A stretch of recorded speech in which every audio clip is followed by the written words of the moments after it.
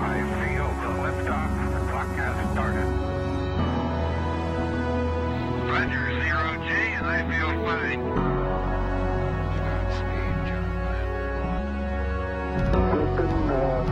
Tranquility Base here. The Eagle has landed. Roger, Tranquility. We copy you on the ground. New possibilities are opening up for scientific cooperation between countries. 1-0-0. Liftoff. Americans return to space as Discovery clears the tower. Discovery, go and throttle up. Discovery, Roger. Go for deploy. Everybody in the shuttle program, the crew is go for launch. Roger, nice to be in orbit. We have followed in their footsteps to get us where we are today.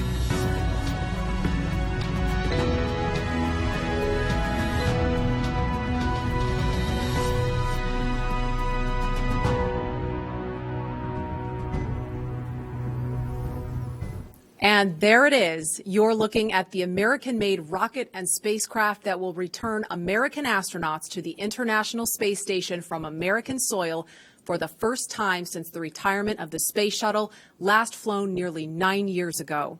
Today, with our partners at SpaceX, we mark a new first in NASA's storied history and usher in the commercial crew era of American spaceflight. At 4:33 Eastern Time this afternoon, two of NASA's finest, astronauts Doug Hurley and Bob Behnken, will lift off from Pad 39A aboard SpaceX's Crew Dragon spacecraft atop a Falcon 9 rocket. This will mark SpaceX's first flight with crew and the beginning of a new chapter in human spaceflight. Good afternoon and welcome to Kennedy Space Center. I'm Marie Lewis of NASA. And I'm Lauren Lyons, an engineer at SpaceX. And today we have special guest, retired astronaut Leland Melvin, who is here to provide a truly unique perspective on today's events. Marie and Lauren, thanks for having me here. And I am so excited. I've got rocket fuel going through my veins. And you guys, I was out there 11 years ago on Pad 39A on STS-129. And this is really hallowed ground that we have here. And you think about the storied legacy of Mercury, Gemini, Apollo, Shuttle, and now this new era, SpaceX Crew Dragon. It's an exciting time. Yeah, it's going to be awesome, and we're so excited to have you here to go through it with us. We want to talk first, though, about the weather, because that's the big story of the day right now, the headline. And teams from NASA and SpaceX are keeping an eye on the weather here at NASA's Kennedy Space Center in Florida. Meteorologists from the U.S. Air Force 45th Weather Squadron are predicting a 50-50 probability for launch, so keeping things exciting. A rain shower passed through the area just a moment before the start of our coverage, which delayed us by just a few minutes, and which is why we are indoors now. That weather is expected to pass, but teams will continue to monitor our flight rules, including flight through precipitation, as well as anvil and cumulus clouds around the launch pad. Teams look at more than just the weather around Kennedy, but also weather and sea states in the flight path of Crew Dragon. That's really important. All of those need to be favorable before launch.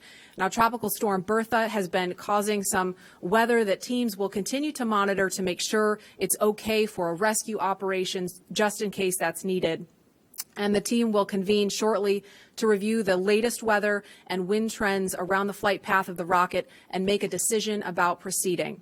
Now, if all is go, we will be tracking a 4:33 p.m. Eastern launch for the return of human spaceflight to the International Space Station from U.S. soil. And the team also will take another look at weather prior to propellant loading, which is scheduled to happen about 45 minutes prior to launch if we do, in fact, proceed.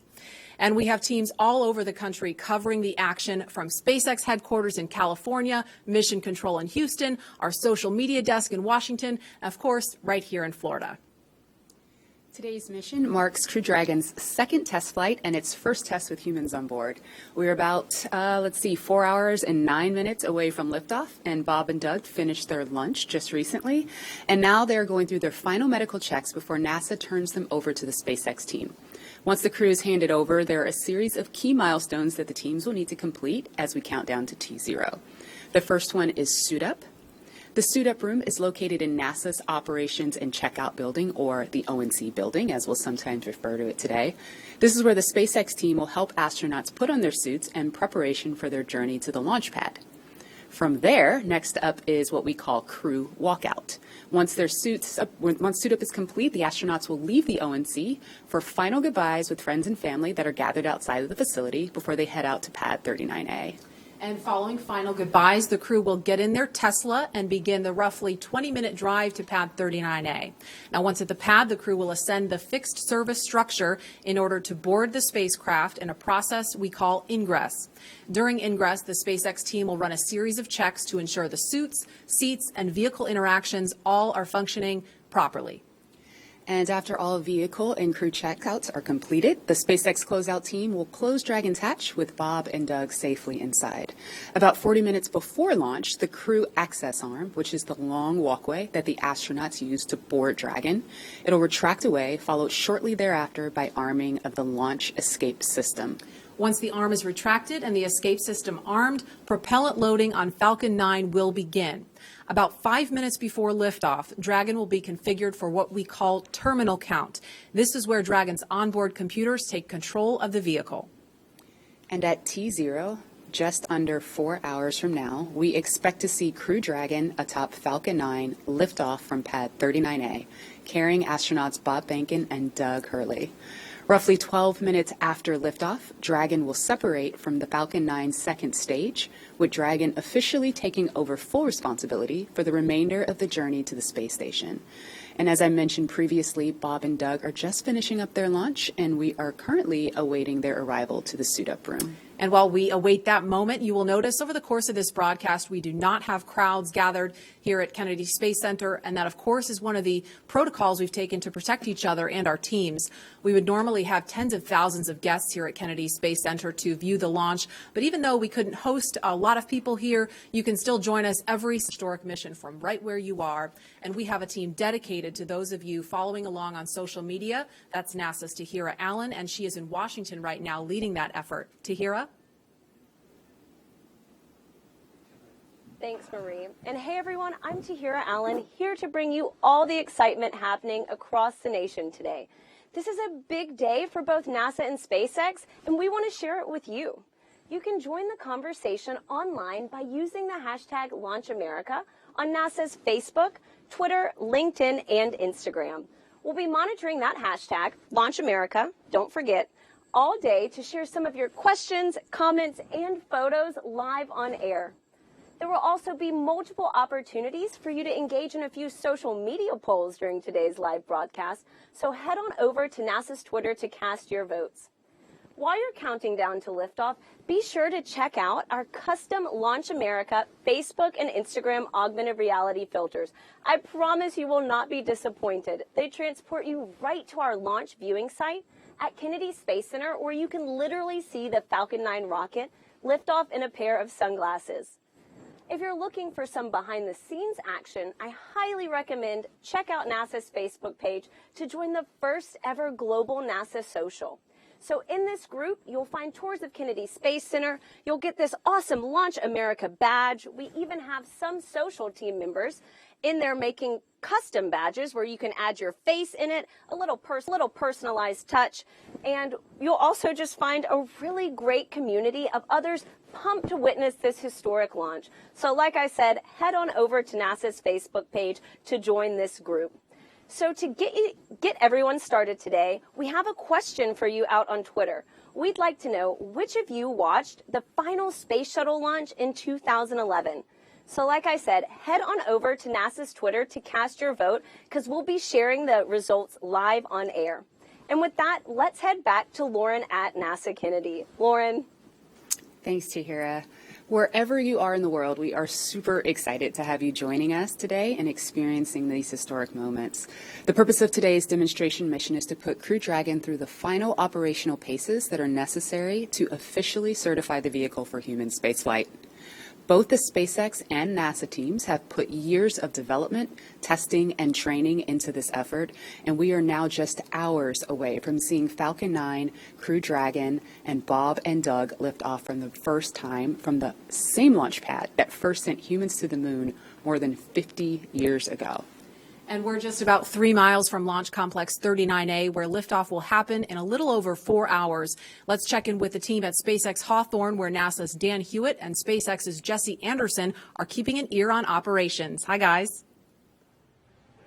Thanks, Marie, and hello from SpaceX headquarters in Hawthorne, California. My name's Dan Hewitt. Really excited to be here today for this historic launch. And Dan, we are so excited to have you here with us. My name is Jesse Anderson, and I'm a lead manufacturing engineer here at SpaceX. We are so honored to be NASA's partner in returning humans to space from the shores of Kennedy Space Center. 10 years ago, we sent the Dragon that's displayed right behind us on its first orbital demonstration flight. And I speak for all of us at SpaceX when I say we could not be more excited to finally be sending humans to the International Space Station. It's a great day. Today's mission is known as Demonstration Mission 2, or Demo 2. It's going to be the first time a commercially built spacecraft will launch people to the space station. Demo 2 is an end-to-end flight test from launch all the way to docking and ending with splashdown. And it's the final test for NASA to certify SpaceX for regular crew flights to the space station. Right now, SpaceX and NASA have teams working together around the country. On the SpaceX side, team at the Cape are performing final launch day checkouts, and they're just going to make sure Dragon is healthy and good to go. At the moment of liftoff, we will transfer authority over Dragon from our firing room in Florida to Mission Control here in Hawthorne. Mission Control will have insight and command of Dragon systems for the entirety of this upcoming mission. Since Dragon is a highly autonomous vehicle, our teams in Mission Control will be continuously monitoring the health and performance of the spacecraft through the entire duration of its journey, from liftoff all the way until Dragon splashes back down on Earth. And while there are a number of people on headset in Mission Control right behind us, the mission director is the one in charge. It's also where the SpaceX Core, which stands for Crew Operations Responsible Engineer, essentially the voice talking to the astronauts, is going to reside.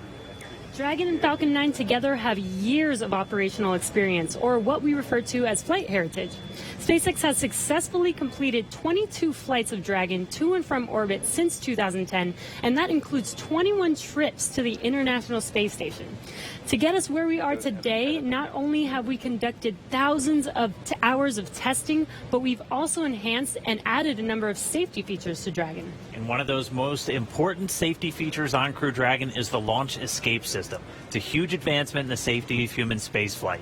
We were able to demonstrate this system in two important tests, first back in May 2015 with the pad abort test, and then again more recently just last January where SpaceX conducted the in-flight abort test.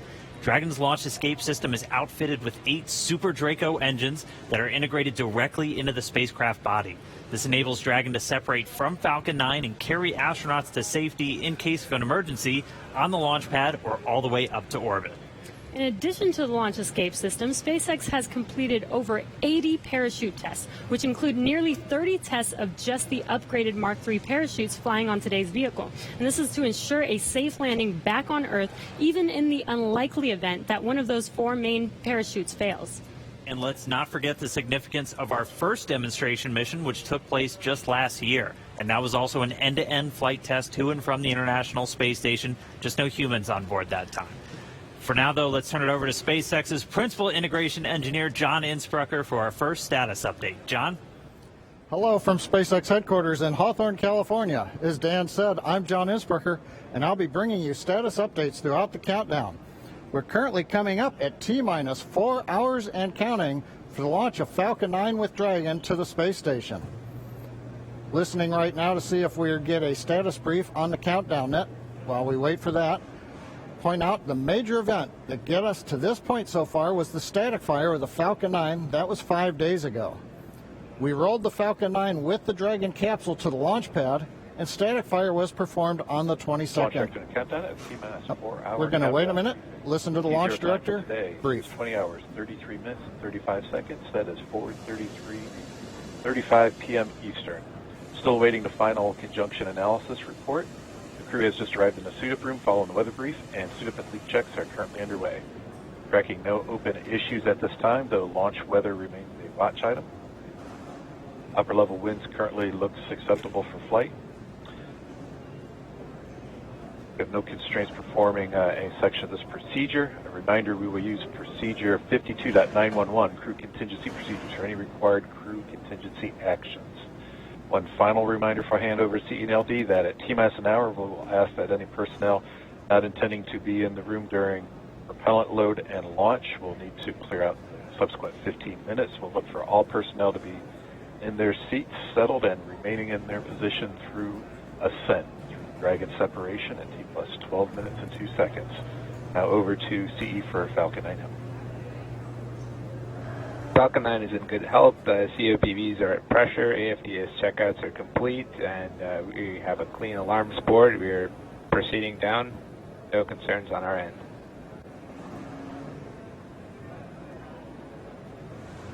No questions. Back to LD.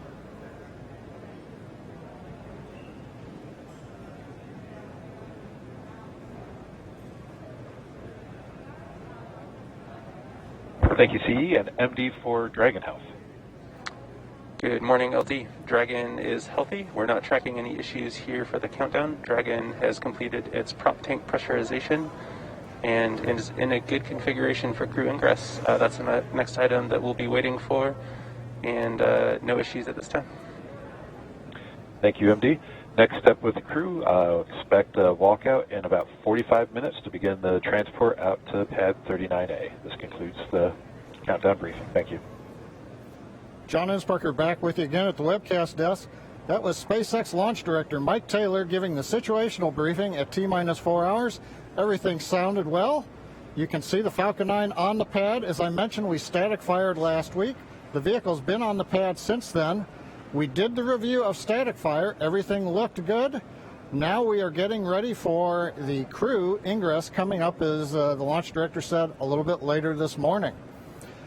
Now, most recently, activity on the Dragon late load cargo was put on a couple of days ago. Now we're ready for the crew to come out to the pad, down the access arm, and load into the capsule.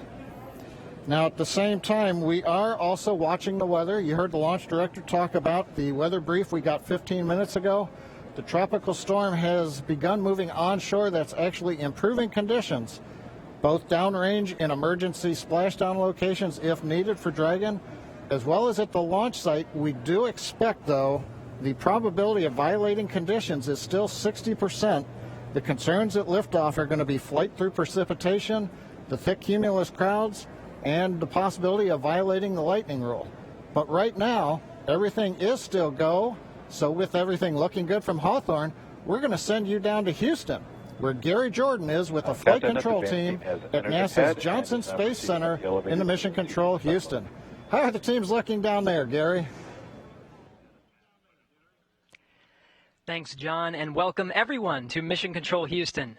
Today, I'm joined remotely by NASA astronaut Tom Marshburn. From this room, we've been supporting humans aboard the International Space Station for nearly 20 years, nonstop, every single day.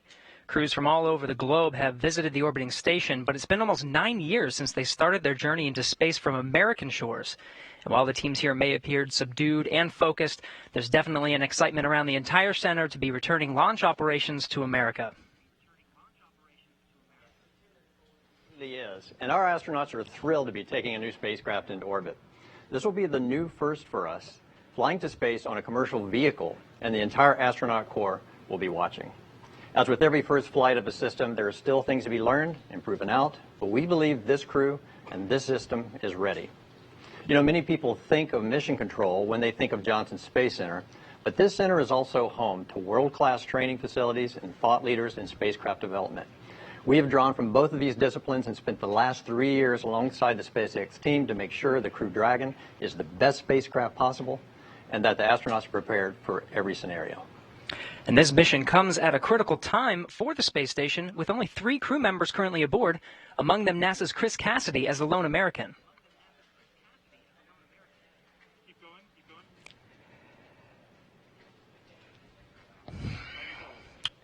Now I'm told we just had the formal handoff of the crew from the NASA team that has supported Hurley and Bacon in their 2-week quarantine over to the SpaceX team that'll get them suited up.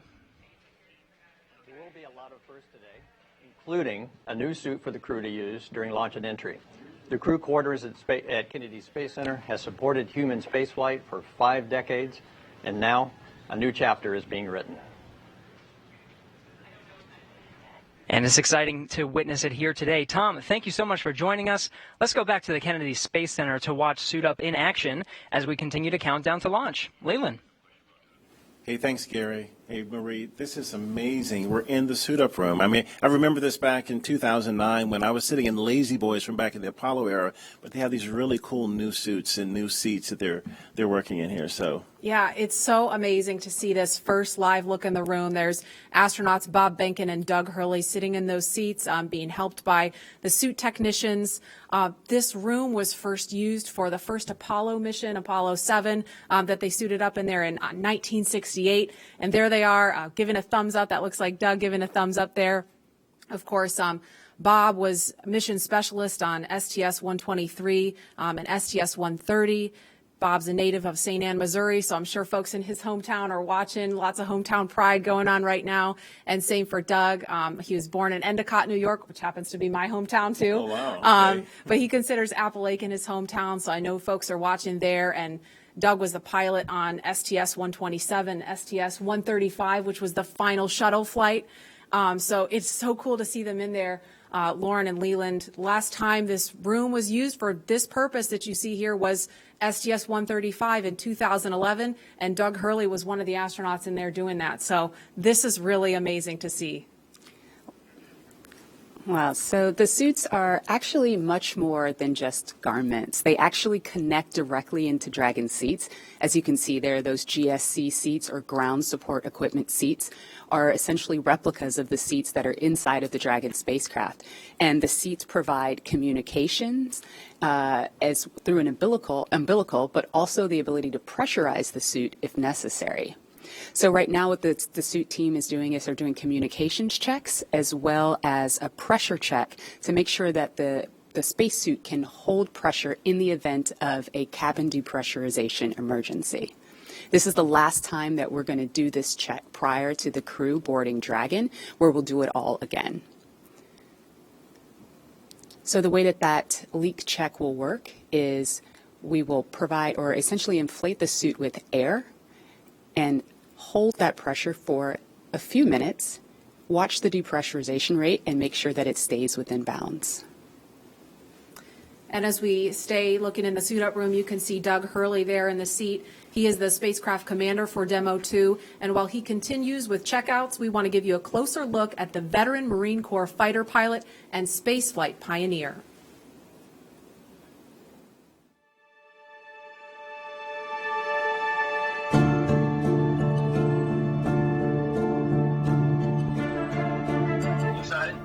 Very excited. Yeah, very excited. You feel ready? Still pumped? Oh, yeah, I think we're ready. I think we're certainly ready. Joining the SpaceX Demo 2 test.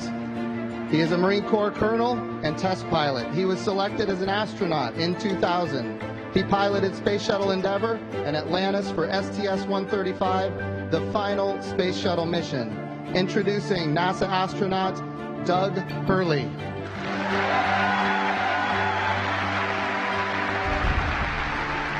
It's a life-changing process in so many ways to fly into space. It's just overwhelming in some respects. Just the sensations, the rumbling, the shaking, the acceleration when the engine shut off and you go from, in the case of the shuttle, you go from 3 Gs to 0 Gs instantaneously and things start floating. And I remember distinctly just thinking, what just happened? To see a rocket launch in person is, it's a pretty emotional event. I remember the first time I saw a shuttle launch and it was amazing. And then when I saw a shuttle launch with my wife on it, that is quite the emotional experience. My name is Doug Hurley, and I'm the spacecraft commander for the Demo 2 mission to the International Space Station.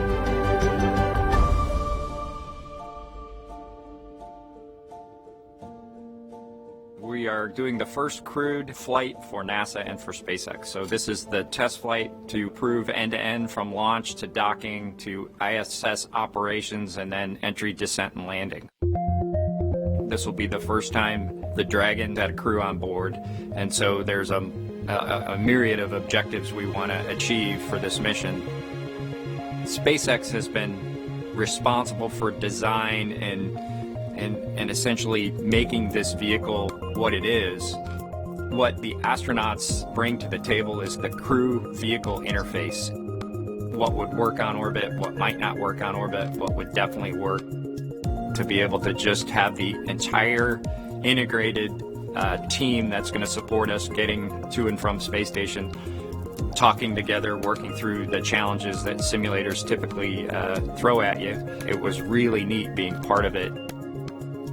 It's just been an incredible undertaking to see where we've come just in the last 5 years that Bob and I have been a part of this, and to be, shortly flying to the International Space Station with the Crew Dragon. It overwhelms you to think about how many people have, in some way, shape, or form, touched this program and this vehicle to get us to this point. And we are the lucky ones that get to fly it, but we certainly not for 1 second take for granted the amount of effort that so many other people had to put into this to make it successful. For Doug personally, he's worked so hard, through his entire life, to get to where we are right now. As a test pilot, this would be the dream to fly a new vehicle. So it makes me so happy to see that he gets to be part of this mission, the spacecraft commander. I'm just glad to see his hard work and his dream come true for that. It's been a long road in a lot of ways for not only us, but certainly for all the folks that work in the Commercial Crew Program, as well as SpaceX in our case, just working to get to this point. It's been a huge amount of sacrifice and time away from home, but the fruits of our labor are coming to fruition.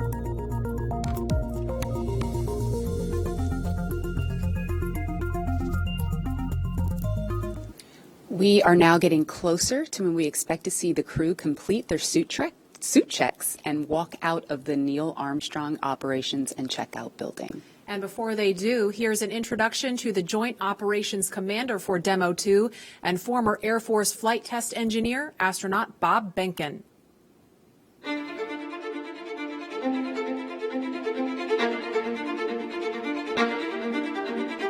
When you go through the launch day preparations, there's a lot of moments that kind of stand out to you. One is the kind of the celebratory piece of it, which is that you're walking out of the suit up room and getting in the vehicle that's going to take you to the launch pad. When you close the hatch, that's really when Doug and I are in the vehicle, and it's our vehicle, and we're really in control of the mission at that point.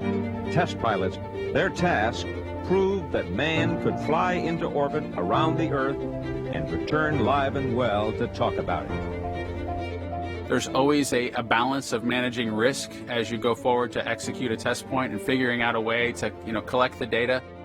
We hear a sound. Okay, is that sound an expected sound? Or we see a light, is that light an expected light? What's the source of it? Does it sync up with something else that's going on or not? So trying to dissect all of that in real time in your head is, a lot of things happen like that on launching of a vehicle. From St. Anne, Missouri, he is an Air Force colonel and flight test engineer. He flew aboard Space Shuttle Endeavour twice. Introducing NASA astronaut Bob Behnken.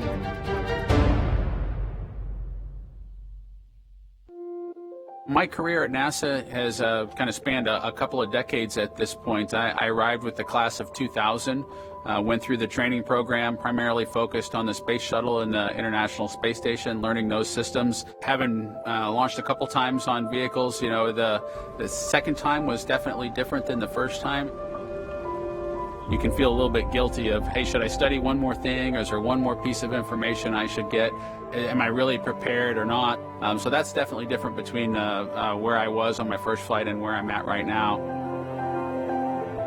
It's been really interesting, I think, for both my wife and I to have gone through the process of seeing each other launch in space. I've seen her take that risk and had it be in front of her, and I've done that to her. There's just something different about watching a rocket launch when there are people on board. You feel a little bit differently about the pit of your stomach, and I can only tell you it's multiplied significantly when it's somebody that you know, and then somebody, of course, that's a family member. It's even multiplied more.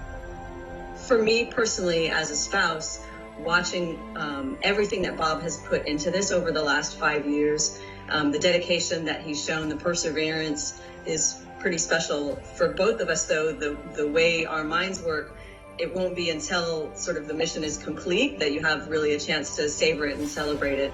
This is a huge accomplishment for an Air Force flight test engineer to be part of the demonstration mission of a brand new vehicle. It's going to be amazing. Without a partner that has that same appreciation, I think it can be challenging for some folks. There's a lot of work and a lot of time that takes away from family that that my spouse appreciates, and I love her for that.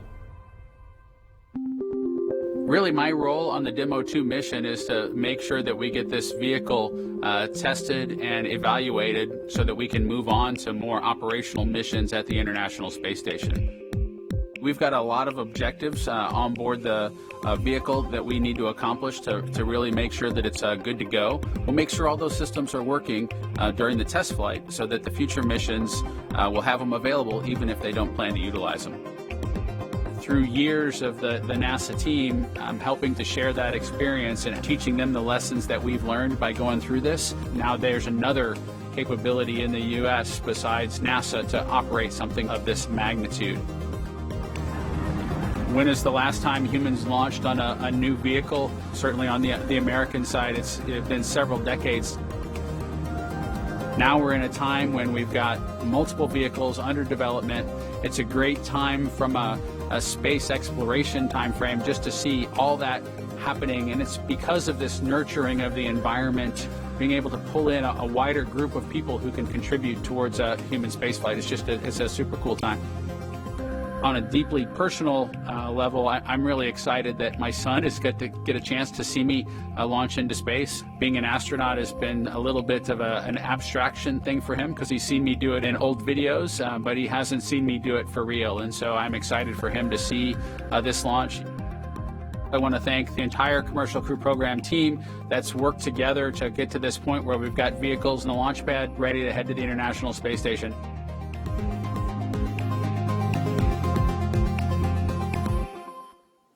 And we're back live in the room now with Bob Behnken on the left of your screen, Doug Hurley to the right.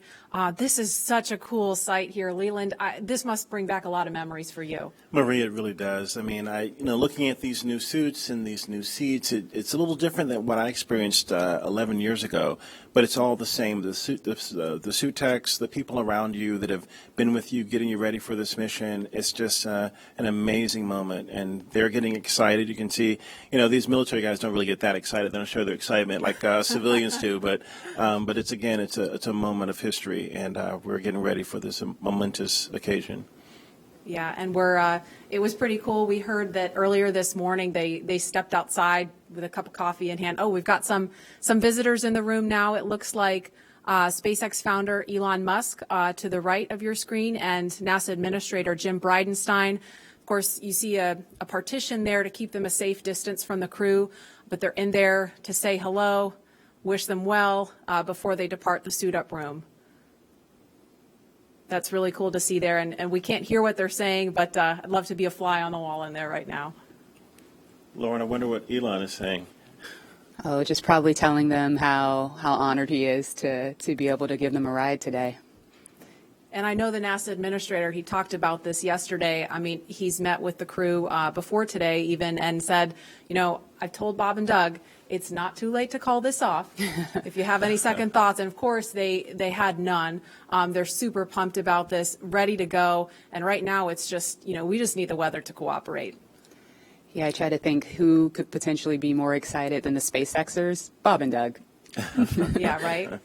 And, it's amazing how we have commercial and government working together to send these two NASA astronauts to space safely. It's just it's a great combination of what we can do when we put our minds to things and be creative and innovative and work together as one community.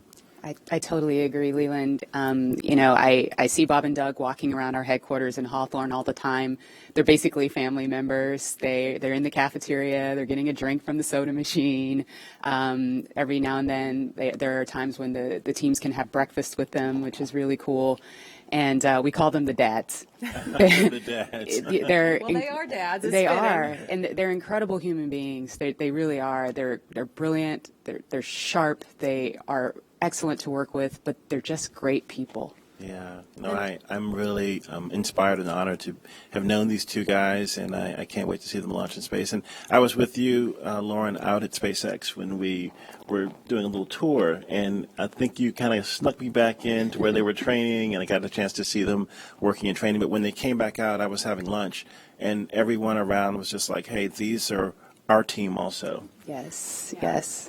It's really amazing. And Lauren, you said, I mean, you talked about what they're like, and they are just two of the most humble people too. I mean, every time I've seen them do an interview, they're getting asked questions about themselves, right? Because they're the stars of the show. They're the ones getting on the rocket, but they always bring it back to the people who made it possible for them. They're always talking about the NASA team, the SpaceX team working behind the scenes that have sacrificed so much to keep them safe and made sure that they're always vigilant.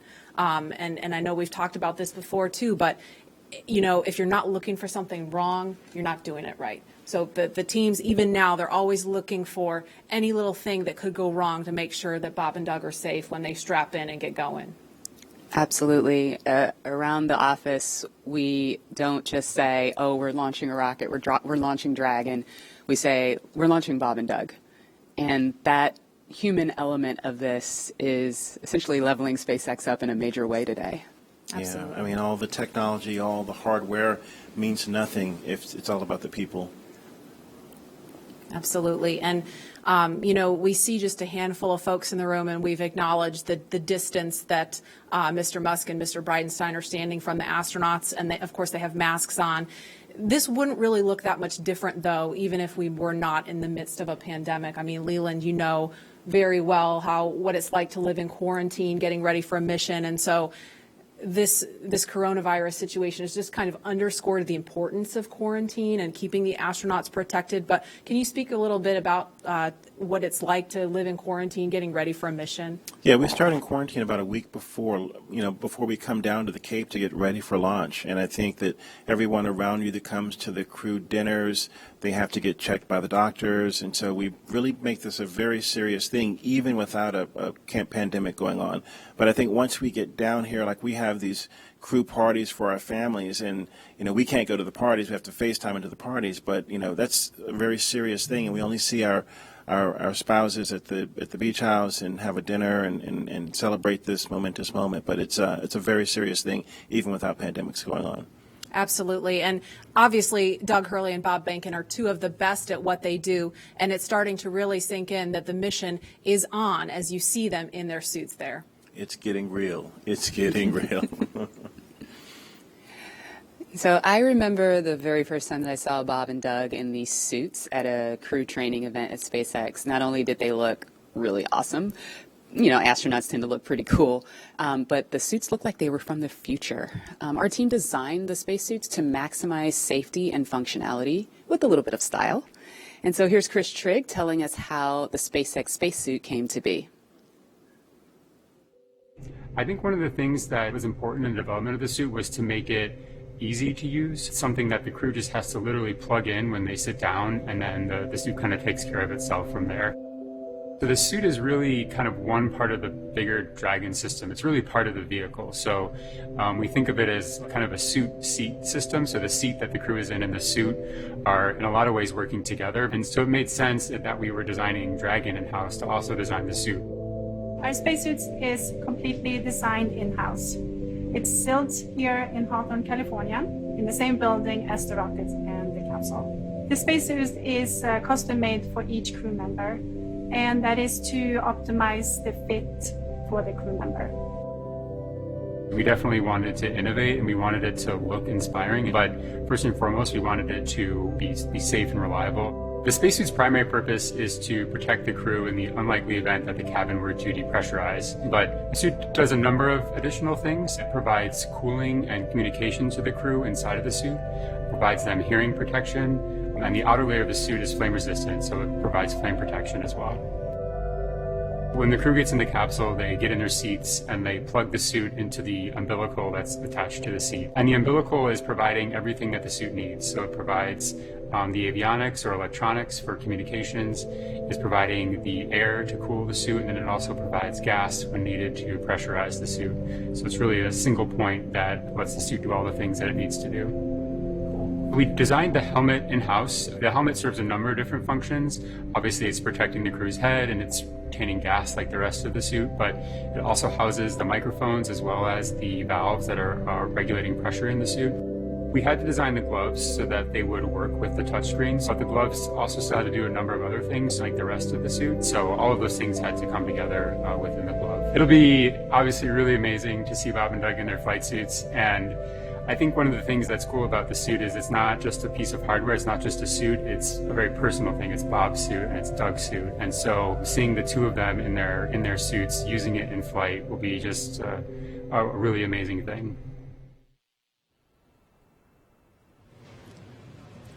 Hey, now that you've had a look at the development of the spacesuit, we thought it'd be pretty cool to show you where our astronauts train to be able to fly on board Dragon. Yesterday, Dan and I had a chance to spend some time in our crew training facility here in Hawthorne, so let's take a look. So we are up in the crew training area. This is right where Bob and Doug have been training over the last several months and even years to get ready for this flight. There's a couple of things in the room that we're going to show you real quick. We're going to start off with the cockpit simulator. Now, there are 4 seats inside of Dragon the way it's configured. The 2 in the middle are where the commander and the pilot's seat. So this is the commander seat. This is where Doug Hurley is for this flight. This is the pilot seat. This is where Bob Bankin is. Once they're in their suits, they can plug them into the seats. They get communications, breathing air, pressurized gas for the suits themselves. Everything just integrated into Dragon systems. But most importantly, right in front of them, we have this set of 3 displays. And these are the touchscreen displays that give them access to Dragon. This is their window into their spacecraft. They're able to see all of the different systems. They're able to take control of Dragon. They're able to see where they are over the Earth or in relation to the space station. They're able to see even when thrusters are firing. And if you keep your eye on this little dot, you've been hearing some background noise. We actually have recorded noises of those thrusters that they're able to hear and see in real time while they're training. There's also some hard-coded buttons for some of the more important things, like the pyrotechnics, if they need to cut the main parachute after they land in the water, and of course the launch escape system. So they spend a lot of time in here just getting familiar with Dragon's control systems, but you need a bigger picture. You need to put it all together. And to do that, we can come over here where you just want something a little more higher fidelity, where you have everything from the seats, the displays, the cargo, all of it, just to really make sure you're training so by the time you get up to space, it feels like you've almost been there before. And that's where we're going to find Jesse. Oh, hey there. I was just training for my next mission to space. But since you're here, let me show you around. This is our flight simulator, which is basically a one-to-one replica of a Crew Dragon vehicle as far as the functionality and the interior. So the astronauts can get suited up, they can practice entering and exiting the vehicle, they can climb into their seats and actually get strapped in. These seats recline back so that they can access these display panels, which are actually functional. And then they can practice flying the vehicle, manually docking with the space station. They can open and close the hatch. And basically, by the time they get to a day like today, they felt like they've already done the mission 100 times before. Well, I'm going to get back to training, so let's get back to launch. We're coming up on T-minus 3.5 hours, and all continues to go well for today's launch. Now at the launch pad, Falcon 9 is powered on. Engine and stage checkouts were performed several hours ago. Everything's looking good on those. Now we're currently monitoring telemetry and pressurizing the gas storage vessels on board both the first and second stages. And as I mentioned, the good news is there's nothing significant to report on the rocket. Now on top of the Falcon 9 in the picture there, behind the crew access arm is the Dragon spacecraft. The spacecraft is ready for the crew who you saw suiting up. They'll be walking out here shortly. We'll bring that to you. Functional checkouts of the spacecraft were performed in preparation for the crew arrival. Most recently, the Dragon propellant system was pressurized to the final flight pressure just about an hour ago. And currently, all spacecraft systems are go. Right now on the pad, you can see some silhouettes in the access arm. The Ingress technician team is up there. They've opened the side hatch and now getting ready for the crew to arrive a little later this afternoon. Now, the Air Force Range is supporting us today with air and sea space clearance. They've got no issues at this time.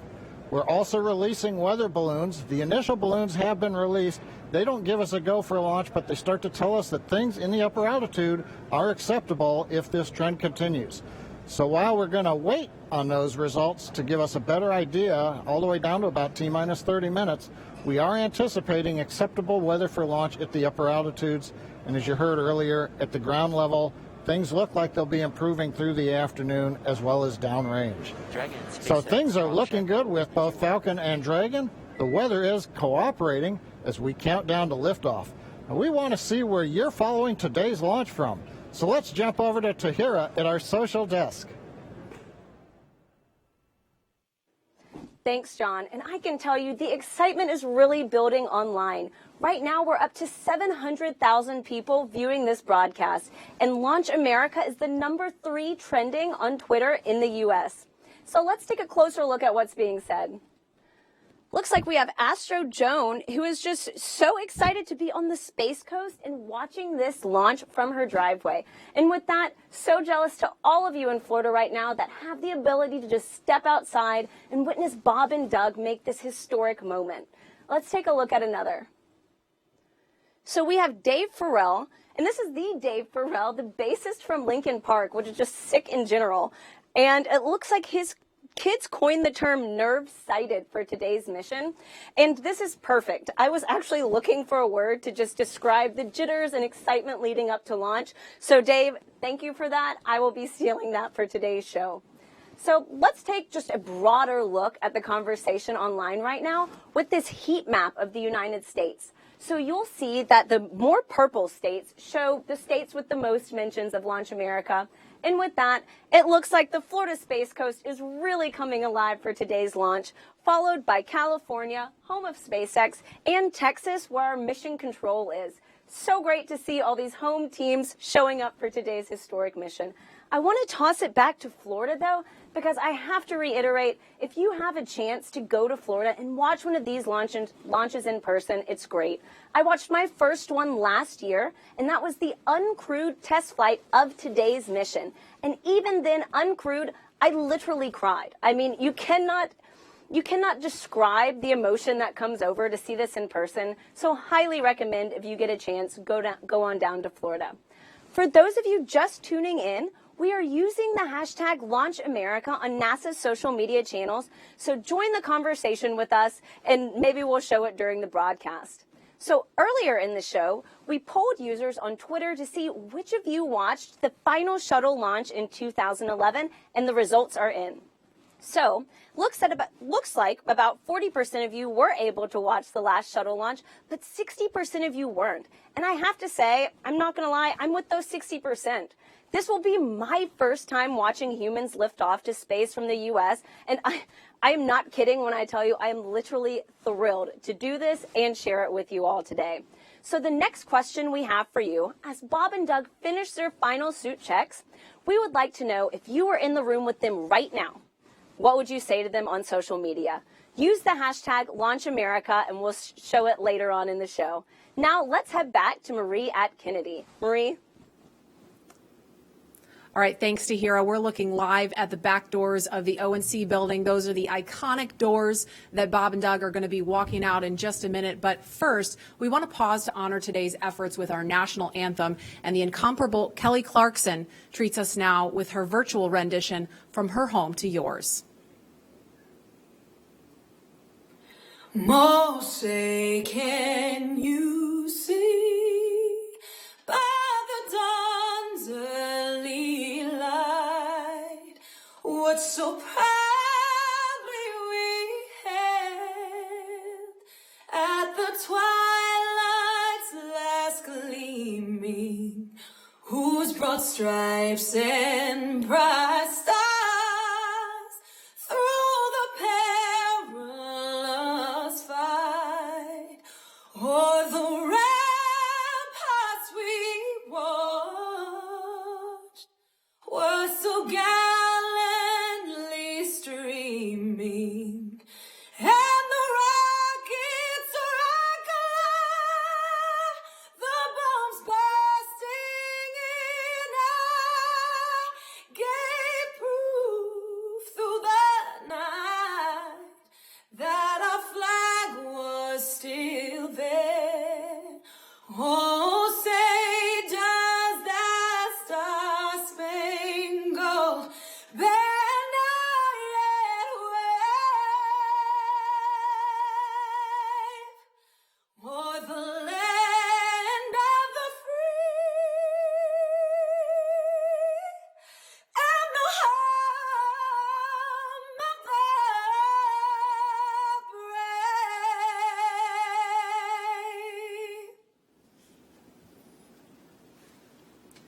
And any moment now, we're going to see Bob and Doug walking out. We're looking at the pad right now, but you guys, that just gave me chills listening to that. And we saw them getting into the elevator. So they're making their way down to the first floor where they're going to be walking out of those doors any moment now. Just so exciting to think, back in 11 years ago when I was going down that elevator and about to walk out those doors, it just brings back these memories of getting human beings to space, working together as a team, and having this entire community around you helping you get off the planet. Yeah, and Leland, I know you have a really cool memory about somebody special that you saw when you walked out of those doors. Oh my goodness, Marie, when I walked out of those doors, my chemistry teacher was right there from high school who inspired me to be a scientist. And she said, "Go Leland." And that's what's going to happen when they come out. These people that, their families are going to be there. I wish other people could be there, but it's just an amazing moment. Yeah, and the shot you just saw there with people carefully spaced apart, we saw them walk out right before the anthem started. It was Vice President Mike Pence along with Elon Musk and Jim Bridenstine. Of course, they left the building just ahead of the crew, so they are standing. We're looking now at the doors, but they're standing just right of that, across from the Teslas. There's also a designated spot for Doug and Bob's immediate families. There's that shot now, so we're looking at the back of Elon Musk, Jim Bridenstine, and Vice President Mike Pence. Of course, there's a small group of media there also, and so we've kind of blocked this very carefully to maintain social distancing and those that can't have the masks on. But there's the Teslas waiting for them. They got the meatball. There's the worm in the background and the worm on the back of the Teslas. So, Leland, I know we were talking about this earlier. You had some mixed feelings about the worm, right? I mean, the worm, the meatball, when I was at NASA Langley, we changed over to the meatball from the worm. So, Lauren, I know you love the worm. It's worm all day. All day, really? All day. Seriously? Oh, yeah. I'm sorry. I love that the worm is so retro, and it's only fitting that it would be making its way back, bringing the historic just opulence of NASA's past to the present. I'll let you have that. Yeah, well, thank you. But I mean, the chevron and the meatball goes back to Langley's tradition when it was, in aviation, and that gets back to that heritage and that history too. So I guess, sure. Okay, truce. Orbits. Or truce. I feel like this is a microcosm of what's happening online about the worm. But the meatball's not going away. It's a worm meatball partnership. There we go. There we go. So there's another view there of the crosswalk. There is where Bob and Doug are going to walk out any moment. Of course, they're going to get their photo taken by all the paparazzi there. And we're just standing by for them to walk out. I'm going to check the time, actually, 1:13. So if they walk out any minute now, they're going to be right on schedule to start their final goodbyes and waving to folks. And I'm sure they're going to pause for a photo op. But this is just really amazing. Haven't seen this site since 2011 with STS-135. Of course, Doug Hurley was the pilot on that mission. So this is a really incredible moment. Yeah, and one of the crewmates that was with him was Rex Walham that we're going to talk to later. And we have, here they come. Oh, here they are. Here they come, NASA astronauts Bob Behnken and Doug Hurley. They've each made this journey twice before for the space shuttle missions, but they've never done this in a SpaceX spacesuit. They've never done this together. and they've never done this on their way to head to a commercially built rocket and spacecraft to head to space. Marie, I was looking for that Astro van, and I see these white Teslas with meatballs and worms on them. It's just a new era in space travel. Oh yeah, they're riding in Tesla Model X's. They've been equipped with cooling units, so once they sit inside, that umbilical that I was referring to earlier will connect to the spacesuit to provide cooling while they're inside of the vehicle. And you can see them talking and waving with their families now. We just saw them do a virtual hug with their sons. Here's Megan and Karen and their sons, yeah. They're the dads. The dads, yeah. It's so awesome. Bob blowing his family a kiss. Doug actually got to take his wife and son up to the pad on the tower. Yesterday they tweeted out a photo. That was so cool. I saw that picture, and it had a prominent worm in the picture, right? Yes. Telling you, worm all day. So they're climbing through those DeLorean doors of the Model X. This is totally from the future. Are they stock? Are they stock Teslas? And then you see in the front seat there, that's our flight surgeon. He's climbing in, and the suit technicians, there's one, Chris Trigg right there, number 12. He is buckling in. They're both, the two suit techs are buckling in, Bob and Doug, and they're connecting that umbilical. And Lauren, I know you mentioned this earlier, but for folks that maybe weren't watching then or can't remember, I mean, we're in Florida. It's super hot, super muggy. So how are they staying cool? There are these portable cooling units. We had one at the ONC building, two at the ONC building. There are two in the Teslas. There'll be two in the elevators, and then two in the White Room when they arrive on the crew arm. So we're just keeping that cool air flowing through the suits. There's actually ducting integrated into the suits to keep them cool.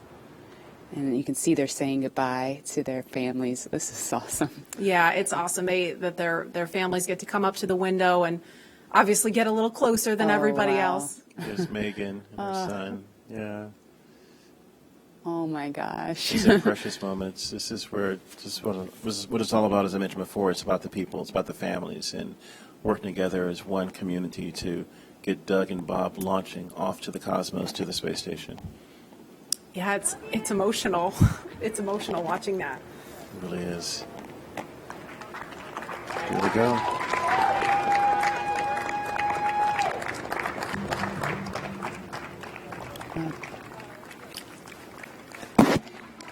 Now, as we see the convoy begin the journey to the pad, 39A, we are thinking about each and every one of you, our colleagues and friends at SpaceX and NASA, who have had a hand in seeing the Crew Dragon commercial crew program come to life. And we wish every single one of you could be here up close to see this, but we want you to be a part of this journey regardless of where you are watching today.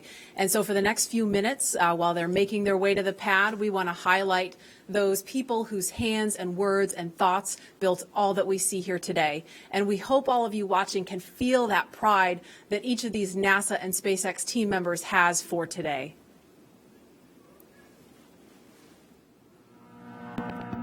This is Laura Segura from the Commercial Crew Program. We're so excited about this historical day. Congratulations on being a part of the very first mission for human spaceflight, commercial human spaceflight ever. We're behind you, Bob and Doug.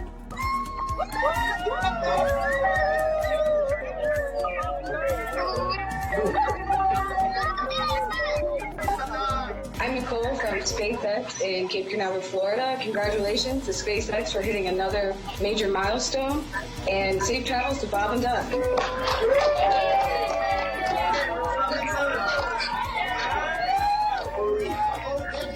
Bob and Doug, as the launch vehicle chief engineer, we've got a lot of our launch vehicle team here to wish you a very wonderful space ride on a Falcon 9 coming up to Demo 2. We're so excited for you. And launch America. It's time to launch. Let's go.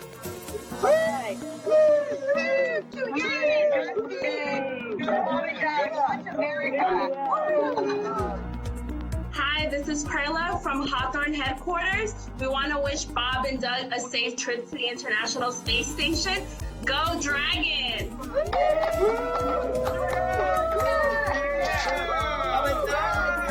Guys, it's been 9 years in the making. This is such a historic time, and our team has worked so hard, and we're very excited to be here. Go Bob and Doug!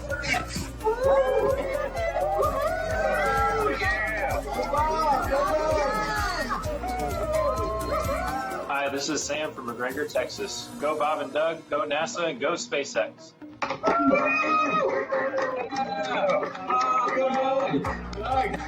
Sean O'Rourke from Johnson Space Center.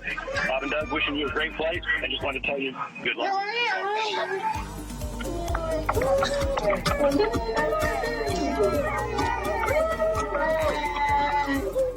Hi, I'm Dustin Kamak with NASA Kennedy's Communications and Public Engagement Directorate, and we all want to wish Bob and Doug safe travels and Godspeed.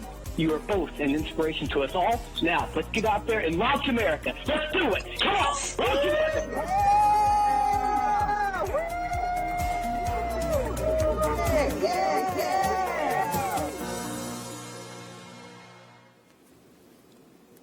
And we are following the convoy. And Leland, Lauren, I don't know about you guys, but I'm so glad that we had the chance to hear from the NASA and SpaceX teams that have been working behind the scenes because, Lauren, I know you know this all too well. I mean, these people have been working not only for, the last, since 2014 when SpaceX won this contract, but, I mean, working long hours, long reviews, coronavirus happened, and then they're homeschooling their kids, still trying to get through all the final checkouts and closeouts to get to today, and we made it. And now we're just waiting on the weather, but it's just great that they got a chance to wish Bob and Doug good luck. Absolutely. It is a bummer that we can't all be here in person, but to have that opportunity with that wall of cheers is pretty cool. And you're right. I mean, it's been years of extremely hard work.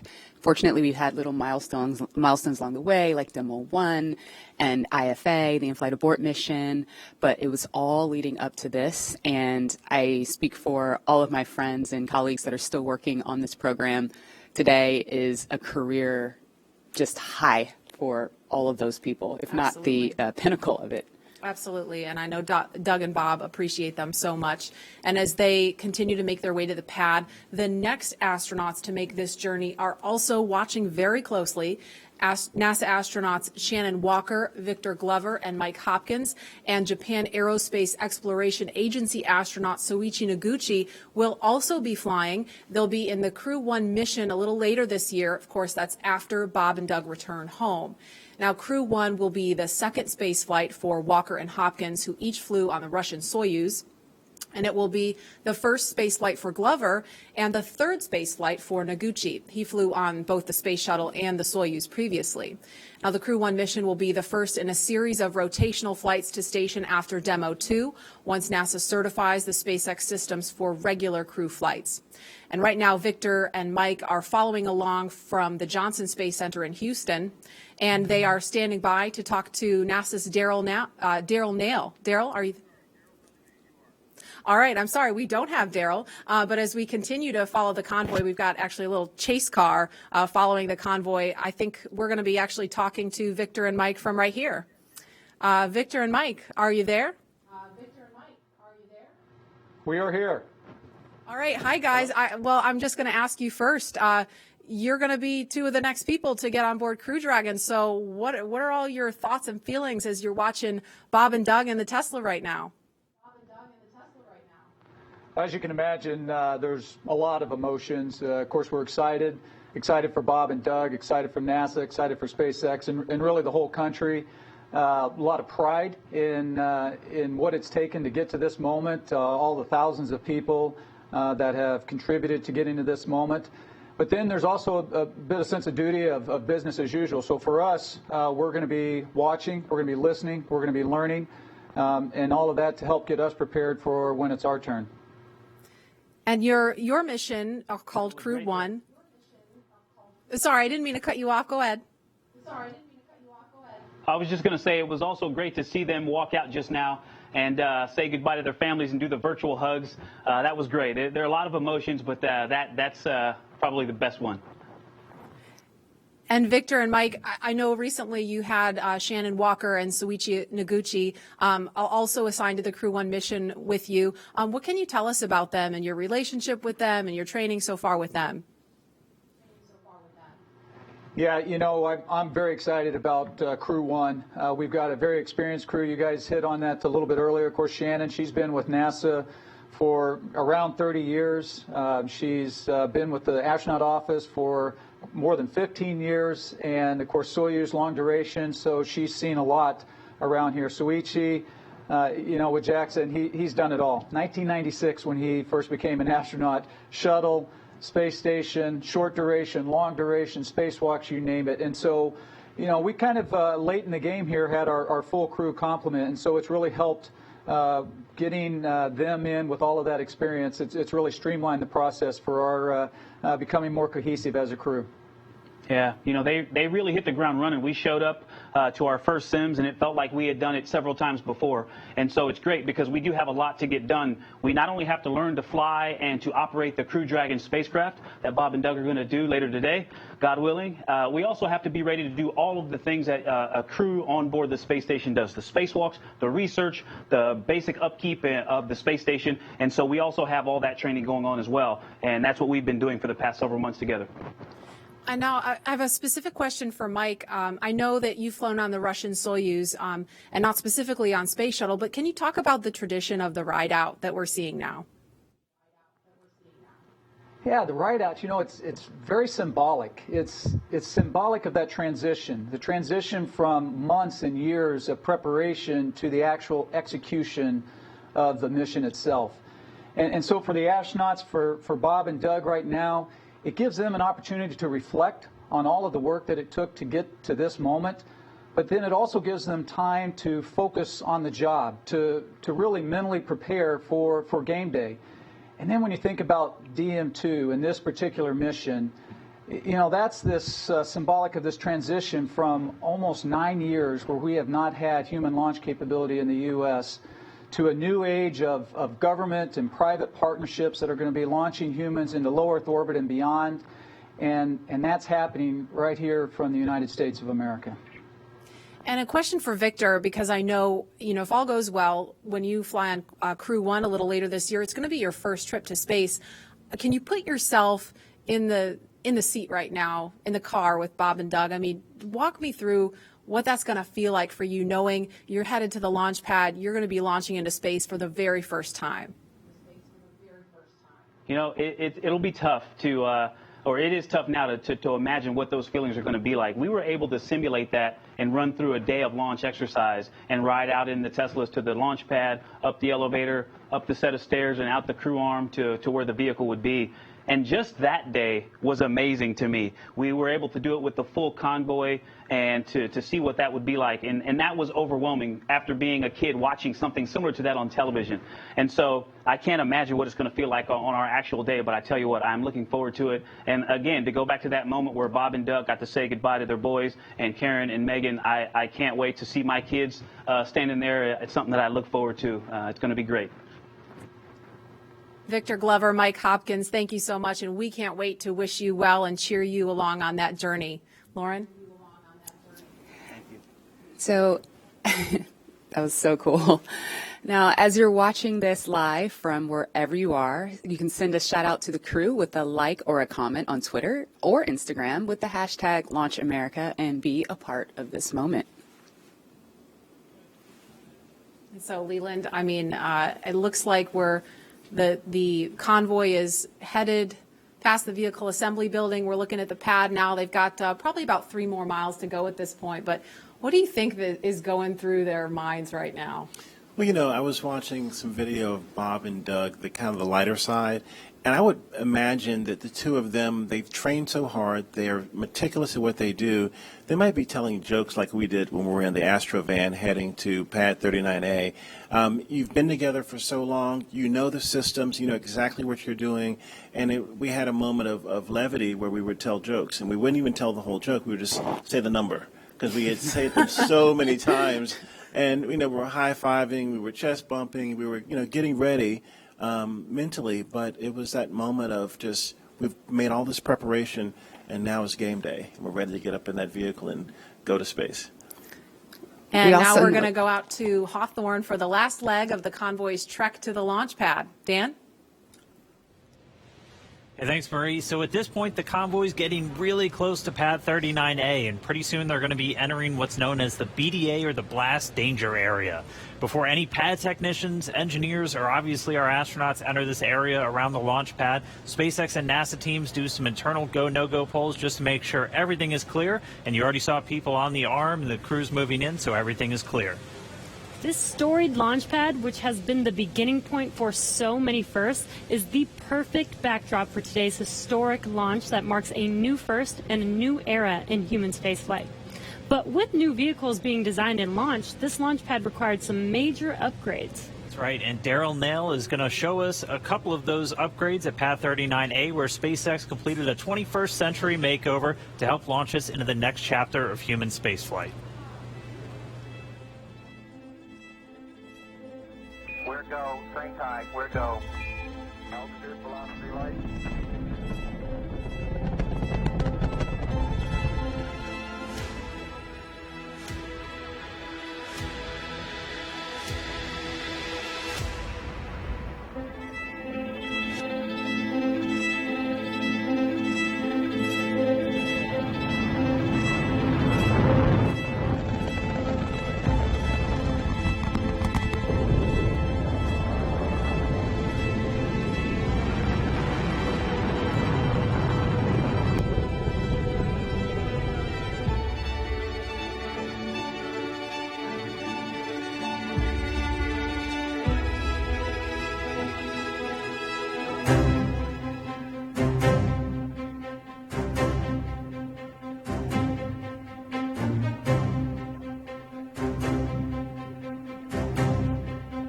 Why, some say the moon.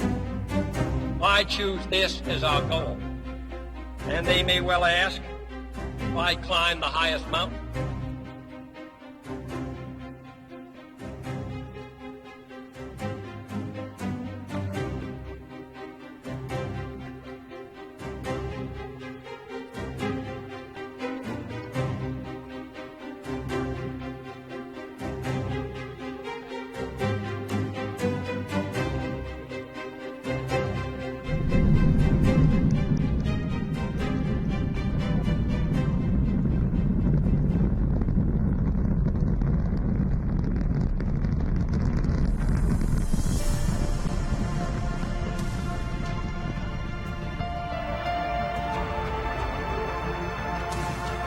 Contact light. Okay, engine stop. We copy you down, Eagle.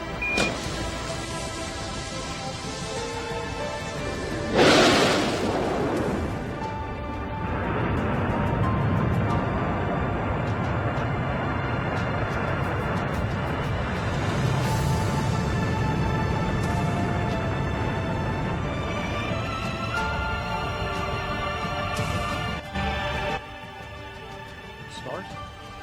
T-minus 10, 9, 8, 7, 6, 5. All three engines up and burning. 2, 1, 0, and liftoff. The final liftoff of Atlantis on the shoulders of the space shuttle. America will continue the dream. Roger, roll, Atlantis.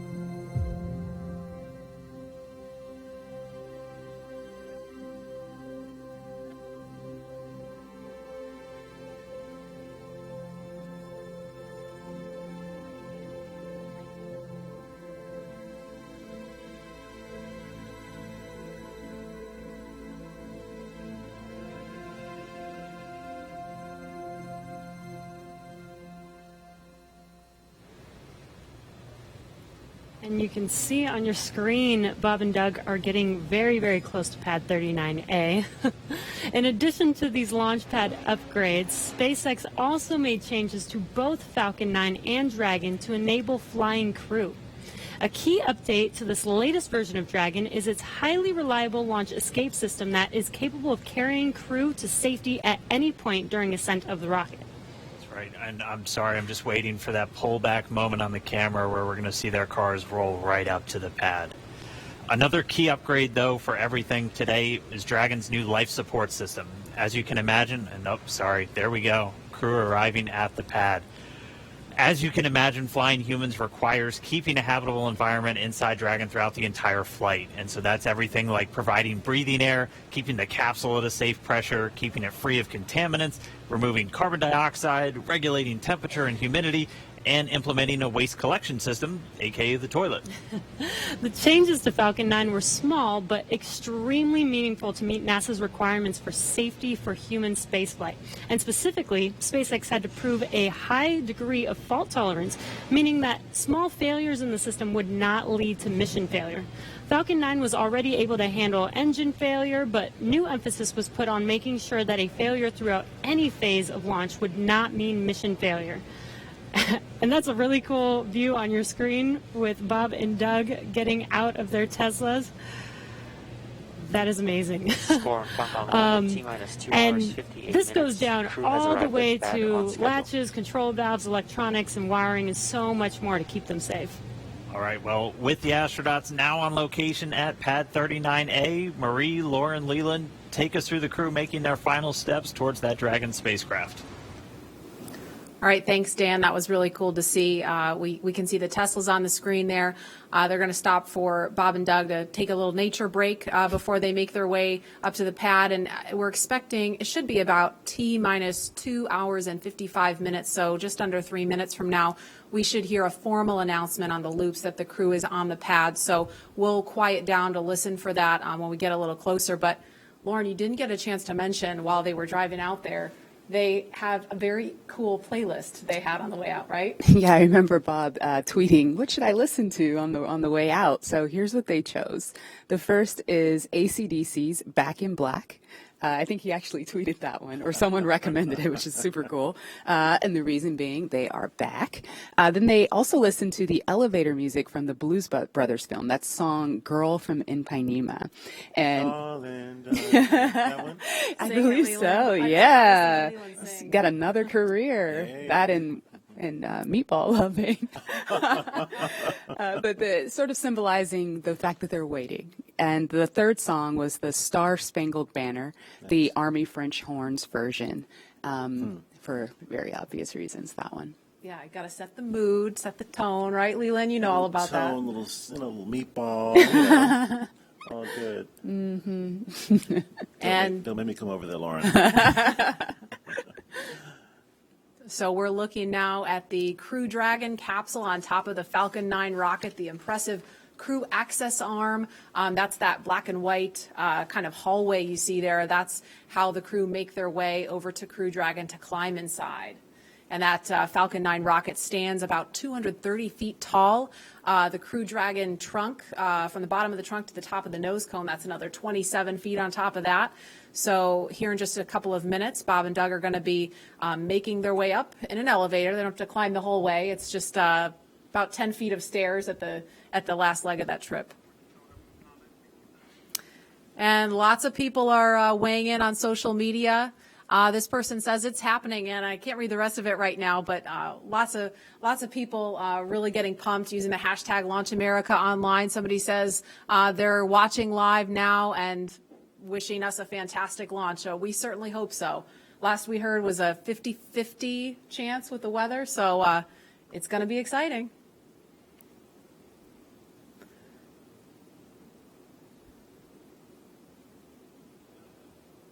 And it looks like, I'm not sure if that one is Bob or Doug in this one here. Can't tell from this view, but it looks like one of them is getting ready to get out of the Tesla in just a minute. Lauren, our suits our pumpkin suits had different colors for what mission position you have. Do these suits have colors to designate the two astronauts? Do you know? Not that I'm aware of, but their names are on the suits. Maybe that helps. Well, they had names too, but Yeah. but I mean, if you're trying to find out what suit that you have, I guess it's only two of them, and it could be up to seven astronauts, though, right? Dragon is capable of carrying 7, but for NASA missions, it's 4. It's just 4. Okay. Yes. There go those doors. I'm going to call them the DeLorean doors. Can I call them that? Sure. I think that's totally fair game. Acknowledge the inspiration. Yeah. Yeah, for sure. Again, we're looking at the base level there. And Leland, I know we talked about this. You were out here last week and we were talking about how the pad looks so different from the shuttle days. Can you talk about what you remember and kind of how it's different now? Yeah, I mean, the form and the function. I mean, this black pad with the white ticking, and it's a really beautiful. You think about STEM education, but this is totally STEAM: science, technology, engineering, arts, and mathematics. And I think SpaceX has done an incredible job of making things look really beautiful and functional, and everything just fits perfectly. And I think when we were having our launch pad, there were hoses and things hanging off, but this is a very sleek and elegant and kind of futuristic look at the next era of space travel. And I just love seeing these Teslas versus the Astrovan. Are they doing selfies? Looks like they're trying to strain to see the top of the Crew Dragon, just taking in the sight. It's pretty high. And I don't know if you caught this one. We could see it briefly on the shot, but the license plate says ISS BND, ISS bound. Oh, you nice. follow? Nice. Yeah. And hopefully they will be today. We just need the weather to say, it looks pretty nice right now, right? But obviously it's not just what the weather conditions are here. They've got to think about downrange in case of an abort, make sure it's okay for recovery if we get into a situation like that, which is unlikely. So this elevator is going to take them up to level 255. It's not 255 floors, but that's 255 feet. And from there, they'll take, once they get up there, and this elevator is pretty zippy, so they'll get up there pretty quickly, they'll get out, and they'll walk up another flight of stairs to level 265, and that's where they will greet the crew arm. And I don't know, well, obviously Leland's been in the elevator. Lauren, I'm pretty sure you've been out there too, but the first time I rode in the elevator, I was like, whoa, we're really moving in this. Pull some G's. A little bit of a jolt when it first goes. Yeah, you get used to it. And then the jolt is a little bit more extreme when you get in the rocket and take off. So. Just a little primer. It's a primer. The doors are opening.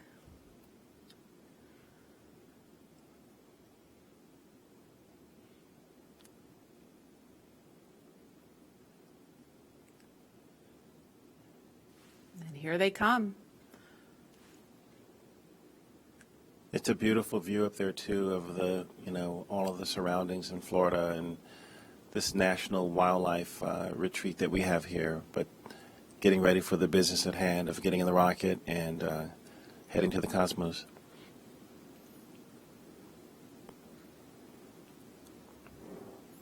And those are the stairs Lauren mentioned. They're at it's the 255-foot level right now. Yes. I think I said that right. And now they're headed up the stairs to the 265-foot level. That's the level that will take them to where the crew access arm is in the white room. Yeah, that's the view right there that they're looking at. And Lauren, what are those chevrons, those white chevrons on the floor? Where do they lead to? Those are basically highlighting the exit path. So in the event that that anyone up there needed to get away ASAP, they follow those arrows to where escape baskets await them. There's 7 baskets, and they'll hop in there, and it's kind of like a zip line. They'll slide all the way down from that fixed service structure down to the ground, safe and away from the rocket. Great. And at the top right of your screen where you see them, there's actually a phone right up there next to the worm. There's the worm again, Leland. But there's I'm okay a phone. with that. I'm okay with that now. Okay. It really pops up there. Yeah, it's like it belongs there or something. It's funny, isn't it? Leland, tell us about the phone. What's the significance of the phone up there? Yeah, I mean, you can call family members that you maybe weren't able to come to the launch, and in this case, there are quite a few of them. But it's a last minute to say goodbye and say that you're going to talk to them when you get to space. Absolutely. And again, they're just kind of taking in the sights before they go into the white room, and the pad team is there. You can see them They're in black with the white numbers on their back. They're all members of the PAD team. They're going to be helping them when they get into ingress.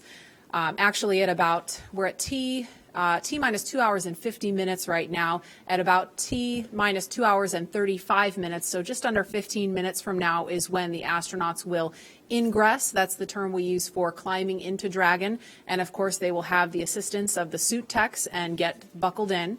And so we want to head over to Hawthorne now for a preview of what's in store for not just Bob and Doug, but future space travelers.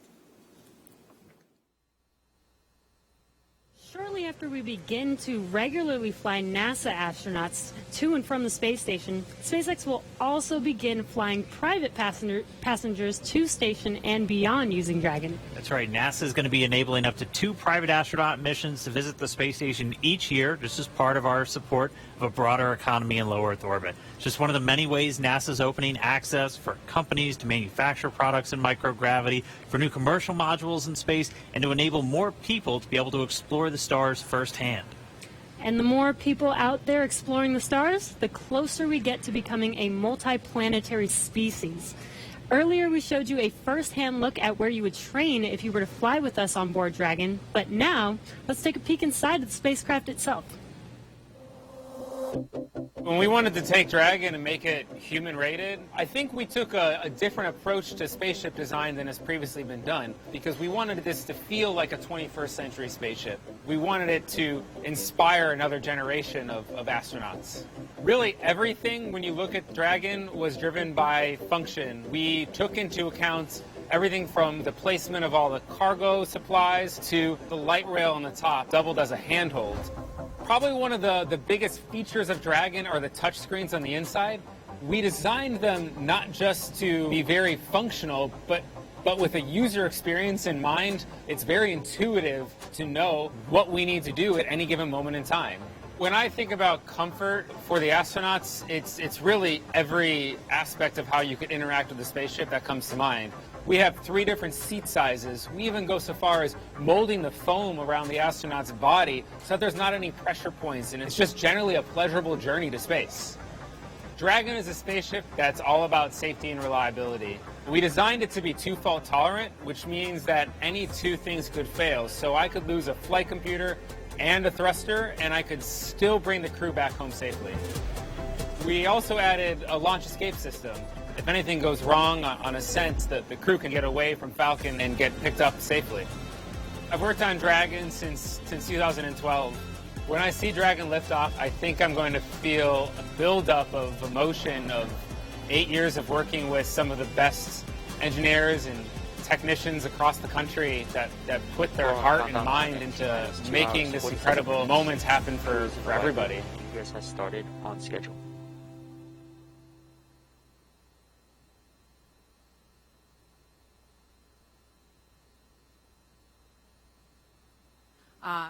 We see them signing. Looks like they're signing something in there right now. Yeah, we give them a black Sharpie to sign the White Room. It's starting a new tradition. Yeah, we didn't do that. That's nice. That's awesome. It's a good tradition. Yeah. And while we were in the video, we saw Bob and Doug walk down the crew access arm. Leland, it's like that, futuristic look that you talked about. I mean, what did you think seeing that and how that kind of compare and contrast what that was like during shuttle? It's really beautiful, I think. I mean, back when I was flying on shuttle, everything looked look at the thumbs up from Bob. He's getting excited. There's a few little photos at the end there.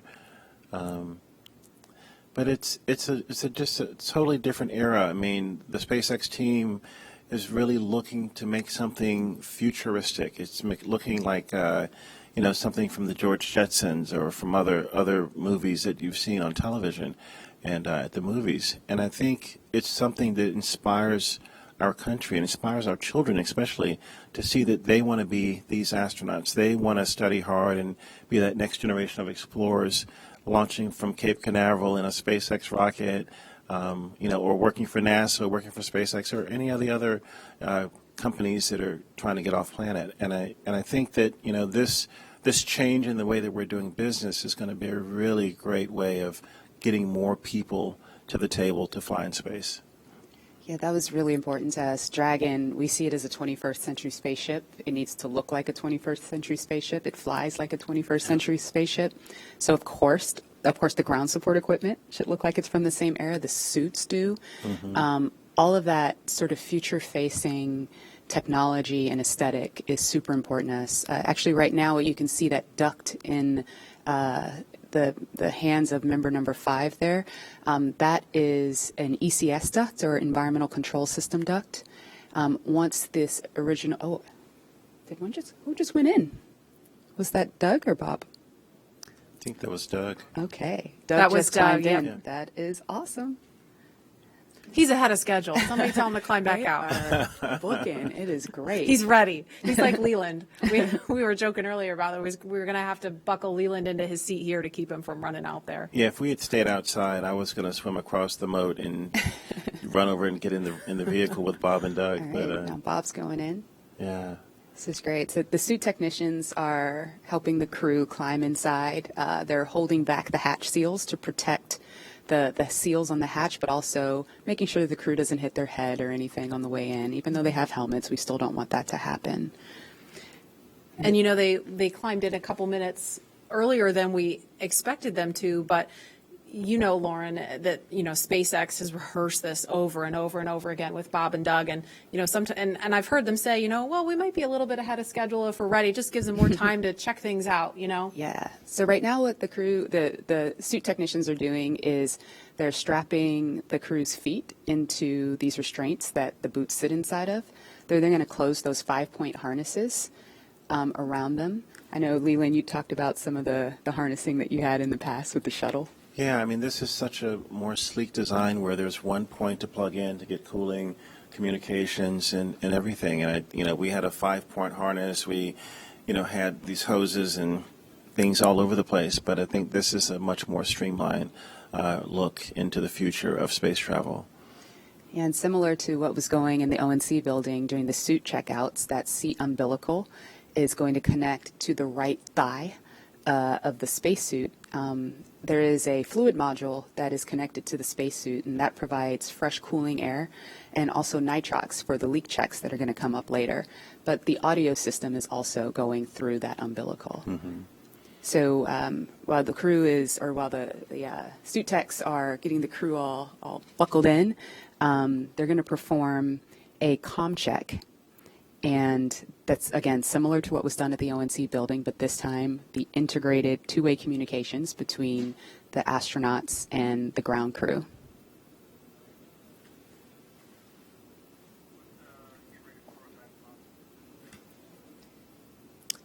And we're going to head back to Hawthorne now, as we just saw Bob and Doug ingress Crew Dragon. Dan? Hey, thanks. Yeah, it's incredible to see them inside the capsule. If you're just now tuning in, great timing. You're watching our coverage of the mission known as Demonstration Mission 2 or Demo 2. Today, SpaceX and NASA are going to be sending people into orbit on a mission to the International Space Station for the first time from U.S. soil since 2011. Bob Behnken and Doug Hurley are those astronauts flying in Dragon. They're inside. That's Doug Hurley really close to our screen and Bob Behnken on the further seat away from us. And they are getting ready to lift off from pad 39A, where Falcon 9 will lift off around or at 4:33 p.m. Eastern Time. They already ascended the tall structure next to the rocket, which is called the fixed service structure, and walked down the corridor known as the crew arm. And now they're already boarded inside of Dragon. Yeah, right before they got in, we did see them pause for a moment and actually sign the wall. They were in the White Room. And the White Room is just literally that room at the end of the crew arm that has an opening into Dragon. It's the last place on planet Earth where Bob and Doug are standing before they get into Dragon for their ride to the space station. And the term the White Room was first used during NASA Gemini missions, where the room right before entering into the spaceship was painted white. So we've continued the tradition with painting ours white as well, and also started a new tradition. If you just saw, they did sign the White Room wall, which is really, really awesome.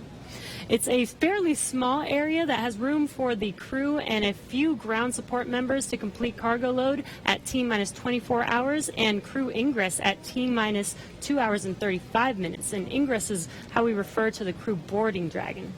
And inside the White Room, there's also a movable platform that just gets extended out to the capsule just in order to bridge that gap between the crew arm and the Dragon side hatch, just allowing easy entry into Dragon.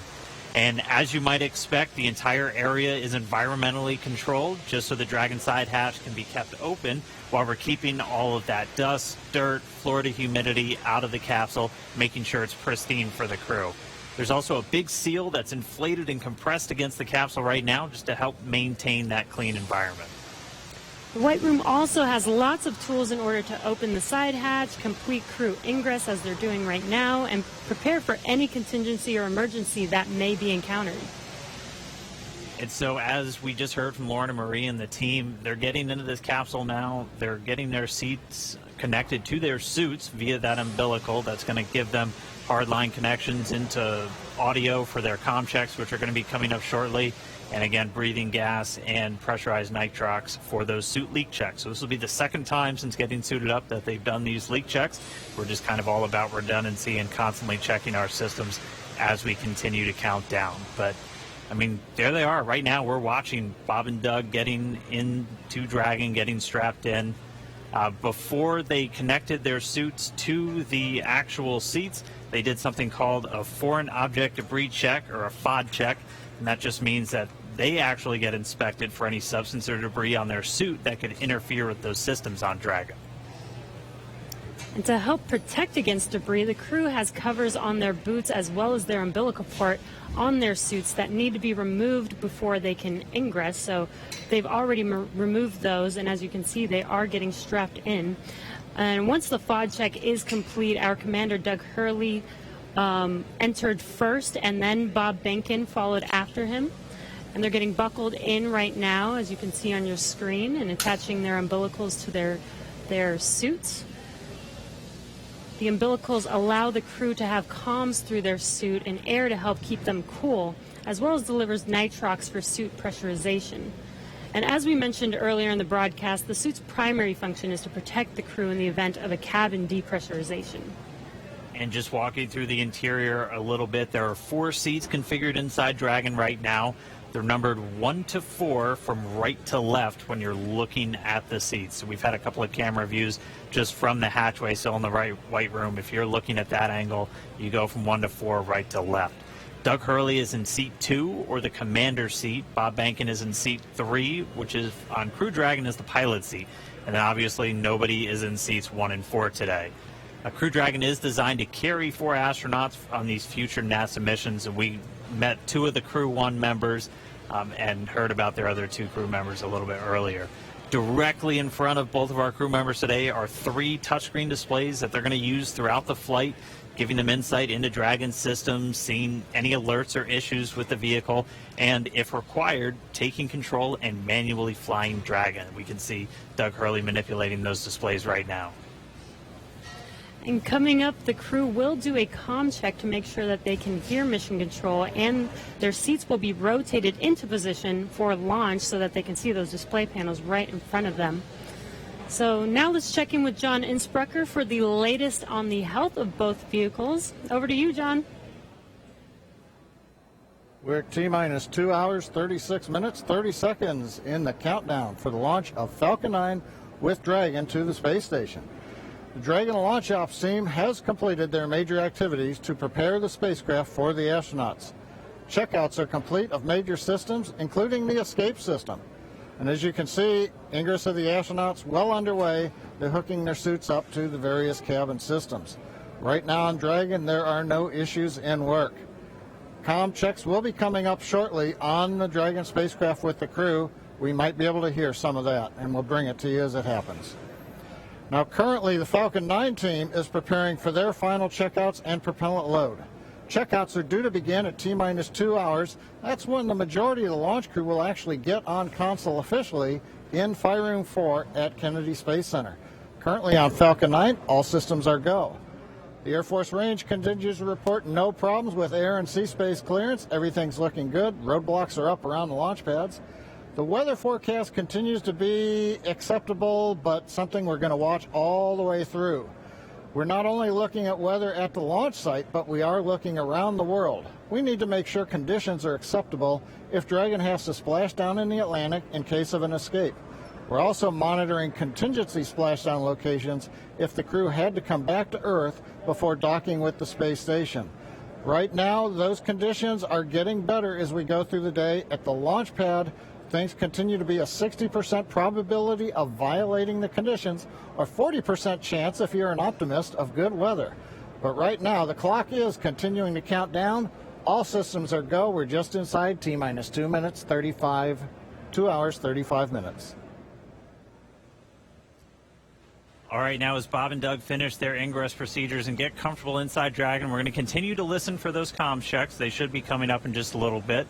But right now, I'm joined now by SpaceX's Jessica Jensen and Lars Blackmore just to discuss a little bit more about what make Dragon and Falcon 9 a 21st century launch vehicle.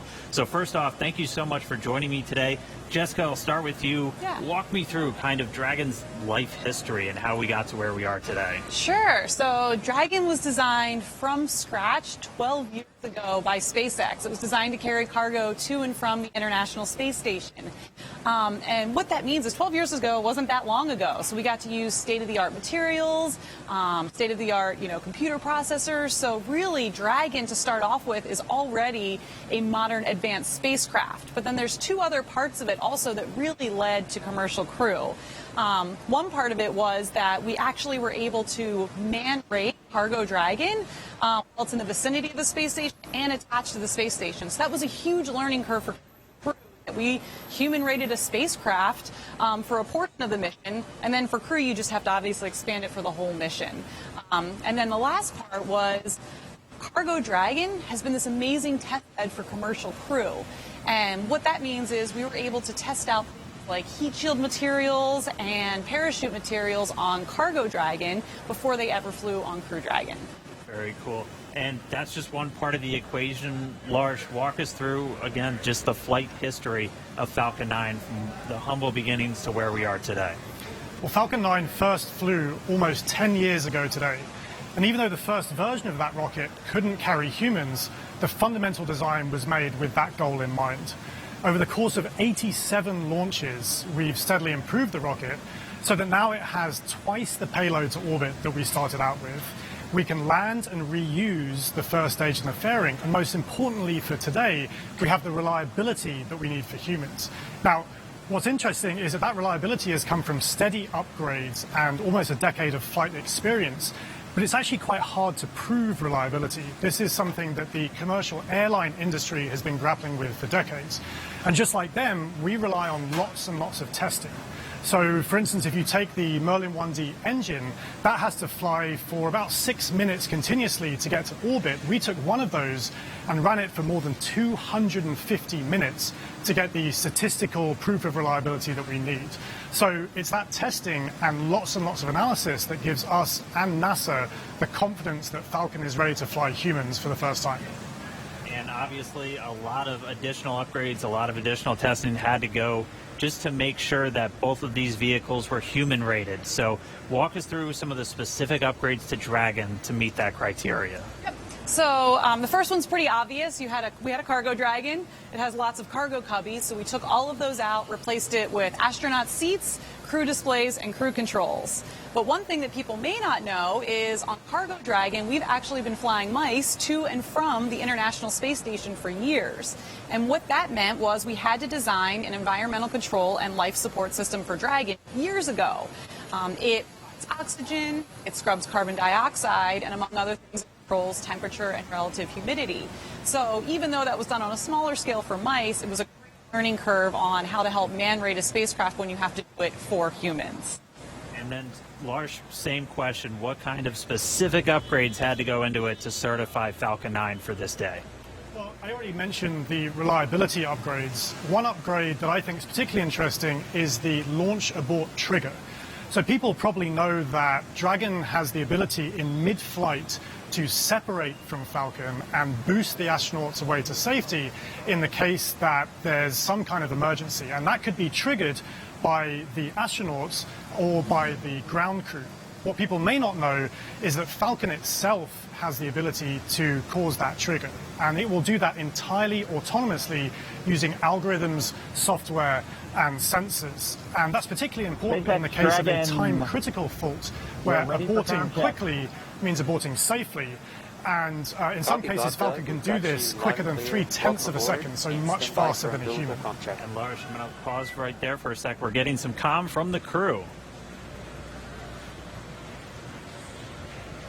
And so coming up shortly, we're going to hear these communication checks. Bob and Doug are going to be talking to several positions down on the ground, and they're going to be using both communication speakers inside of Dragon and inside their suits in a series of communications checks. They're also going to be doing these checks over different satellites and ground stations. PLT, comm check, umbilical. CDR, loud and clear. PLT, loud and clear. Core, loud and clear. Umbilical, comm check complete. Stand by for ground station comm check.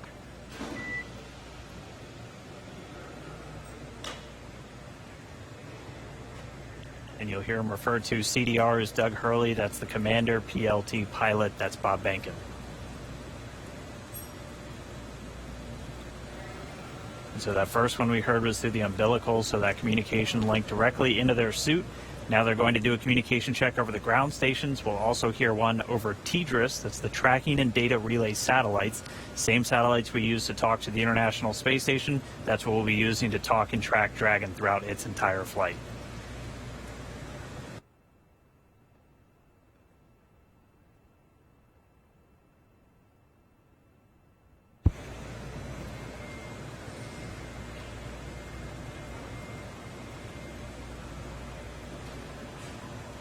So again, just waiting for a moment for the teams to continue configuring everything. They're going to do these ground checkouts now, and you're going to be hearing them talk directly to the core. It's the Crew Operations Responsible Engineer. That's essentially the Capcom if you followed NASA missions in the past.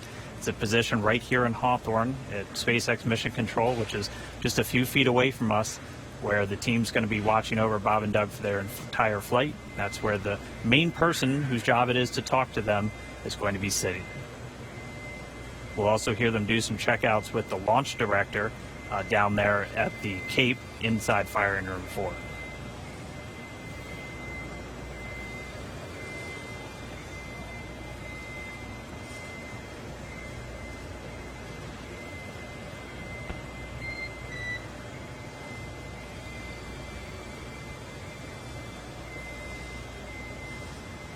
And you'll be hearing those very characteristic beeps. Dragon SpaceX contract. SpaceX Dragon, weak but readable. Copy. We have you the same. Stand by. We're still configuring for ground station contract. Dragon copy.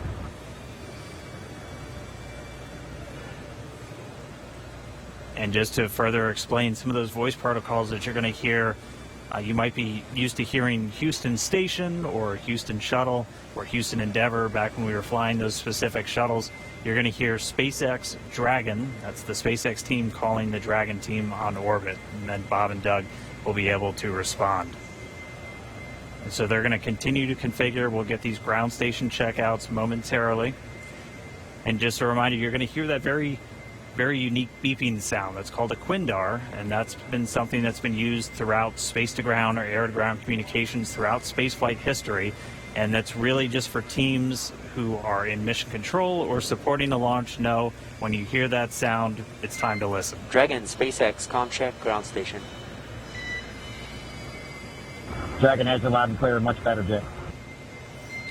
And core loud and clear. Ground station comm check complete. Stand by for TDRS comm check.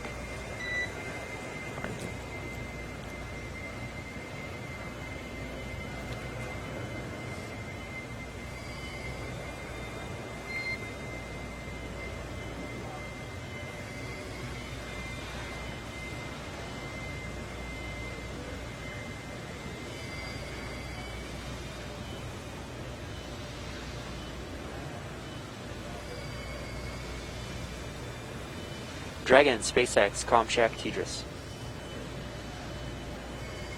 SpaceX Dragon, loud and clear. Core loud and clear. TDRS comm check complete. Stand by for checks with MD, LV in the launch configuration. Dragon, MD on countdown 1, comm check.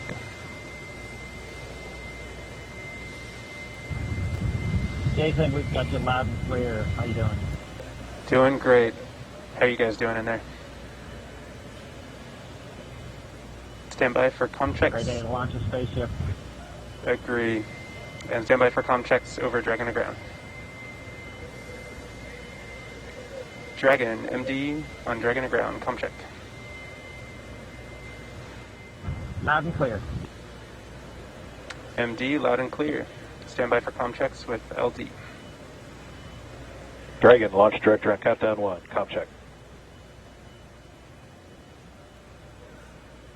Mike, we've got you loud and clear. Good afternoon. Good afternoon, gentlemen. Let me try on Dragon to ground 1. Dragon, SpaceX launch director on Dragon to ground 1, comm check. Loud and clear. Have you the same? Dragon SpaceX, launch configuration comm checks are complete. Report when ready for seat rotation for Section 2 of 4.100.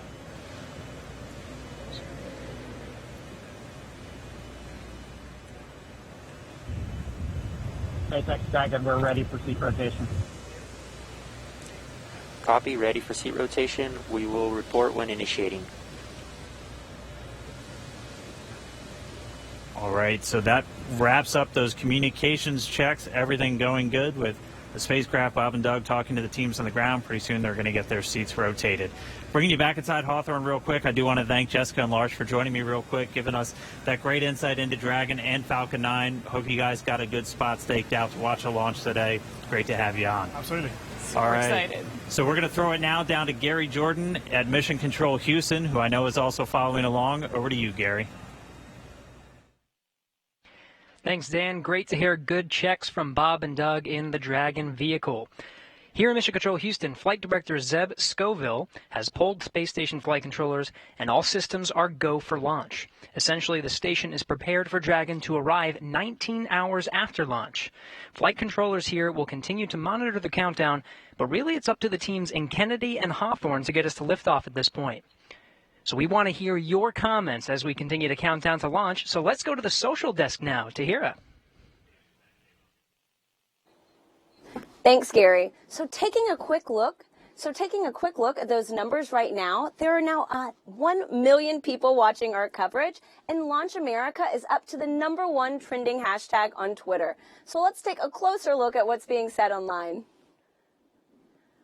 Okay, so right now we have Art Alexandria, and it looks like she's got a personal self-portrait, cosmic for sure, in her NASA flight suit. And guys, this is what I'm loving seeing online with this hashtag, is how everyone around the nation is making this launch uniquely theirs. And I want to point out one line in her post that says, "I believe that no matter how far the future is, we are on our way towards it." And guys, I couldn't have said it better myself. That's what today represents. Let's take another look. Oh my goodness. Okay, so right now we have Jessica with her space pup getting ready for liftoff. And guys, I'm not going to lie, we love to see it. So please, if you have any space pets, comment using hashtag LaunchAmerica. As you can see, everybody is thrilled to be a part of this launch today, and I know of one special guest in particular. I'm so pleased to welcome Diana Coert of Physics Girl. Diana, I hear you have a burning question for Mission Control, so go for it. Hi, Tahira. Thank you so much for including me on this incredibly special day. I'm Diana from the YouTube channel Physics Girl, and I've always been so fascinated by space and especially space exploration because we bring together so many people for such a complicated task to send a rocket up into space. So my question is along the lines of what goes into a mission like that? What we all know, I think we're familiar with how much preparation and training astronauts have to do, but preparing for a mission like this and maybe preparing in the future for a mission to the moon or to Mars, what kinds of things does the whole team have to do in order to prepare to launch a rocket?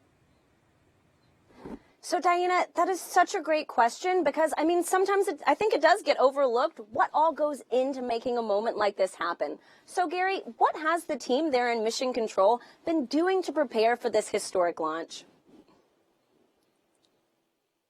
Thanks, Tahira. And Diana, that's a fantastic question. really the operations here are not just starting today. There has been a lot of training and a lot of simulations that have been going into preparing for this moment, really preparing and getting everyone familiarized with every step of the mission from launch all the way through docking, and throwing different scenarios at them just in case something were to happen. Every flight controller you see behind me will be prepared to respond effectively. Now, I do want to make a shout out that it's not just the flight controllers here in Mission Control Houston that have dedicated so much time to this launch. In fact, I've been talking to Zeb Scoville, the flight director here in Mission Control Houston, who said that even before he was a flight director back in 2014, they were working on some of the operations for commercial crew missions. But really, this team expands across the country. You've already seen a lot of people working in Hawthorne, in Florida, in Houston, and really it takes an integrated and dedicated team to make a mission like this possible. Diana, thank you so much for the question. And really thanks to everyone sending in questions and for sharing in this historic mission today. Remember, as you're posting, to use the hashtag #LaunchAmerica. I do want to make a shout out to the flight controllers here in Mission Control Houston. In fact, some traditional flowers have been sent to Mission Control Houston. This dates even back before the shuttle days for every mission to dedicate it to the operations and the controllers here who are working so closely and are integrated in every part of the mission. But now let's head over to Hawthorne for the latest status on the crew and on Dragon. Dan. All right, thank you, Gary. As you can see, Bob and Doug in a little bit different position now. Their suits have been rotated to the launch position. So this just puts their backs a little bit more horizontal with the ground itself, or parallel with the ground itself, and places those displays directly in front of them. We've also already moved into suit leak checks, so this is the second time they've had these leak checks done in their suit. So pressurized nitrox now flowing into those launch and entry suits that they're going to be wearing throughout the dynamic phases of this mission. So right now we are under 2 hours and 20 minutes from launch. We're about 2 hours and 18 minutes and counting from liftoff of the Falcon 9 from the Kennedy Space Center in Florida. It's going to be carrying our NASA crew members today, Doug Hurley and Bob Behnken, aboard SpaceX's Dragon spacecraft. It's been a really exciting day so far. We're fighting against that weather, but we're continuing to press on for launch. The crew has been up since about 6 a.m. as they prepare to head to the International Space Station for part of this Demo 2 mission for NASA. And as you can see on your screen, it looks like they're just waiting and getting ready for this mission today. It's been such an exciting day so far. Again, as Dan said, their seats are rotated into launch position so that they can see those screens that you see there on the left side right in front of them. Their suit leak checks have been complete. Their comm checks are complete. So let's throw it over to Lauren in KSC. All right. So Dragon hatch close is expected at T-1 hour and 55 minutes, and we are just pretty close to that. It's getting really, really close. So this is one of the the final key visual milestones on that timeline to lift off, the closure of that hatch and locking Bob and Doug inside. Now, we have a couple of special guests joining us with Daryl at the OSB-2 viewing location. That's NASA Administrator Jim Bridenstine and SpaceX Chief Engineer Elon Musk. Daryl? That's right, Lauren. We're here on the 5th floor. We were supposed to be outside on the balcony overlooking pad 39A, but we have come indoors due to the weather. But we are here with two titans of space. And though it might look like this is a reunion of a 90s boy band, it is not. We are socially distanced for good reason. But we are here to talk about space. And I want to thank you both and tell you both it's a privilege and honor to be with you today. We're going to start off with you, Jim, and ask you a couple questions here. I want to ask you, first of all, it's been almost 3 years that you were sworn in as NASA Administrator, and you knew from the very first day that you would be right here at the Kennedy Space Center in this moment when a commercial partner was ready to launch. Tell me what it's like to be leading NASA at this very moment. So I want to be clear. I did not know that when I got sworn in. I will tell you, a lot of folks said it couldn't be done.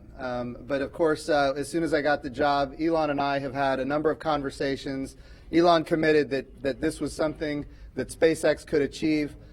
We've had challenges. We've had setbacks. We've seen catastrophic losses of capsules and challenges with parachutes. What's that?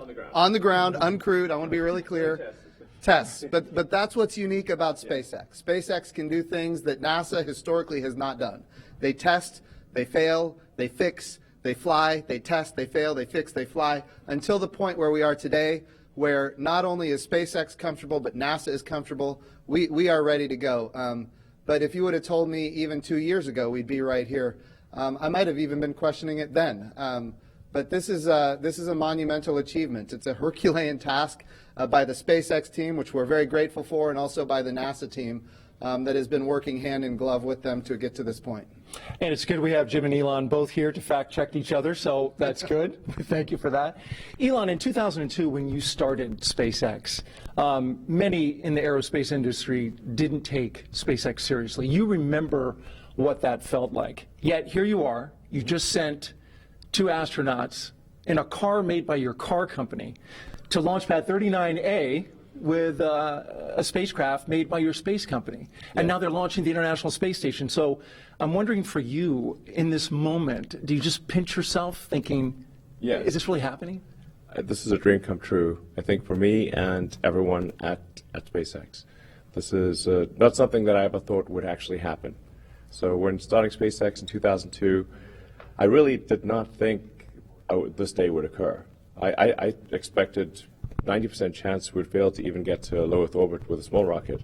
So somebody told me in 2002 that I'd be standing here with the NASA administrator, meeting the astronauts, and we've got a rocket and spacecraft on pad 39A, the best pad in the world, which is, it's an honor to be there. I would have thought, man, I don't know what you're smoking, but it's not. like no way is that true. You know, and so it is. Say it's even a dream come true. I didn't even dream that this would come true. Let me put it that way. You know, but it is. I am incredibly excited to be here on behalf of the SpaceX team. And as Jim said, this really is the culmination of an incredible amount of work by the SpaceX team, by NASA, and by a number of other partners in the process of making this happen. It's really, you can look at this as the results of 100,000 people, roughly, when you add up all suppliers and everyone working incredibly hard to get to make this day happen. So it's really hard to believe that this is real. And you're here, and it's amazing, and many of us have been amazed as we've watched you accomplish these things over the years. Jim, back to you. This is all about the commercialization of space. And so in the early going for Commercial Crew Program, it wasn't something NASA was used to. You know, Mercury, Gemini, Apollo, Shuttle, NASA gave the designs and the contractors went out there and built it. This is different. It is. They're building it now. What were some of the hurdles that you had to overcome to get to this point? Well, I think getting people to recognize that when the government provides both the demand and the supply, you're limited in what you're able to do. And of course, back when this program was initiated under Charlie Bolden, General Charlie Bolden, astronaut Charlie Bolden, Congress was not supportive and did not provide the proper funding. And yet he persevered. He pushed forward. And now I think everybody recognizes we have to commercialize space. We've had success now with commercial resupply of the International Space Station. Now we've got commercial crew to the International Space Station. Eventually we need commercial space stations. So what we're using the International Space Station for right now, we're proving that we can compound pharmaceuticals in a way that you cannot do on Earth. We're able to create immunizations in a way you cannot do on Earth. We're printing human organs in 3D. Right now it's just tissue, but eventually we're going to print human organs in 3D using adult stem cells, your skin cells, your own DNA. It's going to transform how we do medicine here on Earth. We're creating advanced materials that you can only create in the microgravity of space, things like an artificial retina for the human eye. So if you have macular degeneration, you don't have to lose your eyesight. Bottom line is this: these markets are the future. And when they materialize, and they are materializing because of the work of NASA, we're going to see capital investment, not just into launch, but also into habitation. And that ultimately is what's going to be transformational for commercial space. Very good. And Elon, in getting all of that going, the ISS and all the activity that takes place on board, it's key that this Crew Dragon operate on a regular basis. As the chief engineer, what were some of the biggest hurdles you had to overcome to get your spacecraft ready to fly this mission? Well, the spacecraft and the rocket have gone through literally thousands and thousands of tests and reviews, both by SpaceX, by NASA, by third parties. We've also, as Jim was alluding to, we've done a lot of flights. So one of the things I think that's very helpful about this flight, about what we're about to do, is that the rocket has flown many times. In fact, even in this, essentially this configuration, it's flown about 20 times. So that means we really have, I don't want to tempt fate, but a well-proven rocket. And we've flown Crew Dragon to the space station once, successfully brought it back. We've done a tremendous amount of testing on the ground, and when you do the testing on the ground, you always push the limits. So you want to try, you push it way beyond what you'd expect in flight. So sometimes you break it because you kind of want to break it on the ground during testing to see what the limits are. So this is a result, like I said, of thousands of tests, of thousands of design hours, and a tremendous number of smart people working incredibly hard to make this day happen. And you've got 2 astronauts on board now. Yes. Do you feel that responsibility? Yes, absolutely. I felt it, I think, most strongly when I saw their family just before coming here. And did you say anything that you can share? So we've done everything we can to make sure your dad's come back okay. Thanks for sharing that with us. Jim, you had some words with the astronauts. What was your take on how they were feeling? I will tell you, Doug Hurley, Marine Corps test pilot, of course, veteran of multiple space shuttle missions. Bob Behnken, flight test engineer, United States Air Force, again, veteran of multiple space shuttle missions. This is not new to these guys. All I could do is convey to them how much all of America appreciates what they're doing, that the entire world is watching, and just how grateful we are as a nation. And I will tell you, their demeanor is loose. They are ready to go. They were joking around. They're talking about what they have for breakfast and how it might come up later. It was steak and eggs. Yeah, right, I saw that. Yeah. Right.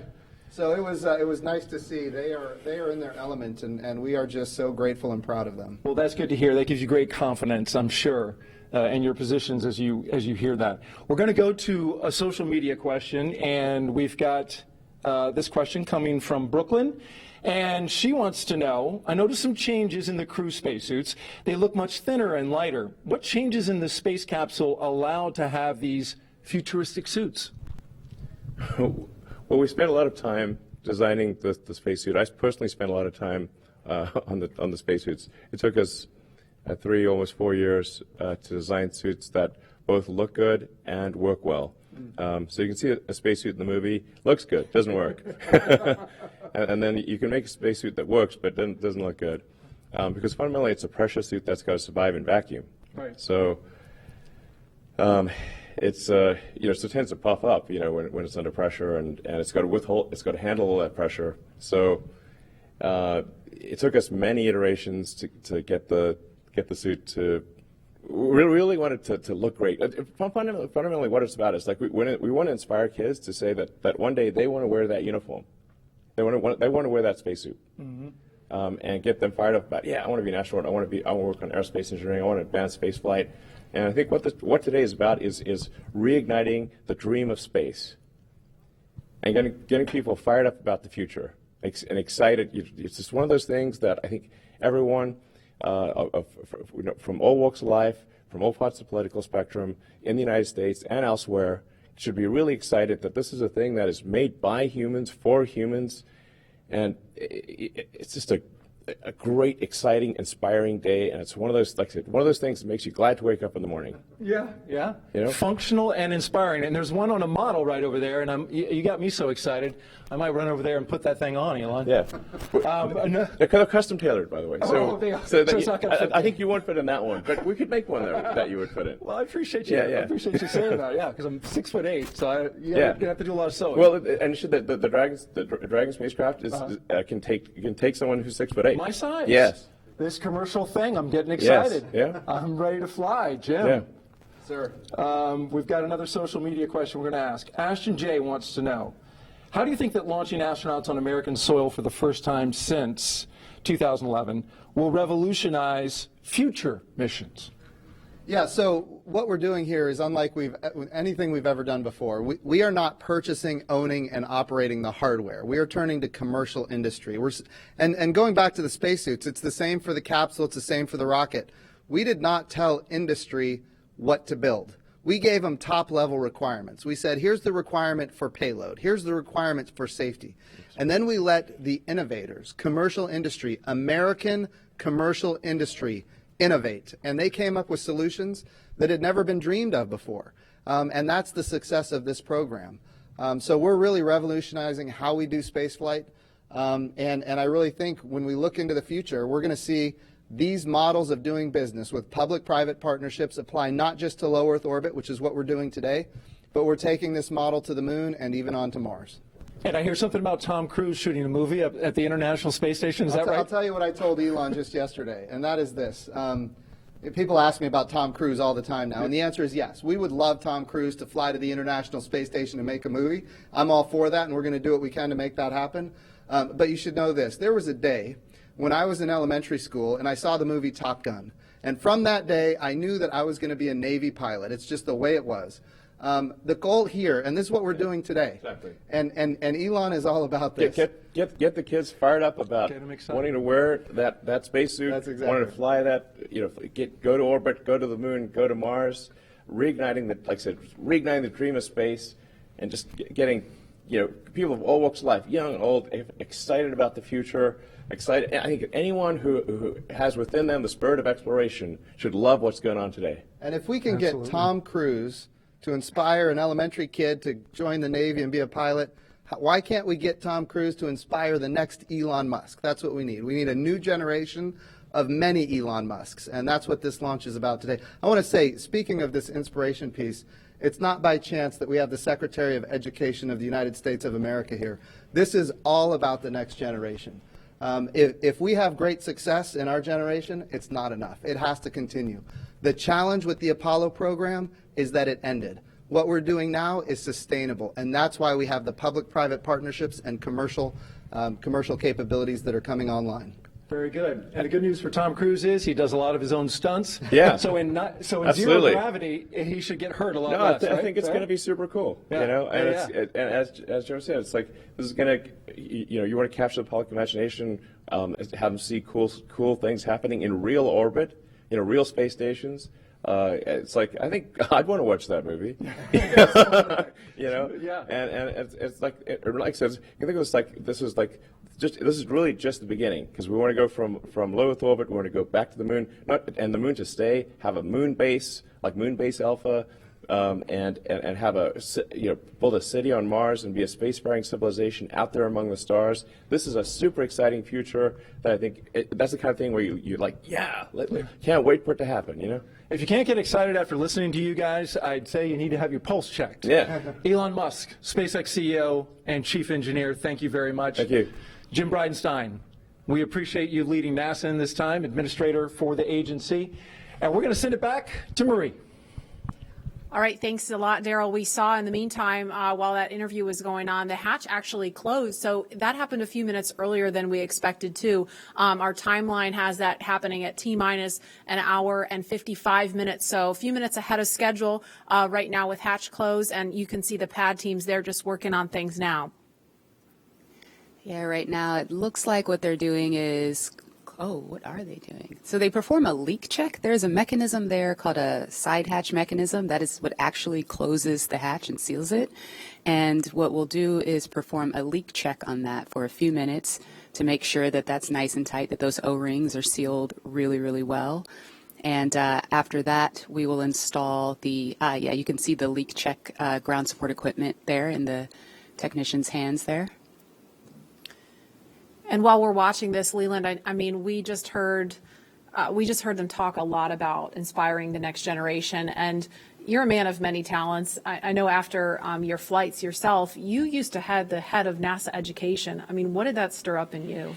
You know, Marie, this what Elon said about reigniting the dream of space is so important that we get our young kids thinking about themselves being in these seats. And I when I first became an astronaut in 1998, I was riding on the back of a fire truck celebrating John Glenn's return to flight on a space shuttle, and I saw these two little kids. They had on orange pumpkin suits, and when their dad turned them around to point to look at me on the fire truck, and it was almost as though when they saw my face, they started launching into space with rocket fuel because they were inspired, because they saw someone who looked like them.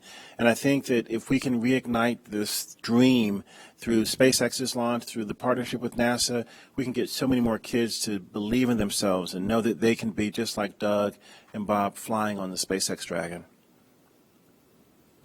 Absolutely. I mean, it's really just breathtaking to see them there in their suits now and looking at the screens in front of them. Lauren, I know we've talked a lot about the spacecraft. We've heard about that. But for folks that maybe are just tuning in, what are they looking at in front of them now? Yeah, so they have 3 different touch screens in front of them. Overall, that whole assembly there is called the control panel. So you'll have those 3 LCD touch screens in front of them where they have the displays are showing them details on the vehicle's pressure, its temperature. There's audio control.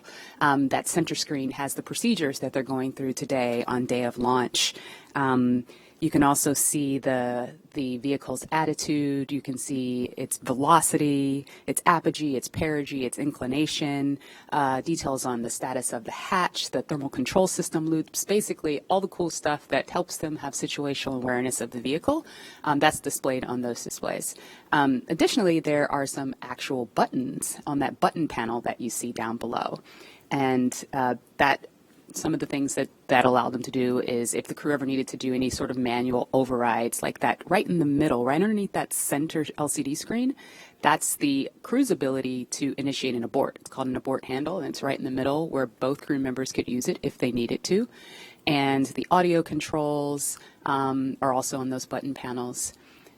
When they're not in their suits, there's actually speakers that are coming off of the control panel that allow them to hear mission control, hear the core, hear ISS when they're not in their suits where the audio systems are integrated into that. And we see them using the touch screens now. Leland, what's your take on this? Because this has got to look totally different from what you were looking at during shuttle. Touch screens. We had these displays and these buttons, and it was one of those moments when I'm looking at this now when I had knee boards that had procedures and things on there, and the procedures are now all run in that middle screen, and the malfunctions and the things that you do to mitigate problems with the vehicle if something happens, it's all controlled right there with the 2 of them. And so it's a radical departure from what we did with the shuttle, but it's again ushering in this new era of space travel. For post-ingress brief and a check on how that suit air feels about now. And we're going to listen now for an announcement about hatch closer. Copy. Well, today we are not tracking any issues on Dragon and F9 currently.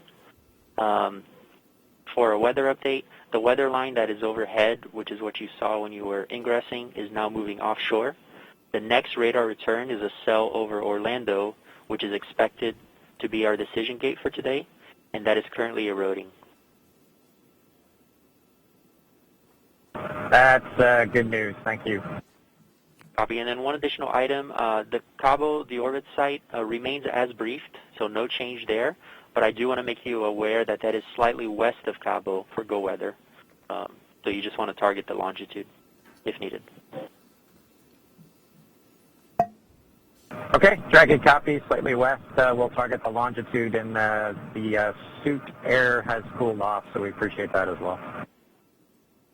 Copy, outstanding. Let us know if you have any questions, and we'll keep you posted as the closeout team completes the leak check. Dragon copy.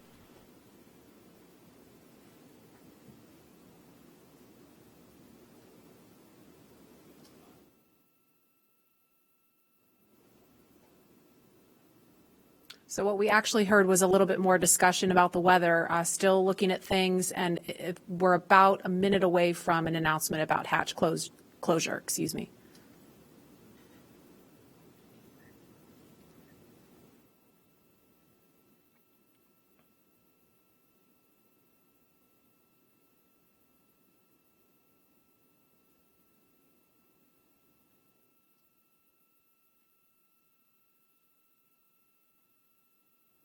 you're just joining us, we're at T-minus 1 hour, 55 minutes and counting, and we're expecting an announcement to confirm hatch closure in just a few seconds.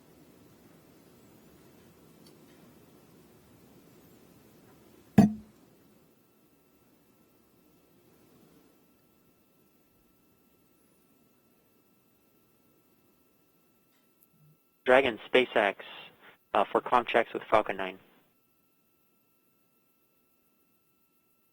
Go ahead. Okay, we are ready for that at that time, if you are ready. We are ready.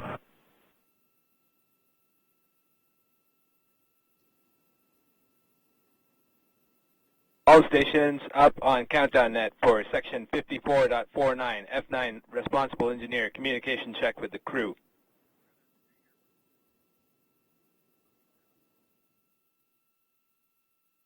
Start with guidance, navigation, and control. Dragon GNC on countdown 1, comm check. GNC Dragon, loud and clear. GNC loud and clear. Stand by for comm check by the propulsion engineer. Dragon, prop on countdown 1, comm check. Prop Dragon, loud and clear. Prop, loud and clear. Stand by for comm check with the avionics engineer. Dragon, avionics on countdown 1, comm check. Avionics Dragon, we have good loud and clear. Avionics loud and clear. Stand by for comm check with the ground segment engineer. Dragon ground segment on countdown 1, comm check. Ground segment Dragon, loud and clear. Ground segment loud and clear. Stand by for comm check by launch control. Dragon, launch control on countdown 1, comm check. Launch control Dragon, loud and clear. Launch control loud and clear. Stand by for comm check by the chief engineer. Dragon, chief engineer on countdown 1, comm check. Bala, Dragon has you loud and clear. Chief engineer, loud and clear. This completes the F9 responsible engineer comm checks. Dragon, chief engineer on Dragon to ground. Go ahead, sir. I was just doing a comm check on this loop. Good luck, guys, and buckle in.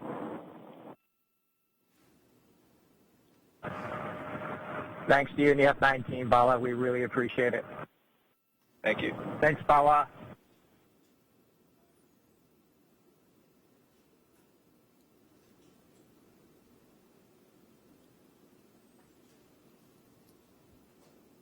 So we just heard a series of comm checks there, and Lauren, I don't know if you want to describe a little bit more about why that's important, and we heard the acronym GNC.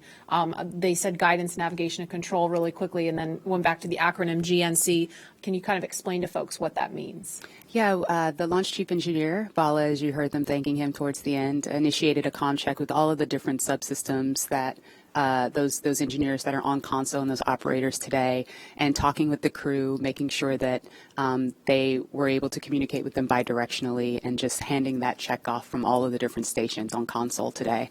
That was really, really cool. We obviously don't do that when there's a satellite on top of the rocket, so this is the first time for a real flight that we've done that operation. It's very awesome. And now that the hatch is closed, a lot of the work of this team is done, but I mean they're obviously not finished. They're not ready to leave the white room just yet. You were talking to some folks about what's going on in this room now. Yeah, that's right. They should be completing the hatch leak check. That's you sort of pressurize that area between, there's two O-rings that are there, and we want to pressurize that area, see if it holds pressure. It's a very, very sensitive test, very high criteria for passing. And so once that leak check is shown to be okay, and that the capsule or that those O-rings are able to hold pressure, what the team will do is they'll go back into that area, into that access panel, and install what we call the SPEP, which is the side pressure equalization plug.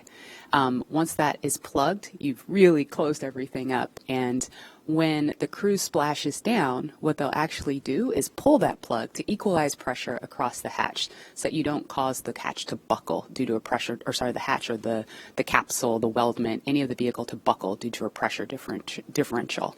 So they should be adding that plug, and then they'll cover up that side hatch access panel with the TPS panel or thermal protection system panel, close it up, and that'll make sure it stays safe on ascent. And now, obviously, we're looking at a view from the outside, the top of Falcon 9 and Crew Dragon. We can confirm a good side hatch leak check. Dragon copies, good leak check.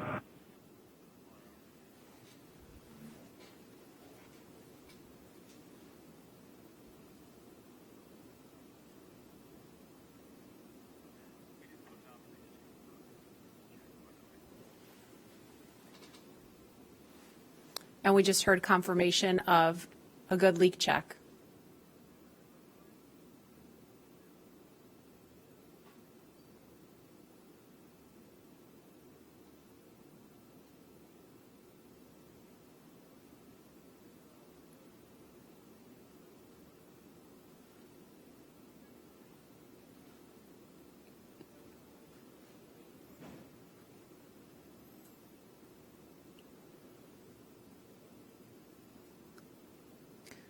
If you're just joining us, you're looking at the Falcon 9 rocket with Crew Dragon sitting on top. Inside that capsule on top are NASA astronauts Bob Behnken and Doug Hurley.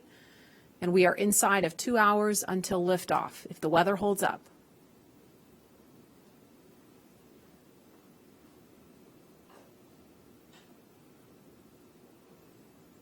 There's another stunning aerial view of the crew access arm extended out towards Crew Dragon.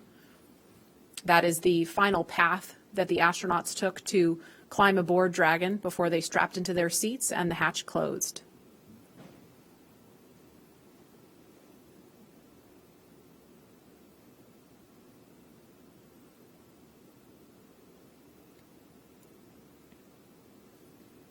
And no doubt Bob and Doug are focused on the mission ahead, but you know, we also heard the administrator and Elon Musk talking about how they've been kind of jovial and joking around. And Leland, you kind of mentioned to me during that segment that that's really important. It really is, Marie. When we were in the vehicle, after we got to this point when the hatch was closed, we were all going back to those moments of our training, you know, when we were going through, you know, ascent and entry training on the shuttle and just different phases of flight that we would be going through. And we would think about some of our instructors who got us there. You know, in our crew notebooks, we would have names of people that were very impactful in making sure that we were perfect in our training. And that looks like a view of Air Force One. Flying near Launch Pad 39A for a special guest to have a special view of the astronauts on the launch pad. President Trump on board, making his way to Kennedy Space Center to hopefully view a launch at 4:33 this afternoon.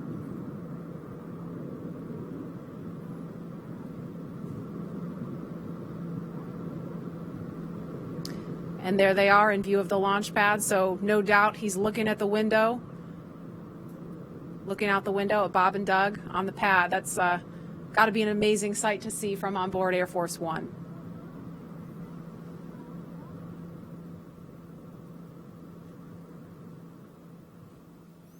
And we are at T-minus 1 hour, 46 minutes, 22 seconds and counting from launch. And guys, the last time we actually did a little bit of research when we found out that the president was coming. The last president to witness a launch from here at Kennedy Space Center was Bill Clinton. That was back in October 1998 for STS-95. So it's been a minute.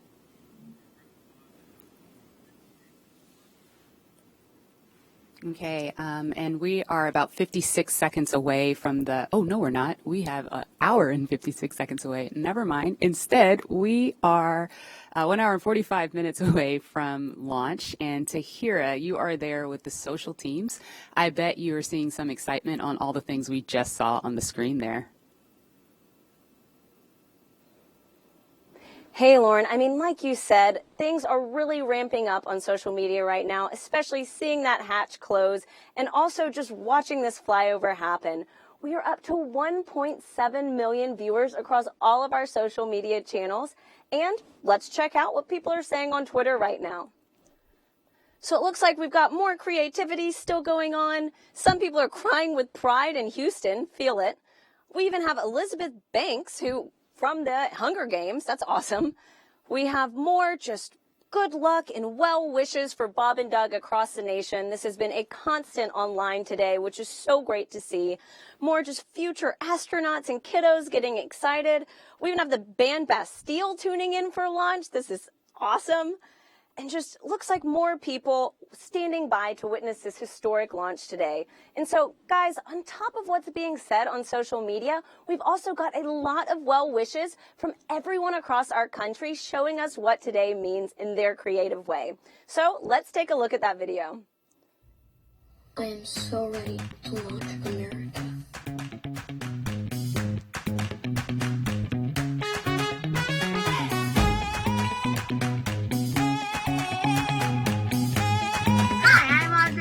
I built this baking soda rocket and I'm gonna launch it.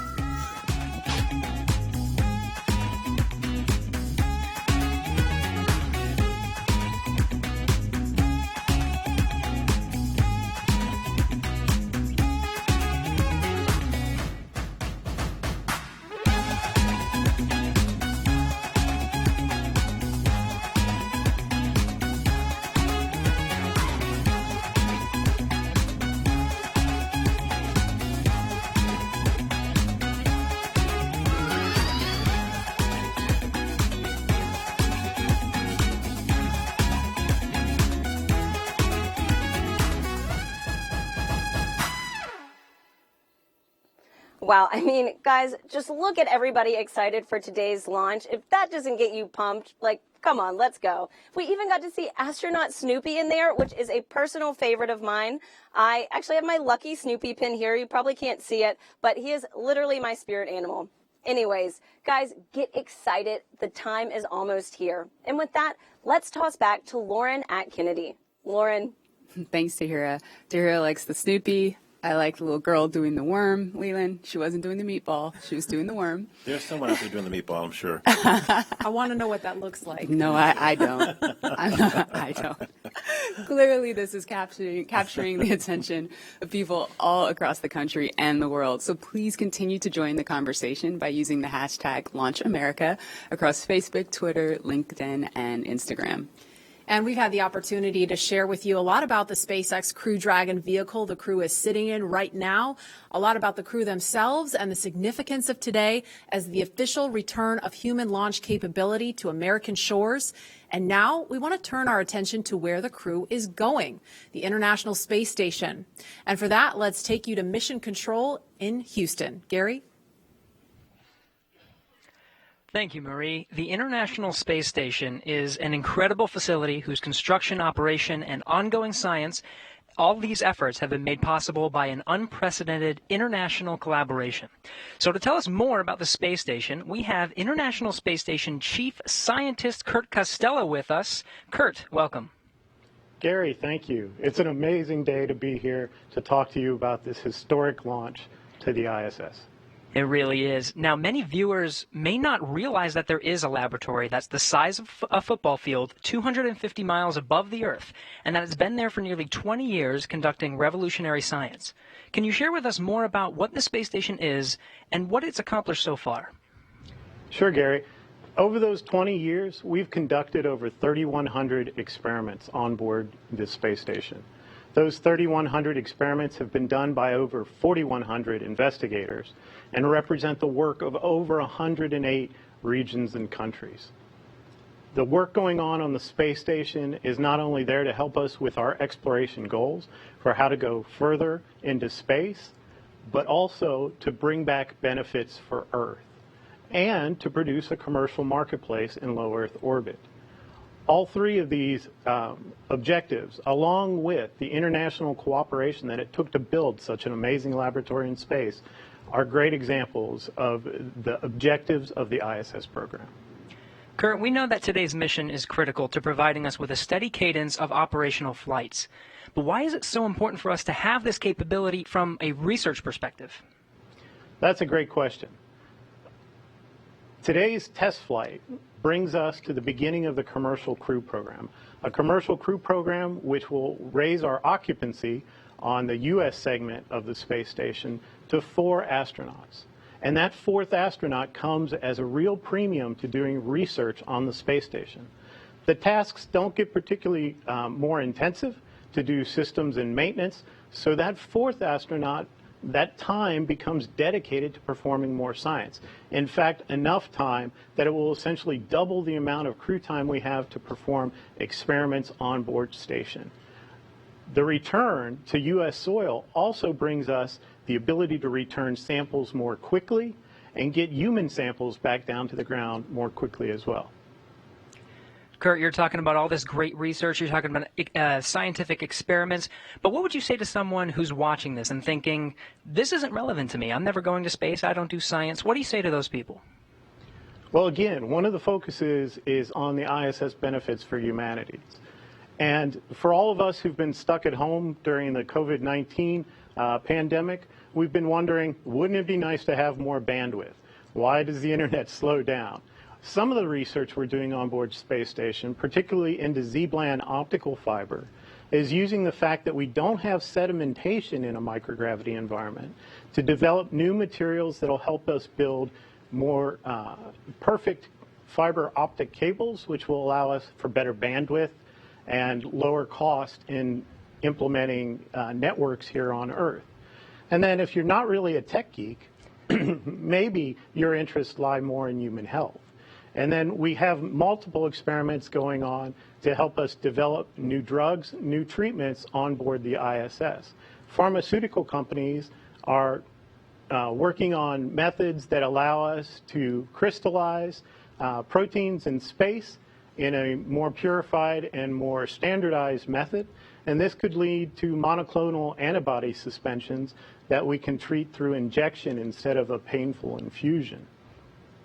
We also are developing studies into our capability to produce tissues and organs in space. Again, because you don't have sedimentation, there's a capability there to produce more realistic tissues that can someday possibly be used to prevent human disease. Now, Kurt, I know they have some cargo going up with them, but I understand they plan to bring some science back. That's right, Gary. A lot of their cargo going up with them are crew supplies and EVA supplies to support them if they have to do EVAs on board. But the cargo they'll be bringing down is science, and it comes from across the spectrum. We have student experiments in seeds that will be returning with the Crew Dragon. We also have a number of experiments that are dependent on their samples returning in frozen lockers on board the SpaceX Dragon to be able to do the science there. Those include rodent research tissues from the National Lab Rodent Research 17 mission, and also our veggie experiments, which are experiments in growing plants in space that will be needed when we go to more distant locations like the Moon and Mars. International Space Station Chief Scientist Kurt Costello, thank you so much for your time. Let's hear now from one of the next astronauts to fly to station on a Crew Dragon, talking with Marina Jurica. Marina. Thank you so much. I am so honored to be a part of today's momentous launch. My guest is no stranger to the International Space Station and will return there for the first time in nearly a decade for his 3rd space flight with the Crew 1 launch expected later this year. Having logged 177 days in space from flights on the Space Shuttle Discovery to the Soyuz, JAXA astronaut Soichi Noguchi will have spent more time in space than any of his other crewmates. It is my pleasure to welcome him here with us today. Thank you so much for joining us, Soichi. Honjitsu wa arigato gozaimasu. Wow, that's wonderful. Marina, how are you doing? Thanks for having me today. This is wonderful. Today we are celebrating the launch, so I'm happy to be here. Thank you so much for being here with us. I am sure you have felt the excitement for today's launch, Soichi, and you will be on the next Crew Dragon flight after this one. Are you excited to launch from Kennedy Space Center again, and how are you preparing for this new vehicle? Yes, definitely we are excited to go back to Kennedy Space Center. My first space flight was from Kennedy Space Center on the Spatial Discovery. That was 15 years ago, but my memory is still fresh. I still feel the vibration of the launch, the same launch pad of 39A that the Demo 2 go up, and the same launch pad that we will go up as a Crew 1. And our crew is getting ready for the final training phase, which will come in the coming weeks.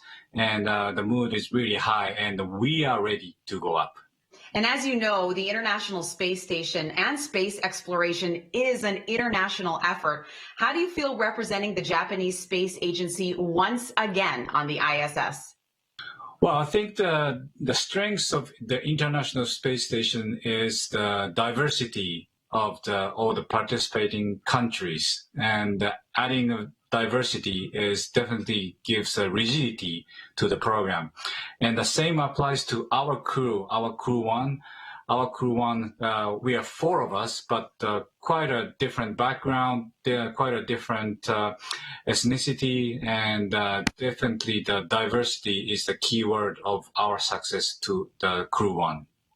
And I'm sure it will be very successful. What are you looking forward to once you get back to the ISS? Well, this will be my third visit to the International Space Station. I'd like to see the things my colleagues keep saying, hey, you got to visit the space station again because it's getting more comfortable, more roomy, and I cannot wait to go back to my sleep station after 10 years. And nothing beats that view, does it? Oh, definitely. My last flight, we actually installed a big window called the cupola, and that was a big hit, obviously. This is the #1 leisure time for astronauts, and I'm ready to shoot as many photos as I can this time as well. Amazing. I will look forward to seeing those photos. I'm sure you remember exactly what it feels like in these moments right before a launch. What do you think Robert Behnken and Douglas Hurley are feeling right now as they prepare to head to the ISS? Well, Doug and Bob's space shuttle veterans, they know the drill. They have launched, they experienced the launch before. So I think they're pretty relaxed. And so far through my training, I learned that most of the steps before the launch is quite similar to what we have in the space shuttle days. So, different suit, different vehicle, but all the necessity steps to go up into the capsule should feel similar. So I'm pretty sure they are relaxed. Of course, they are very excited.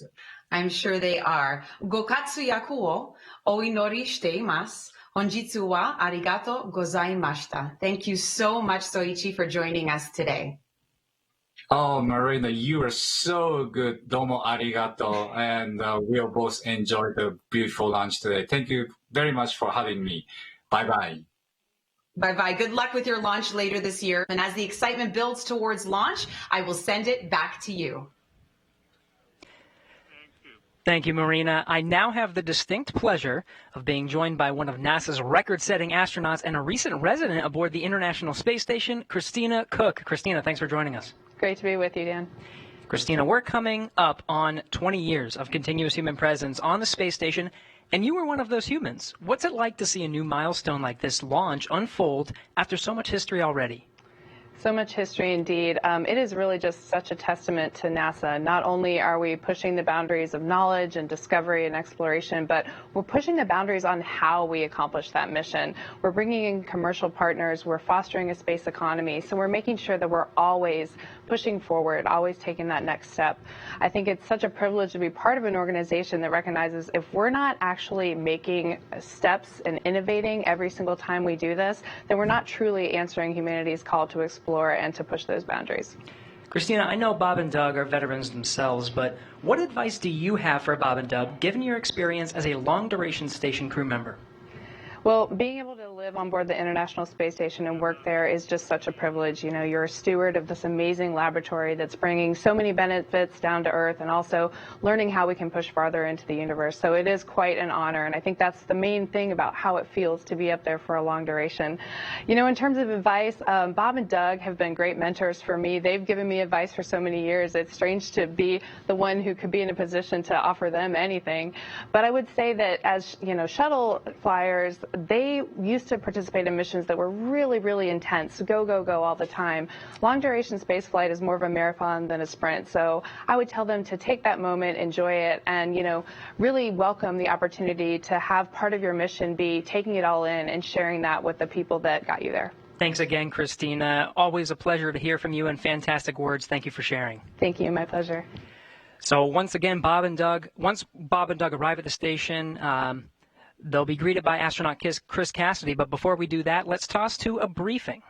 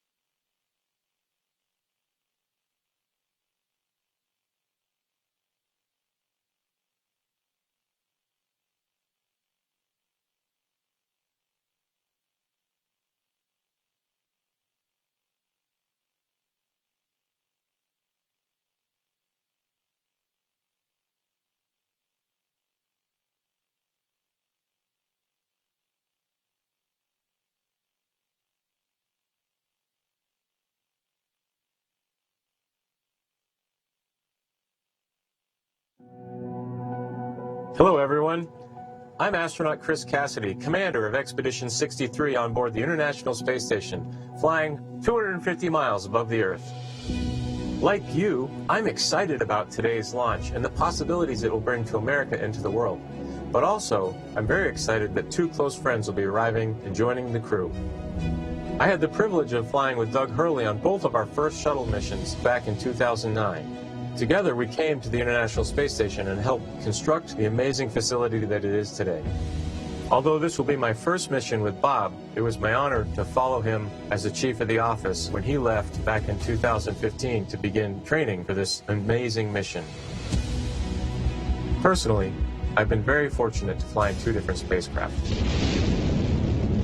Launching from America on the shuttle, and most recently launching from Kazakhstan in the Soyuz. But I can't tell you how exciting it is to know that we're once again launching Americans from the coast of Florida. And finally, here's a story I'd like to share with you.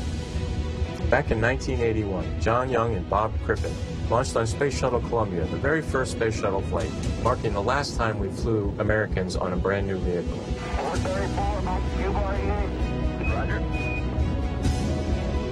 With them, they flew an American flag, representing America's technical prowess. Roger, roll, Atlantis.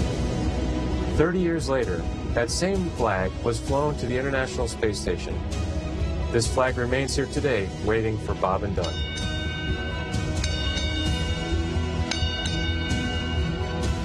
Our flag means so many things to our country, and this small piece of America represents what we'll be able to achieve together.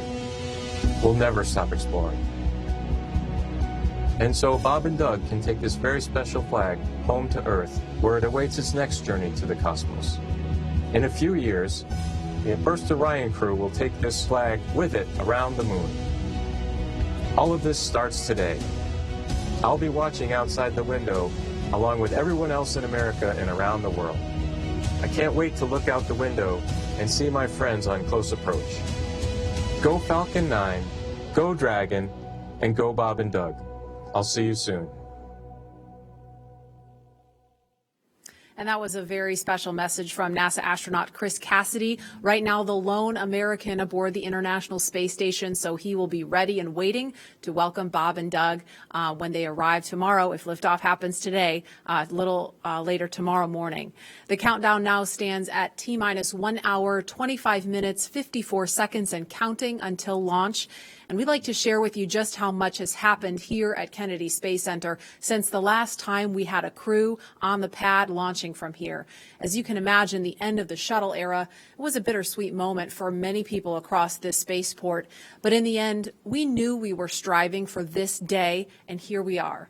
Joining us now is Kennedy Space Center's Deputy Director, Janet Petro, on the comeback we've seen across Florida's Space Coast. She's with Daryl Nail now at OSB-2. Daryl? Yeah, thank you, Marie. Janet, you were just telling me you were there at the crew walkout.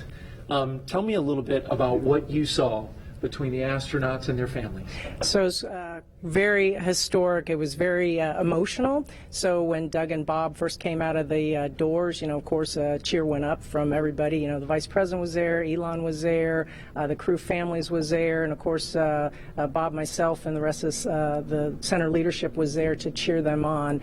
But then, when they came out and then they went to the families and Bob Behnken said, virtual hug, and he shouted out, virtual hug, and he did this motion, and of course his child also did that virtual hug, and so I guess that's the tradition of doing a virtual hug with the families. And then they, then they walked and got in the Tesla, either side, and the family walked right up to the window of the Tesla and were talking, having a private last moment with their father, hand on the window. It was very emotional. I had tears in my eyes. I don't know how many other people had tears in their eyes, but it was really a special, emotional moment, and everybody was, of course, wishing them well. A lot of I love yous, a lot of Godspeeds, a lot of Ad Astra, take care, all of that. So it was very special. Thank you so much for sharing that with us. And in the context of why it's so important, Janet, you remember, you've been here since 2007. Yep. You were here in 2011 when Shuttle Atlantis came to wheel stop. I've talked to my uncle and father who worked out here. Layoff notices went out like the next day when the shuttle came to a stop. It was a very sad time. Bob Cabana, the director here, called it depressing. Tell me about that time and how far we've come. Yeah, so as you note, it was the end of a very iconic program. A lot of people had spent their entire career working on the Space Shuttle program. So 135 flights, all of them launching from Launch Complex 39, many from 39A, where we're going to be launching from today, and then returning back, at the shuttle landing facility. Those two iconic sonic booms was something that all along the Space Coast people really resonated with, really felt in their hearts and looked forward to. So it was a very sad time, but I will tell you that 30-year program, we had planned for it.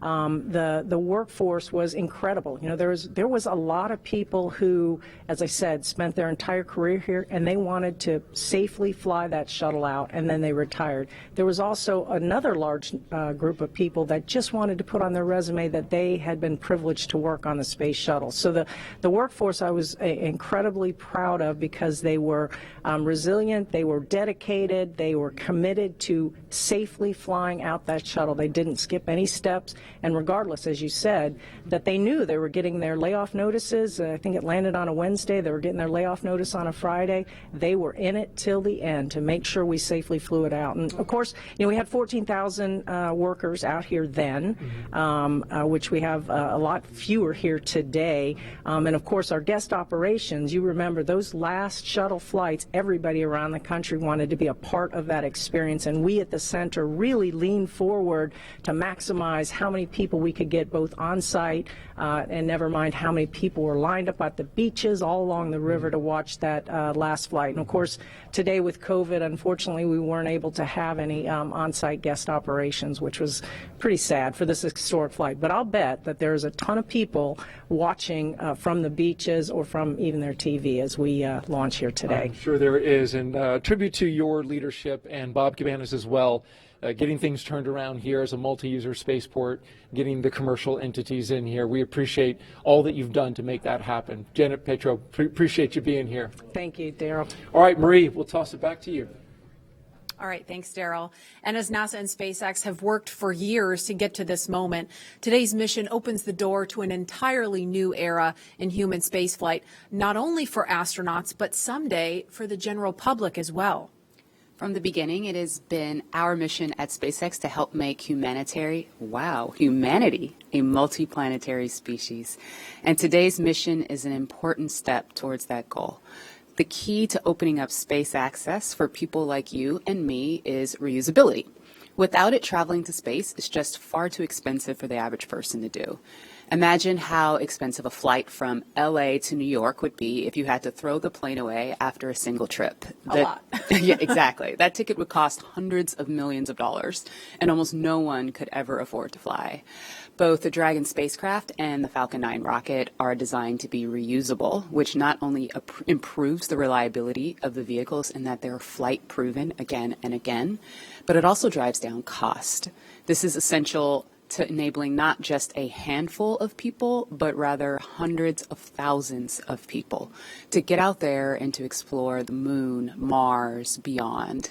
And I, for one, it is my dream to visit Jupiter's ocean moon, Europa. Leland, you're one of the lucky Earthlings that's had the opportunity to get off the planet and go explore. Where would you like to go next? You know, Lauren, I think I would like to go to Mars and, be there for, about a year each way and then a year on the Martian surface. But the one condition I would have to have, my pups would have to go with me because it's about exploring new places, but taking your family with you. We have these crewmates that are people that you get to know and love, over a course of training, but it's nothing like having your family with you. And I think that's something that we're going to be seeing in the future, people living and working on other planets as a family. I think Absolutely. there are a lot of people who want to see your dogs with you in space. Well, we've seen them in an official portrait. I know that the dogs came in with you to take a picture in your spacesuit back in the day. Yeah, There it is. We kind of snuck them in, no dogs allowed at NASA. Well, they had their moment. They sure did. And knowing that the opportunity to fly to space as a private citizen or a private dog maybe one day is right around the corner, we have a new poll question on Twitter for you. So if you were given the opportunity, would you travel to space? Let us know, and we'll share the results a little bit later. All stations come All right. Well, there is not a lot of cargo. Chief Engineer Technical Poll for launch escape arming and propellant loop. All right. Now, while there's not a lot of cargo in today's mission, Dragon is carrying two special payloads, aside from Bob and Doug, of course. The first is a series of custom art pieces entitled Humankind by Los Angeles artist Tristan Eaton. These indestructible, double-sided paintings are made from gold, brass, and aluminum, and they celebrate how far humanity has come, as well as how far we still have to go. It includes a beautiful homage to the Saturn V rocket, as well as a nod to Bob and Doug's current ride to space. You can find more images and information about these pieces on SpaceX's social channels. Next, in the spirit of inspiring the next generation of explorers, we wanted to celebrate the class of 2020, from kindergarten all the way through graduate school. SpaceX and NASA invited students from around the world to submit their photo to fly on America's first human spaceflight in nearly a decade. Each graduate's photo was used to create a mosaic image of the planet Earth, which we printed and is being flown aboard Bob and Doug's flight on the Crew Dragon spacecraft. We received nearly 100,000 photos. So thank you and congratulations to all the world's graduates. I am so proud of what we're doing today. And I think about regular people flying in space on a SpaceX rocket one day. When I first went to space, I thought my primary task of installing the Columbus laboratory would be my aha moment, but it was when Peggy Whitson invited us over to the Russian segment to have a meal. She said, "You guys bring the rehydrated vegetables, we'll have the meat." And we're doing this, having this meal, and it's with African American, Asian American, French, German, Russian, the first female commander breaking bread at 17,500 miles an hour, going around the planet every 90 minutes. And when I think of that perspective shift that I got looking out the window, flying over my hometown, flying over Leo's hometown in Paris, flying over Yuri's hometown in Russia, it brought us all together as a civilization. And I think that's what spaceflight does for us. The more people that have the opportunity to go to space will feel like it's an international family of people working together for the good of humanity and all humankind. Absolutely, and it's exactly what that piece of art was all about. Yeah. And following today's mission, we will be one step closer to a future where we can all have that experience. We can all have that orbital perspective and the ability to explore new worlds. In just over an hour from now, Bob and Doug will be the first people to launch on an American vehicle in almost a decade. For the team at SpaceX, it's really hard to put into words how honored we feel about the trust that Bob, Doug, and NASA have put into our team to carry out this critical mission. I worked on Crew Dragon for 2 years, and I can just imagine what all of my friends and colleagues are thinking right now as they sit in anticipation and excitement for what's to come. Absolutely. And speaking of those who have carried the hopes and dreams of science and exploration, we have a few shout outs to share with you from some big fans of NASA and SpaceX. Wow, we're making history again. The NASA program. I am there with you guys in spirit. Bob, Doug, good luck. I know you'll be fine. I'll be watching and got everything crossed, arms, legs. I'm tied in a knot. Can't wait for you to get back safely. This is the first time a U.S.-built rocket has taken people into space in 9 years. It's quite an accomplishment. So for us at the Planetary Society, more rockets means more exploration. More people in space means more exploration. More countries involved in the endeavor of spaceflight means more exploration. This is how we know the cosmos and our place within it. So congratulations, SpaceX. Here's wishing your team, and the crew especially, a safe journey and the joy of discovery. Let's go.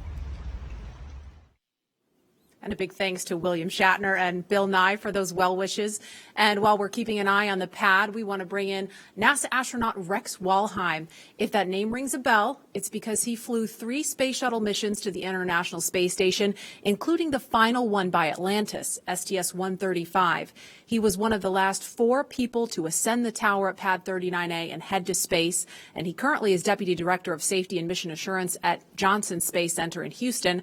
Rex Walheim, thanks for joining us. You and Leland actually flew together. Hey, Rex We did. Dog. Great flight. Really enjoyed flying with Leland. Hey, old dog. Rex, you flew on the final shuttle mission, we said STS-135 with Doug, in fact. What's it like seeing him in Crew Dragon right now?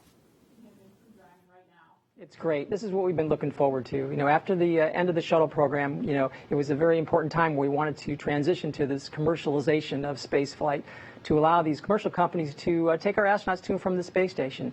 So in the 9 years we've had since we last landed on Atlantis, we've really worked hard for that. We've worked with our SpaceX partners and our Boeing partners, and here we are. Today's the day. We're taking that first step in this new era. What do you remember most about launch day for STS-135? I think it was just you felt the weight of it. The space shuttle was a storied program, 135 flights, and thousands of people had poured their lives into this program to launch probes to the planets, to launch the Hubble Space Telescope, and then, of course, to build the International Space Station. So you knew the incredible accomplishments of this program, and so you wanted to finish strong. And then when it finally became launch day, you'd finished the studying, you'd worked really hard, and now it was time to kind of soak it in. And I think that's what Bob and Doug are doing right now. They're sitting on the vehicle, talking to each other, listening to the sounds, and feeling the vibrations as it starts up. And it's going to be a great experience for them. Hi, Rex. What is your take on private astronauts going to space? I think it's great. I think the more we can do to commercialize space, to make access easier, the better we are. And I think that's part of this whole program. You get the cost down, then more people can afford it. And you get the cost down, you can do more things in space, more science, more research. And it is a transformative experience to fly in space, and I wish more people could see that. When you look out on the planet, like Leland was talking about earlier, with your crewmates from different countries all around the world, it gives you a different perspective. It gives you a perspective that we're all crewmates on this planet Earth, and we kind of get that now with the pandemic. We understand that we're all in this together, and that's what the space program does, and I want to see more people get a chance to see the Earth from that vantage point, and I think it'll bring us all closer together. Hey, Rex, a very serious question here. The worm or the meatball? Leland, I saw you dissing the worm earlier. How can you do that? The worm is awesome. I'm so glad to have the NASA worm insignia back. It's great. All right. Well, thank you very much, Rex. We appreciate you. And as we watch Bob and Doug there in the capsule, we are an hour, 10 minutes, 57 seconds and counting from launch, and we're going to send it over to Hawthorne for an update. Jesse? Thanks, Marie. We're just an hour and 13 minutes away from launch, and things are really getting ready to pick up here. Since arriving at the spacecraft, Bob and Doug were helped by our closeout engineers to get into their seats, attach their suits to special umbilicals that provide breathing air, pressurized nitrox, and a communication link to Dragon systems. They conducted leak checks, which were successful, and communications checks with the Corps here in Hawthorne, which is the person who will speak to them directly throughout the entire mission, as well as the launch director in Florida. This is where they are checking their comm path through both ground stations and the tracking and data relay satellites that we'll use to talk to the crew the entire way to the station. That's right, and after those suit checks were complete, the closeout team was able to seal up the hatch, which also got its own leak check, and we confirmed that it was good to go. The closeout team at this point has already departed the area around the pad. They were about 25 minutes ahead of their schedule, and right now weather operators are kicking off their final check on wind speeds at the pad, which are going to be used, and they're really important for that final go, no-go for launch. Before we get to that final go, no-go, various teams at both NASA and SpaceX are going to do some internal go polls, just making sure conditions are good with Falcon 9, the Dragon, the crew, the range, and the space station before the final go is given. So let's check back in with Houston real quick for a status on the team there supporting the space station on their readiness for launch. In Mission Control Houston, led by Flight Director Zeb Scoville, has been pulled, and we're go for launch. All systems on board the station that are required to be healthy for the mission are reported good, and we're standing by. Station power and communication systems are looking healthy, life support systems and thermal conditions are normal, and the trajectory is right on track to ensure that Dragon's flight will meet right up with the orbiting complex as planned. Chris Cassidy aboard the International Space Station is finishing up some tasks, going into his pre-sleep period, and will be able to watch the launch of Bob and Doug. Mission Control Houston will largely be in a monitor mode for the first 18 hours of the flight, with the team here really jumping into the mix tomorrow when Dragon gets in range of the International Space Station and we begin integrated operations. So I'll send it back. Everything's green on our board from the International Space Station. Go Falcon 9, go Dragon, and Godspeed to Bob and Doug. All right, thank you, Gary. If you are just now joining us, you picked a really good time because we are 1 hour, 8 minutes and counting away from launch. And this is our coverage for this mission known as Demonstration Mission 2 or Demo 2.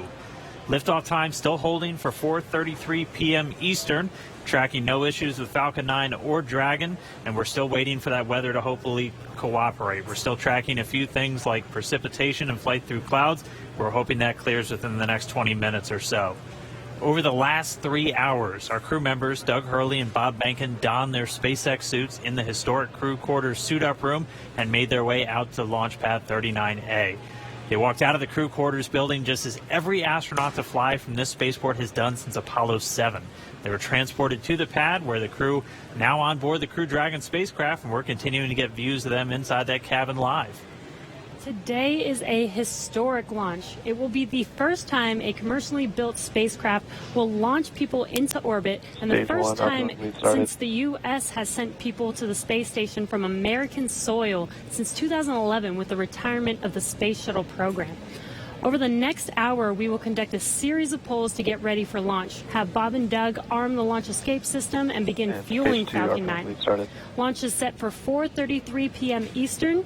This will include a 12-minute flight to orbit and then a 19-hour flight to dock with the International Space Station at 11:30 a.m. Eastern Time tomorrow. Today's mission is the culmination of years of work between the teams at SpaceX and at NASA. Demo 2 is going to be an end-to-end flight test. We're going to start with launch today, go all the way to docking with the space station, and then when Bob and Doug come home, splashing down in the Atlantic. And this is going to be the final test for NASA to certify SpaceX for regular crew flights to the space station. And we've been hearing a little from the crew on board Dragon, which they are currently strapped into their seats, as you can see on your right screen. They're already through their seats, or they've already been strapped into their seats, and through communications and leak checks, they're able to follow all the milestones still ahead on those displays just above them that you can see there. Go ahead. Yeah, we're going to equalize the pressures in the common manifolds just to raise them a little bit. So we will be momentarily cycling the tank isolation valves. I just wanted to let you know for awareness. Just wanted to take a pause to listen into the nets. Okay, we appreciate that, Jay. So they'll be getting insight into all of the Dragon and Falcon 9 systems as we proceed towards launch. At T-minus 1 hour and 7 minutes, let's check in with John Insprucker for a status update on both of those vehicles. What's the update, John? Well, the good news is we've had a smooth countdown this afternoon. SpaceX team is working no technical issues on either the Falcon 9 or the Dragon spacecraft. For the Falcon 9, operators have they're actually still in work. They're going to complete in a few minutes propulsion checkouts that are being done on both the first and second stages. The team will be assessing their launch readiness with a final go, no-go poll. That'll come at T-minus 45 minutes, and that'll be followed by propellant loading starting at T-minus 35 minutes. Now, earlier today, Dragon operators performed a series of checkouts of Dragon's flight systems. The spacecraft is also currently go for launch. Our NASA crew, astronauts Doug Hurley and Bob Behnken, that you can see inside the Dragon capsule on the right-hand side of the display, they are currently going through the various screens, simple checks. Their hatches closed, suit leak checks are complete, comp checks are good. The next major event for Dragon is going to be retract of the crew access arm that you can see on the left monitor up alongside the Dragon capsule. That's going to happen somewhere between 45 and 42 minutes before liftoff. Now, the big one right now is the range. The range is currently red for launch from historic Pad 39A. Now, the air and the sea space is clear, and the worldwide network of ground stations, as well as the tracking and data relay satellites, they are ready to support Dragon as it heads into orbit. But the range is red for the weather. We recently did clear, we went green for lightning, but we are still violating several constraints. Rain, cumulus crowds, field mills, which is essentially you can tell that the atmosphere is energized around the launch site. We are expecting that we'll possibly clear that. We're going to hear a weather briefing at 1 hour with the expectation that those conditions may clear shortly afterwards and allow us to move into propellant loading. Also, we've been releasing balloons. What we're seeing at the upper altitudes is conditions look good for Falcon 9 with Dragon. No concerns have been expressed by the GNC guidance team right now. Now, as a reminder, today we have an instantaneous launch window at 4:33:35 Eastern Daylight Saving Time, or just past 33 minutes after the upcoming hour. So we get one chance at it today. But currently, T-minus 1 hour and 3 minutes, just passing that. Falcon 9, Dragon are go. The range is ready to support, but now we're waiting on the weather as we've been expecting all afternoon. Thanks, John. We've got an extensive history now of flying Falcon 9 from the Florida coast, and just last year completed a test run of the mission that we're less than an hour from beginning here today. Yeah, the purpose of that mission was to demonstrate Dragon's capability to safely and reliably fly to and from the International Space Station. The success of Demo 1 was a really exciting moment, and it paved the way for today's mission, where we are just moments away, hopefully if we get that weather, from flying U.S. astronauts from U.S. soil for the first time since 2011. Dragon and Falcon 9 together have years of operational experience, or what we refer to as flight heritage.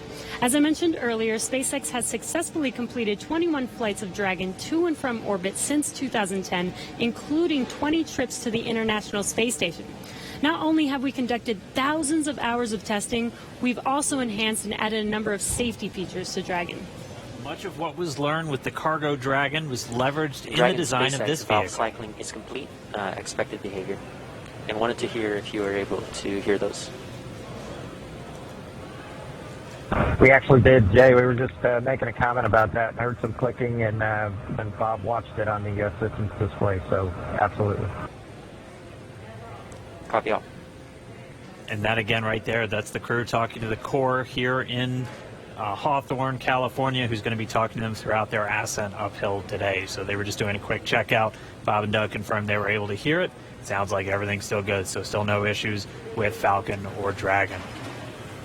Back to what we were talking through as we're describing these systems, a lot of what SpaceX did with Cargo Dragon has been leveraged into this Crew Dragon. The vehicle is designed to be fully autonomous, which means it can basically fly itself, but it also features a full manual override capability if the crew needs to take control in case of emergency. Many of the other enhancements help towards SpaceX's goal of reusability and less refurbishment time between missions. So let's take a closer look at some of these advancements. Standing at almost 27 feet tall from bottom of the trunk to top of the nose cone, Crew Dragon's composed of two main elements. We have the capsule up top, which is designed to hold the crew and any pressurized cargo, and then an unpressurized section known as the trunk on the bottom. And the nose cone at the top of the capsule protects the docking system as well as the guidance navigation control system, or what we call GNC. The nose cone opens for docking and remains attached to the Crew Dragon spacecraft, unlike the previous version of Dragon, and that helps towards our reusability Dragon efforts. SpaceX, we are at T-minus 1 hour. You are go for Section 6. When ready, we report go for launch. SpaceX Dragon will put Section 6 in work. So the crew just has a couple checks, Copy. and when they are ready for launch, we're going to hear them report to the Corps that they are go for launch. Continuing to walk you through the Dragon spacecraft, opposite of that nose cone is the trunk. We can see it on the left-hand screen there, where it's kind of split right down the middle with the left side black and the right side white. The trunk provides an attachment point to Falcon 9, the Dragon capsule, and can carry any cargo uphill. On the outside, one half of the trunk contains a radiator that rejects heat from the active thermal control system into space using SpaceX's new Pika tiling technology. The other half contains solar cells that are used to charge the spacecraft's batteries during flight. SpaceX Dragon, Bob and I are go for launch. And you heard that call out right Copy, there. go for launch. Next up will be the go no go pull at T-minus 45. Bob and Doug are go for launch, and Hey, next Captain, up, we're holding in step 6.5. you're hearing it live from the nets. This is amazing, very exciting. The spacecraft is designed to accommodate up to 7 crew members with modular seats that can be removed and replaced by additional cargo. The seats are made of carbon fiber and will be custom sized for any crew members flying on board. That control panel that's centered between the pilot and commander seats consists of 3 touchscreen displays, and that just again allows the crew to operate the vehicle and fly it manually, but also look at all of their procedures, relative position over the Earth, the space station, any alarms, alerts, anything that they could possibly want to do on Dragon is through those touchscreens. And lastly, our Super Draco launch escape system is a key safety feature of Crew Dragon, giving the crew the ability to safely escape from the time of launch all the way to orbit. And that launch escape system was put into work a little bit earlier this year, again on that in-flight abort test. As we look to the future beyond this test flight, the first operational SpaceX crewed mission for NASA will be a little bit later this year after Bob and Doug come home. NASA astronauts Mike Hopkins, Victor Glover, and Shannon Walker, and Soichi Noguchi of the Japan Aerospace Exploration Agency, or JAXA, were chosen to support this mission, being called Crew 1. But today, Doug Hurley is the spacecraft commander for this mission. He previously flew on 2 space shuttle missions as the pilot on STS-127 and STS-135, which was the final space shuttle flight. Here's a closer look at Doug Hurley. Please review your launch criteria. Again, this is to review and confirm a violation of launch commit criteria. We are tracking one issue with weather still. And I think we'll need to track that all the way down to launch to clear that. This will also go for arming and launch escape system and a go for propellant load. And this is the on Countdown Net reporting that the technical poll was completed. All systems are proceeding. We're monitoring the weather as LD briefed. We're also looking at a watch item on a hydraulics QD rod ring. Ring pressure will come up at -8 minutes 30 seconds, and we'll be able to verify decay rate. No concerns at this time. Everything's reading nominal, but watching that item. No other constraints on Falcon 9 or ground systems.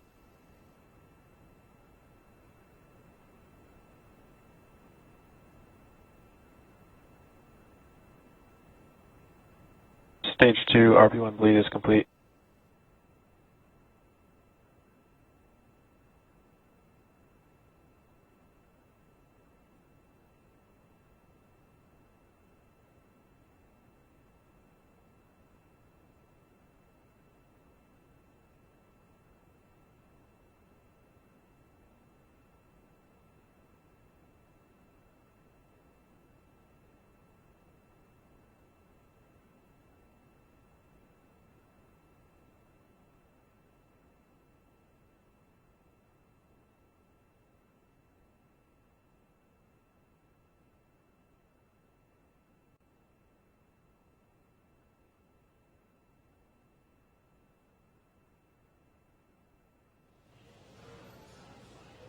All right, we just crossed the 55-minute mark away from launch. Sitting right next to Doug Hurley, who's closest to your screen, is NASA astronaut Bob Behnken.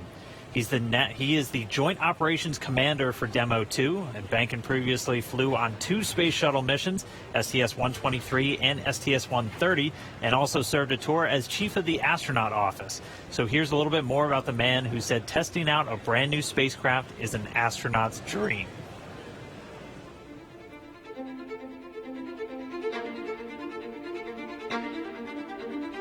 When you go through the launch day preparations, there's a lot of moments that kind of stand out to you. One is the kind of the celebratory piece of it, which is that you're walking out of the suit up room and getting in the vehicle that's going to take you to the launch pad. When you close the hatch, that's really when Doug and I are in the vehicle, and it's our vehicle, and we're really in control of the mission at that point.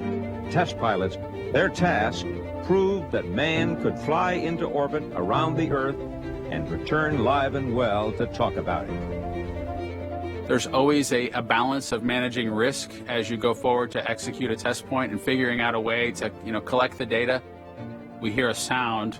Okay, is that sound an expected sound? Or we see a light, is that light an expected light? What's the source of it? Does it sync up with something else that's going on or not? So trying to dissect all of that in real time in your head is, a lot of things happen like that on launching of a vehicle. From St. Anne, Missouri, he is an Air Force colonel and flight test engineer. He flew aboard Space Shuttle Endeavour twice.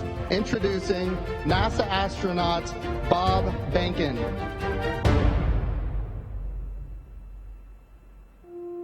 My career at NASA has kind of spanned a couple of decades at this point. I arrived with the class of 2000, went through the training program, primarily focused on the Space Shuttle and the International Space Station, learning those systems. Having launched a couple times on vehicles, the second time was definitely different than the first time.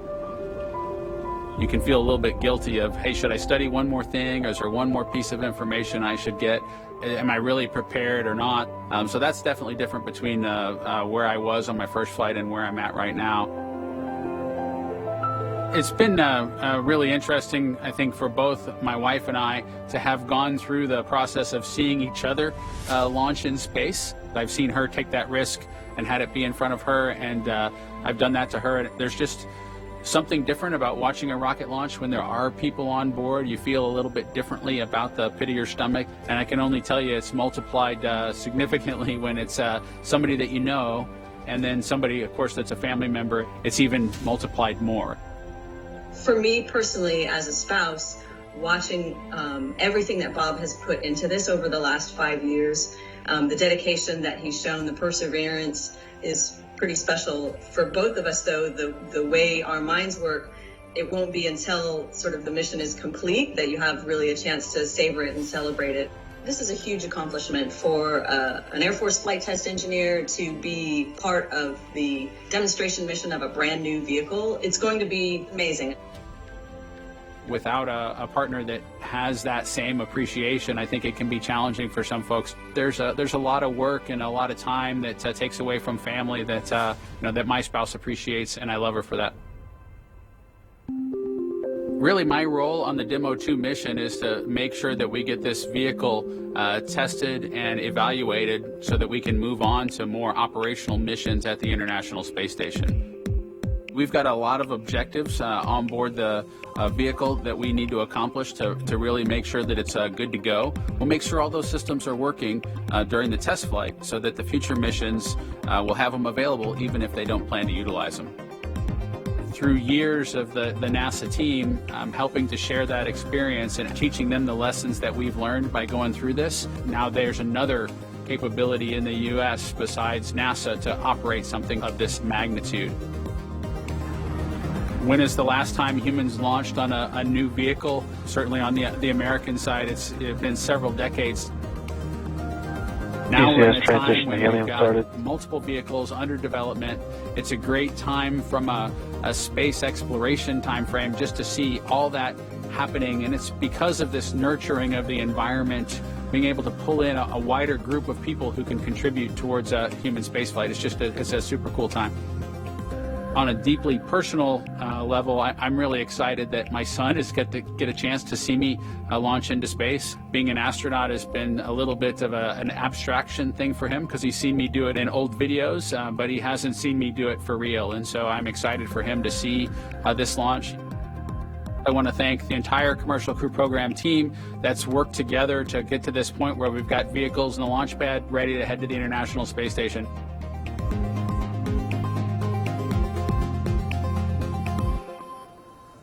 We're just over 49 and a half minutes away from launch of the Falcon 9 carrying Dragon to the space station. Right now, the launch director and the launch team are preparing for a readiness for launch poll. In this poll, the 13 members of the launch team will electronically indicate a go for launch. This is also the go for propellant load. Now, we're going to hear that in a couple of minutes, so while we wait, we are tracking you watching from all over the country. We're seeing large numbers of you logging on or tuning in from coast to coast, as well as around the world. We want to know, is this your first time watching a launch live? If not, how many have you seen before? Tell us using the hashtag LaunchAmerica from your favorite social media website. As for me, this isn't my first one. I've seen a lot, but everyone is exciting. Now, coming up, we're going to go into a readiness poll, as I mentioned. Currently, right now, on other nets, the SpaceX launch director is checking to verify the Dragon team is ready and that the NASA launch management team is ready. They'll come back at about T-minus 47 minutes with instructions to the SpaceX Falcon 9 team to make their final assessments. Then they log into the procedure. It's a little different than the old days where you would hear a go, go, go, position by position, all up and down the row. In this electronic age, everybody just clicks on whether they're go or no go. The launch director will then, at T-minus 45 minutes, summarize the end of the poll and will then provide instructions for the team. At the same time, we will begin getting ready for the crew access arm retraction, and we'll show you that on one of the screens that we've got up.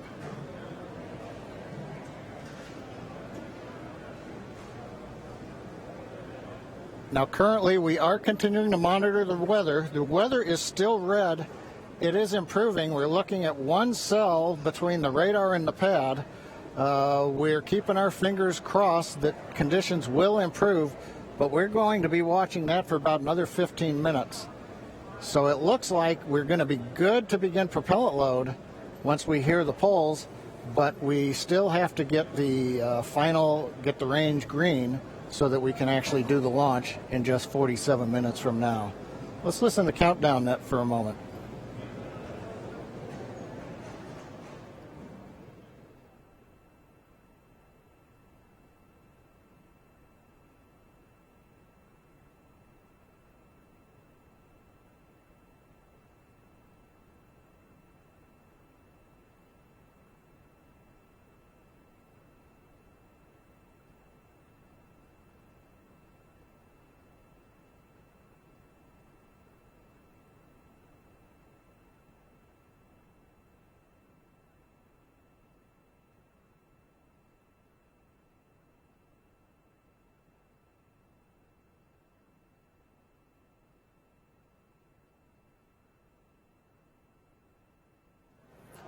Right now, coming up on 46 minutes, 10 seconds before launch. Didn't hear any significant chatter coming over countdown 1. Yes, launch director in the countdown net. Pull is complete, and we have a go to proceed with propellant load. Launch control, proceed with swing into crew arm. Arming crew arm movement for T-minus 45 minutes. Thank you, launch control. A reminder in control room on hold and launch escape protocol. For non-urgent no-go conditions, brief CE or LD, and it will approve aborting the launch auto sequence and proceed to launch abort. For urgent issues affecting the safety of the operation, operators shall call hold on the countdown net. Launch control will abort the launch auto sequence immediately and proceed into the launch abort auto sequence. Operators shall also advise the launch director whether structural breakup or fire is imminent or occurring per Dragon manual escape flight rules. Remainder on fire alarm instructions. Here in Fire Room 4, in the event of a fire alarm, key operators, previously briefed, will remain at their post while the alarm is evaluated. In the event that personal safety is threatened, we will evacuate to the south-facing emergency exit, which leads directly outside.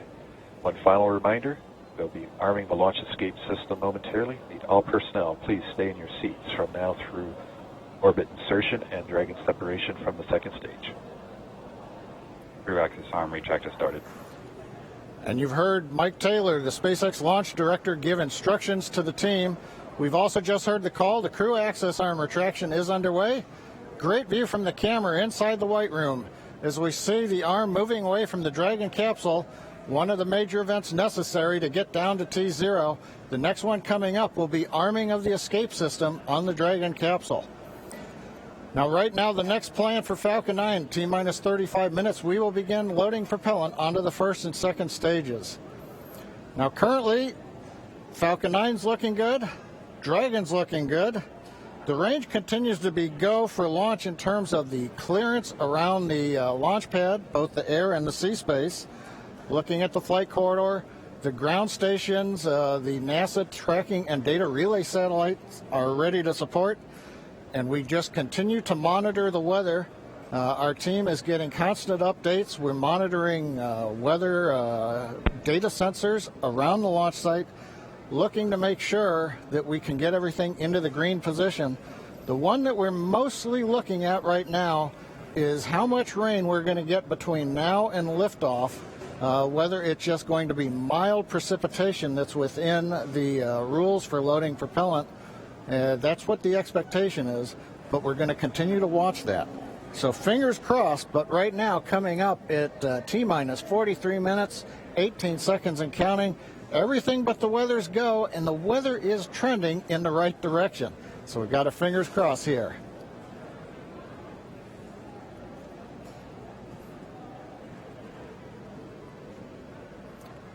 At this time, we're going to send it back over to Kennedy Space Center as the action is picking up on the launch pad. Thanks, John I. Now that countdown clock is continuing to tick, and we are 42 minutes and 46 seconds away from launch.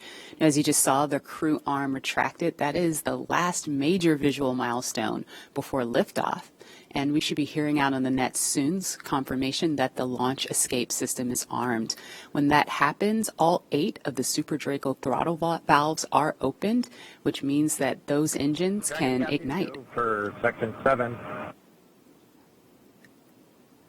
Okay. So that means those 8 throttle valves are opened, and if those Super Dracos needed to fire in order for Dragon to escape off of the pad, they could. And so things running just a little bit ahead of schedule right now. Fuel bleed is complete.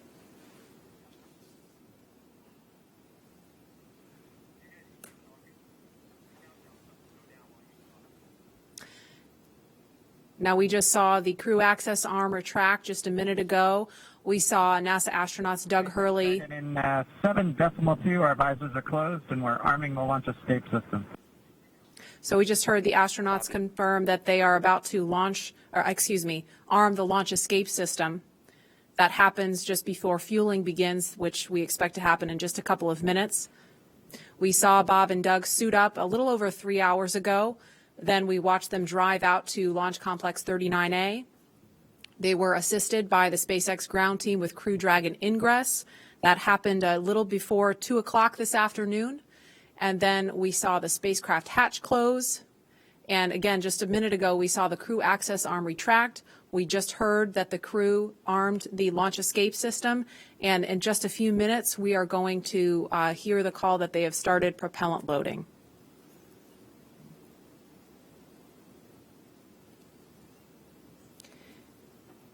Launch escape system is verified armed. So we just heard that verification that the launch escape system is armed. We're switching to GN2.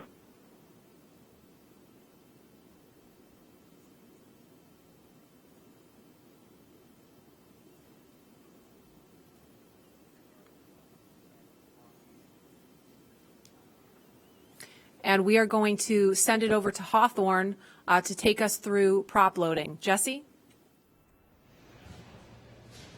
From the parachutes to the launch escape system, SpaceX has designed Crew Dragon and Falcon 9 to be the safest launch vehicle ever flown.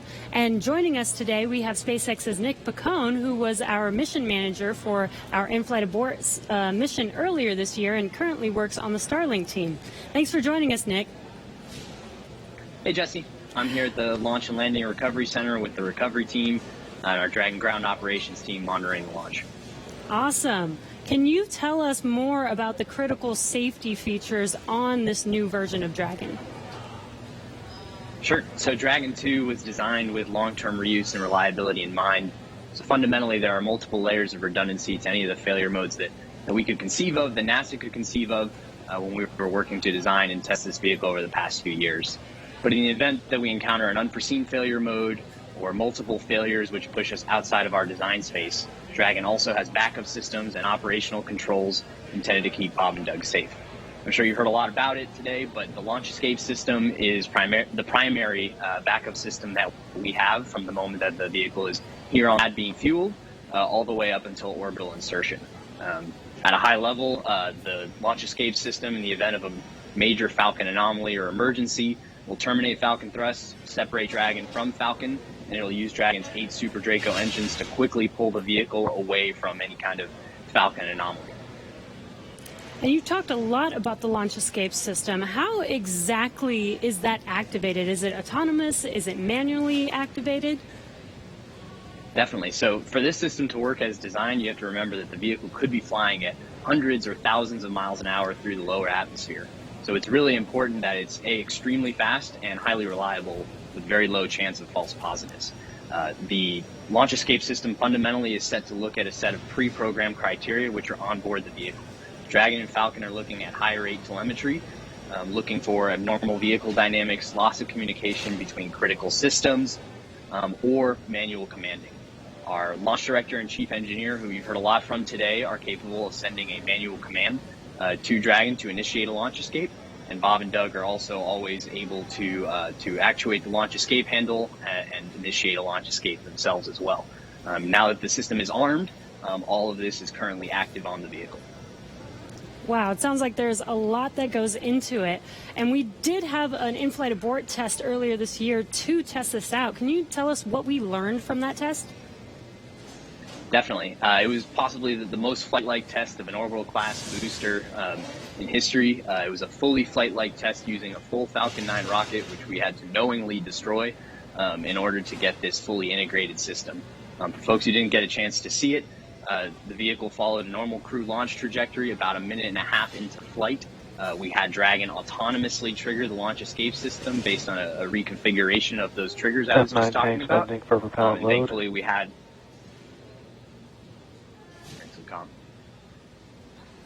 we continued through flight, had a successful parachute deployment and splashdown, and we did see Falcon rather spectacularly blow up about 10 seconds after separation. It's important to recognize that all of that happens from command to actual separation of the vehicle in under half a second. Wow, yeah, that sounds amazing. Thank you so much, Nick, for joining us and talking through those details with us. Enjoy the launch today. So we're going to send it back to KSC with Lauren. Thank you, Jesse. We are about a minute and a half away from propellant load. At T-minus 35 minutes, we should hear the call out on the nets that propellant load has started. So that's about a minute and 13 seconds away.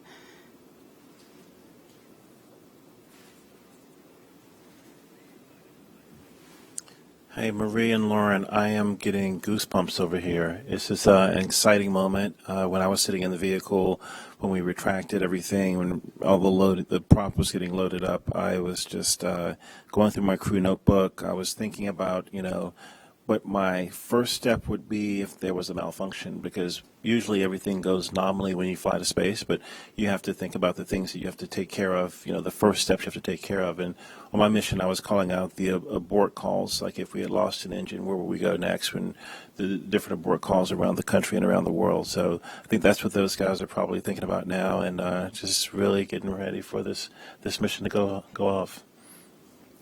Absolutely, and we're just now about 20 seconds from when we expect propellant loading to start. Again, that's fueling of the rocket. All right, we're getting close. We should hear that call out any second now on the nets. So let's listen in. Propellant load has started. Fantastic.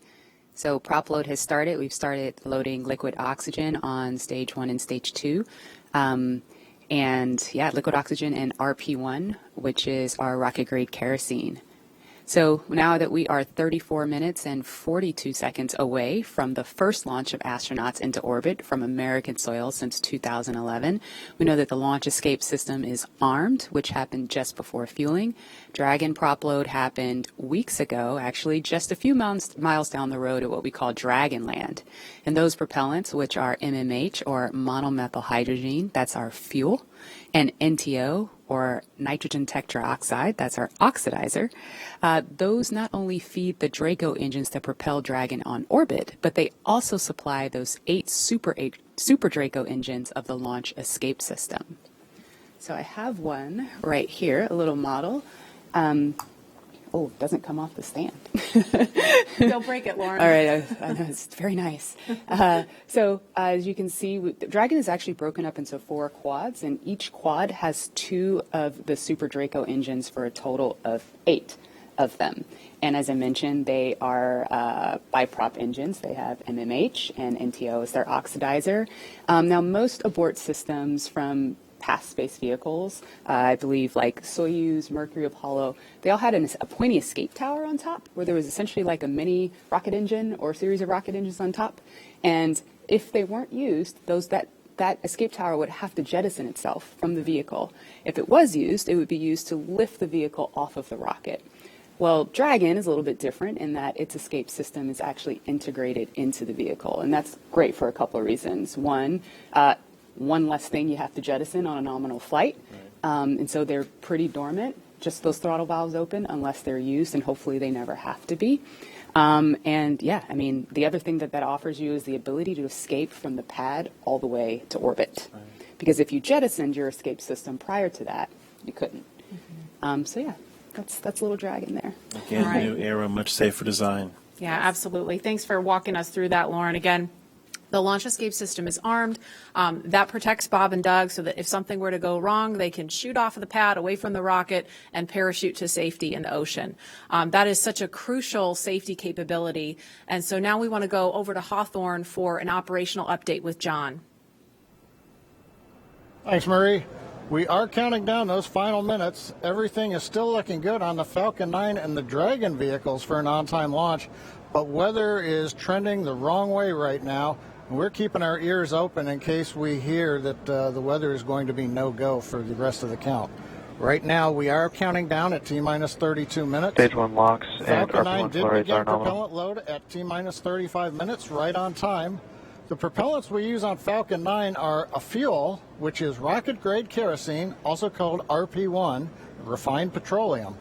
We use an oxidizer, and that's the super chilled liquid oxygen, or LOX as we call it. Those two propellants come together, but they don't like, so we need an ignition source to complete the fire triangle. For this, Falcon 9 uses a fluid called T-tub.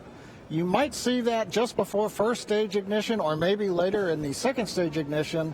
You get a green colored flame as the T-tub comes out into the oxygen, and that ignites the main engines right before the rocket takes off or the second stage engine lights.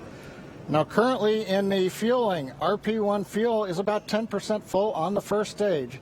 That's the bottom 2/3 of the stack of the vehicle you can see on the left.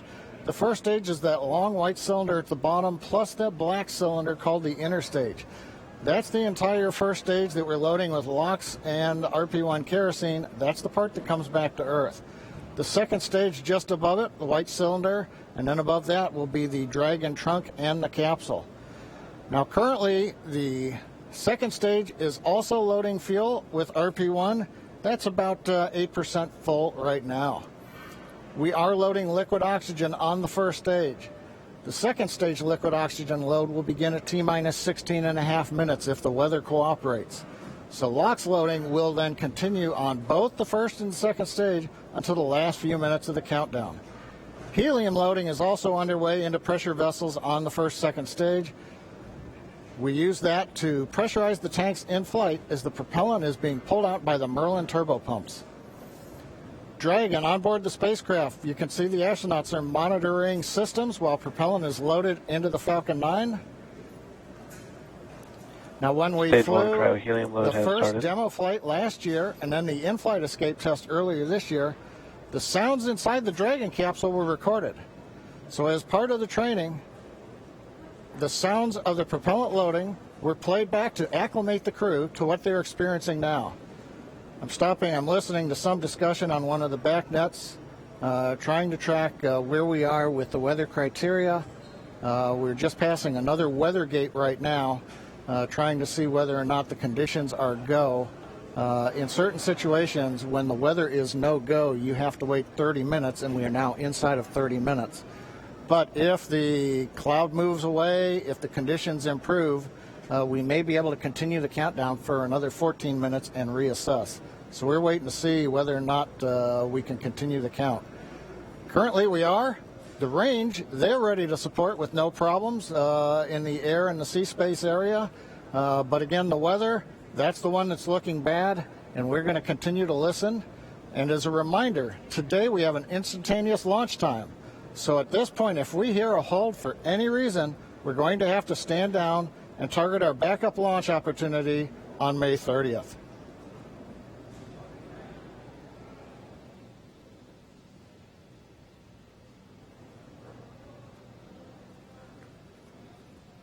For Demo 2, Bob and Doug's flight to station will take about 19 hours, and their journey is fairly similar to the trip our Cargo Dragon makes back and forth to the International Space Station, with two noticeable differences: docking and splashdown. As we await T-minus 0 in just a little over 28 minutes from now, ground operations teams just doing those final series of system checks, making sure both Dragon and Falcon 9 are ready for liftoff, and really keeping an eye on that weather. And you're just continuing to get live views of the teams. You've got Falcon 9 and Dragon on your left, and then Bob and Doug on the right as they prepare at the Cape for liftoff. Once we hit T0 and a successful launch occurs, we will watch Falcon 9 and Dragon make their ascent until Falcon 9 and first and second stages separate and send Dragon on its way to the space station. And once it gets on orbit, mission operators will prepare Dragon for on-orbit operations, where Dragon will execute a series of burns that are going to gradually raise its orbit to align more closely with the International Space Station. And you're seeing some of that track in the animation on your screen right now. After doing enough of those burns, they'll put Dragon... Oh, sounds like we're going to get a weather update real quick for the crew. Go ahead, Spacer. Yeah, we're currently just evaluating a constraint on the field mill rule, which looks at lightning energy dissipation. We expect to have an update at about T-minus 20, and more information there on whether we would be able to continue into the prop load or scrub at that time.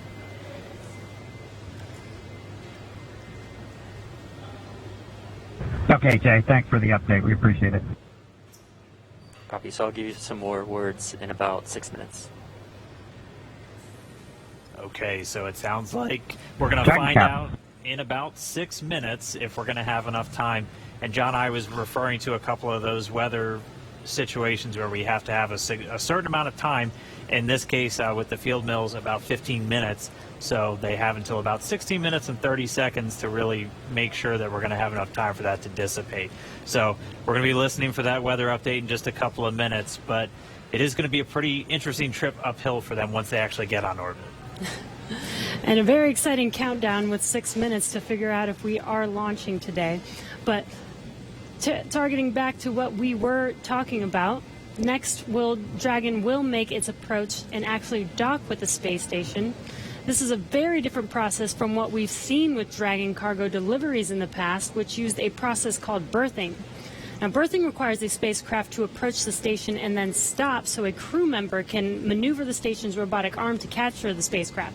Docking on this version of Dragon can be done autonomously. Stage 2 cryo-helium load started. Autonomously with no crew aboard the station. It's typically a faster process, both when arriving and leaving, but it does still require pinpoint accuracy to approach safely. Once captured, a spacecraft then gets attached to a common berthing mechanism. It's the same type of port that we use to connect each of the modules together on board station. It's a little bit slower process than docking, but the hatches are significantly larger than docking ports, which makes them perfect for bringing up large cargo items. Dragon will spend up to 120 days docked before preparing to return home. Following successful completion of Dragon's test objectives and cargo loading operations, the crew will close out the cabin, perform final system checks, and configure the vehicle for undocking. Once the automated undocking sequence is complete, Dragon will complete 2 departure burns using its Draco engines, pushing it away from the space station. And then after Dragon departs the station, it's ready for its trip home. And that'll have deorbit entry and landing and a number of other operations. If you're looking at this animation, it might look like we're playing the one we played originally in reverse, because that's kind of how it goes, but just a little bit quicker. All of the operations following the final departure maneuver will include things like trunk separation, closing that nose cone again, executing a deorbit burn, and once they're inside the atmosphere, deploying drogue and then main parachutes, and then finally splashing down off the Florida coast, at which teams will move in, get Bob and Doug up out of the water, and get them out of the capsule once they're on the boat. So we have 4 minutes now until we get that next expected weather update. Let's go down now to the team at Kennedy. Marie? All right, thanks, Dan. If you're just joining us, we are now T-minus 23 minutes and 48 seconds from the first launch of astronauts to the International Space Station from U.S. soil in 9 years. We're going to find out in less than 4 minutes if the weather looks good for that. And this will mark the beginning of a new era where more people will be able to fly to space than ever before. In fact, we took a poll a little bit earlier to ask you if you had the opportunity to fly to space, would you go? And 86% of those of you watching answered that you would go to space. That's an incredible number. I think, realizing that you don't have to be a military astronaut or a NASA astronaut to fly in space. You can be a regular just a regular person going up to space on a SpaceX type rocket. So I think that's why the numbers are so high. Yeah, and we are really thrilled to see all the folks watching along online. I know we certainly hope that that this is a go, but we're going to hear a little bit of a weather update in less than 3 minutes now. And Leland, I know they're waiting for a weather update, and they've come, almost all the way down the count. What do you think Bob and Doug are thinking about right now? We on STS-129, we were having some weather problems, and I think we were getting close to the countdown, and then it seemed like the sky just cleared up right above our heads. We saw it, and we knew where we were going. And, we always know that, you can have any types of delays, fuel, prop delays, all kinds of things that can happen, but we've trained over and over and over again for these types of scenarios. And so, we want to be safe. We want to be safe for our families, and we'll, do this another day if it doesn't work with the weather. I love that John I always says weather. It's that thing that everybody talks about, but no one can do anything about it. I know. And it is this interesting thing of just, succumbing to Mother Earth. She's going to tell us if we can go or not today. Right. Yeah. Well, if it happens, look at it this way. Bob and Doug got one really great rehearsal in, right? It's always best to practice and practice and practice, yes. So again, we're less than 2 minutes now from that weather update that is going to go directly to Bob and Doug, and we will quiet down so we can listen in for that, because I know we can't wait to find out what that is. And those of you watching that have been following along, we are eagerly awaiting to hear whether the weather is going to be a showstopper today.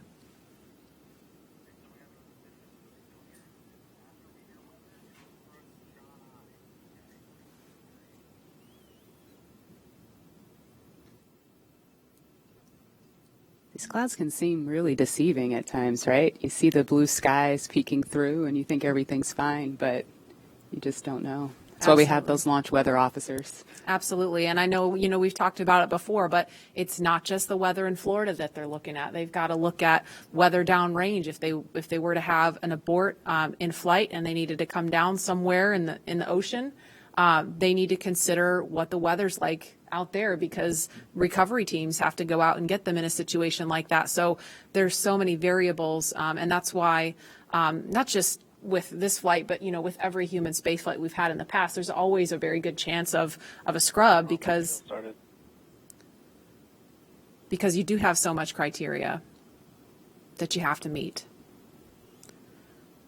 And we're going to listen in now. We're just seconds away from a weather update. Stage 2, RP1 load complete.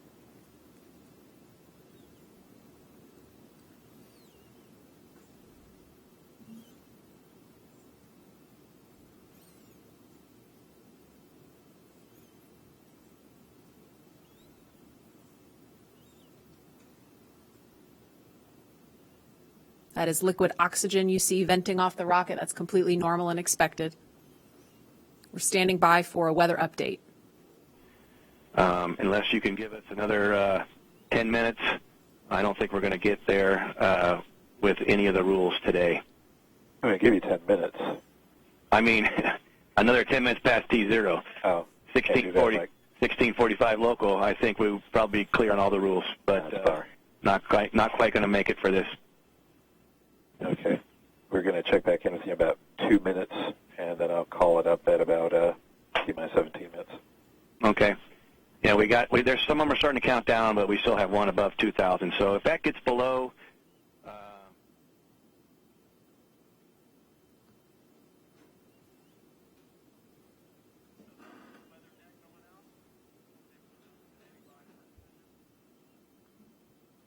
And that didn't sound great right there. That was the weather net going out, but we're still standing by for a final decision.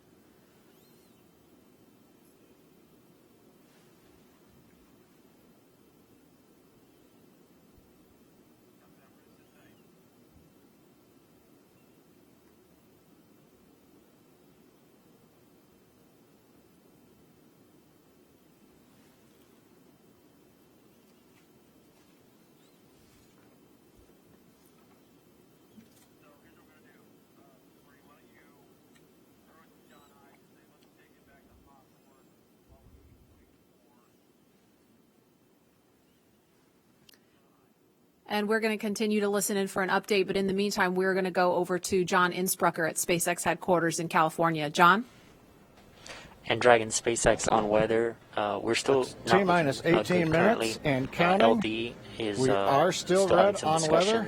Expect an update from LD. We're waiting in about another minute for one final check with weather.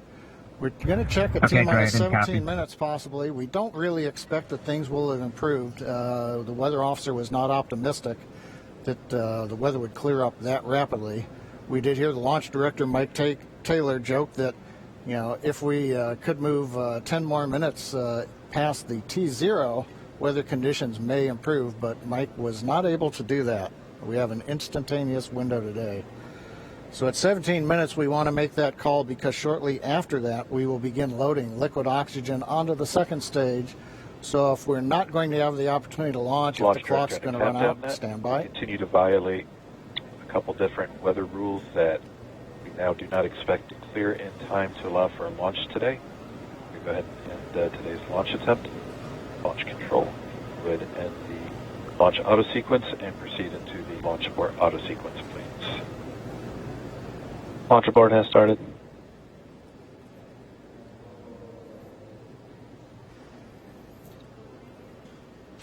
And Dragon SpaceX, unfortunately, We are not going to launch today. You are go for 5.100 launch scrub. 5.100. It was a good effort by the teams, and we understand, and we'll meet you there. Copy all. We've heard the call from the crew. They have been informed. Launch Director Mike Kaler has called a scrub for the day, and we got the feedback when the Dragon team informed Bob and Doug. They said we gave it a good try, but they understand, and we are here to try another day. So right now we did officially hold the clock. It looks like at T-minus 16 minutes, 54 seconds. The launch automatic sequence that controls the Falcon 9, the loading of propellants, the cycling of valves, that is also stopped. We now proceed into what is a normal scrub sequence for us. We practice this every launch. So now we move into safely taking the propellants, the pressurization gases back off the first and second stages. As things get into a safe configuration, then we will disarm the escape system on Dragon, and we'll bring the crew access arm back around the spacecraft. So right now, we got down to just inside 17 minutes. The hardware was working very well on both Dragon and spacecraft. We had the fuel loading going on. We had liquid oxygen loading going on, everything but the second stage. And the weather just needed a little bit more time to clear the conditions. We didn't have that time because we had an instantaneous window. And so with that, SpaceX launch director had to call upon the input from weather, Dragon, copies had to all about call 30 a minutes. scrub Thank for you, the Mike. day per the safety rules that we have for this flight. So right now the team is undergoing the post-scrub operations on both Dragon as well as Falcon 9, working with the range. No issues being reported right now as we start to go through that sequence. Everything looks good. And Dan, we had a good webcast going here until the very end. So we'll look at it as now we've had another great dry rehearsal. Last Saturday we did a dry one, I should say, and today we've done a wet dress rehearsal. But sorry, we just couldn't get there, Dan. Yeah, thanks, John I. And obviously, we can't control the weather. We came right down to the wire there, hoping we could just squeeze in between those cloud systems to get a launch today, but it wasn't to be. But it doesn't mean we're done. We're going to have another attempt coming up in just 3 days, so we're going to be doing this all over again, essentially, on Saturday, on the 30th. And that launch attempt is going to be coming at 3:22 p.m. Eastern Time, so a little bit earlier in the day. It's going to look largely the same to everything that we saw today, with the crew waking up, going through suit up, making their way to the pad. So we're going to feel a lot of deja vu, I think, on Saturday. Yep. But still exciting. Safety is always first, so if weather was not there for us today, hopefully Saturday it will be there for us, and we will have a safe launch on Saturday. Yeah, the initial weather report still had us at about, I think, a 40% possibility of violation. So weather a little bit better, but we're still going to be kind of rolling the dice. It is Florida in the spring and summer, so storms are always a possibility. Mm-hmm. One of the good things, though, the vehicle appeared to be in great health throughout the day, both Dragon and Falcon 9, so we didn't have to scrub for any technical issue. We're going to continue and follow along with Bob and Doug until they're out of that capsule, as, again, they had started loading fuel onto the Falcon 9 rocket, so they'll have to wait until all that fuel comes off. They'll disarm the launch escape system, which still stays armed because they're still sitting on a partially loaded rocket, and then once they're able to disarm that launch escape system, the crew arm will swing back out. They'll make their way once again back the way they came, and then it'll be back to crew quarters for Bob and Doug for a few more days.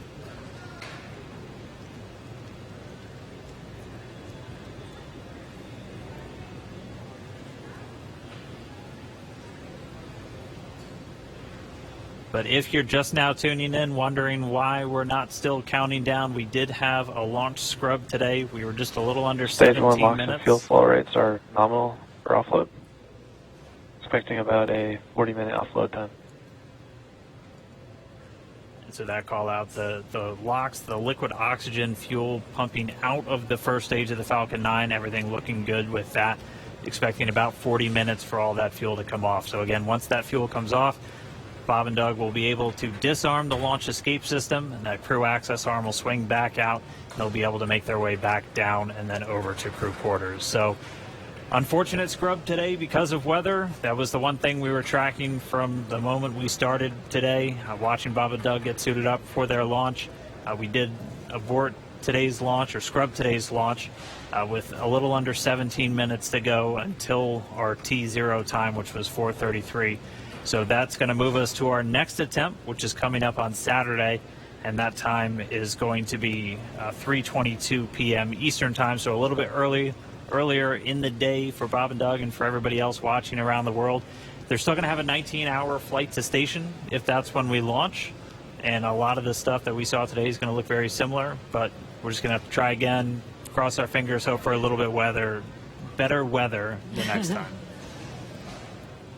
And again, this goes with every launch. We do track everything all the way down to T0 to make sure that everything is go, making sure that the range is go, weather is go. So this is standard procedure. We always tend to make sure that we have a backup day, launch day, in case we do have scrubs like today. So this is pretty normal and standard. Nothing to be worried about.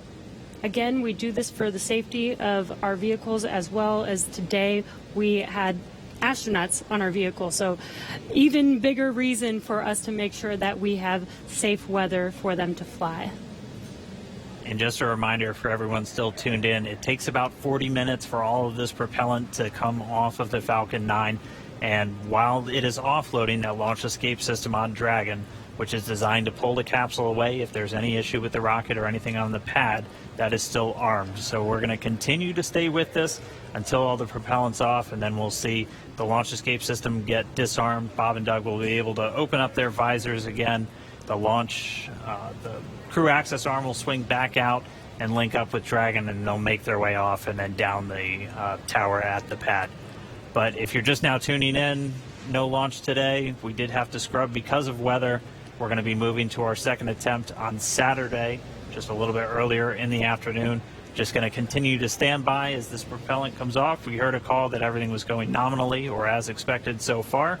And then once all the propellant's off, we should see Bob and Doug make their way out of Dragon shortly after.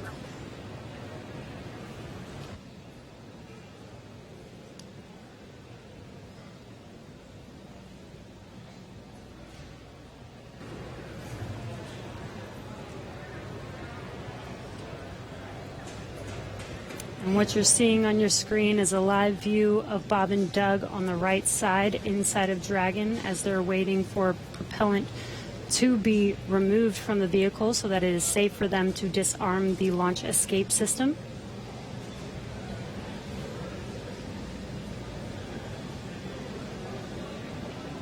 And this will take a bit of time, so we are going to stay live with you to watch this as they exit the vehicle eventually and come down from standing down on launch today. Up until the point of the scrub, we had a really clean countdown, weren't tracking any issues with Falcon 9 or the Dragon spacecraft, so always a good thing to see. We did have to scrub because of that weather. To be a little bit more specific, we were still in violation of one of the weather criterias. It was the strength of electric fields in the atmosphere that the 45th Space Wing and other weather operators are monitoring around the launch pad. And that's one of those rules where we need a certain amount of time if we're in a violation. In this are case, nominal, roughly 50% on stage 1 LOX and fuel, 85% on stage 2 fuel. So the propellant offload on Falcon 9 continuing to go well. But we needed a little bit more time if we were going to be able to clear that launch weather constraint. And since we do have an instantaneous launch window today, we weren't able to make it. So we hope for better weather coming up on Saturday, where again our next launch attempt is going to be at 3:22 p.m. Eastern time, and we'll be able to go through everything. I mean, we saw them get suited up. They had a great ride out to the pad. All of their initial checks on both the suits with pressure checks and communication checks went well. Able to get the Dragon hatch closed, the launch escape system arm, and Falcon 9 started its fueling. Just not able to make a good weather window today. And as John I said earlier, it was just another great rehearsal today.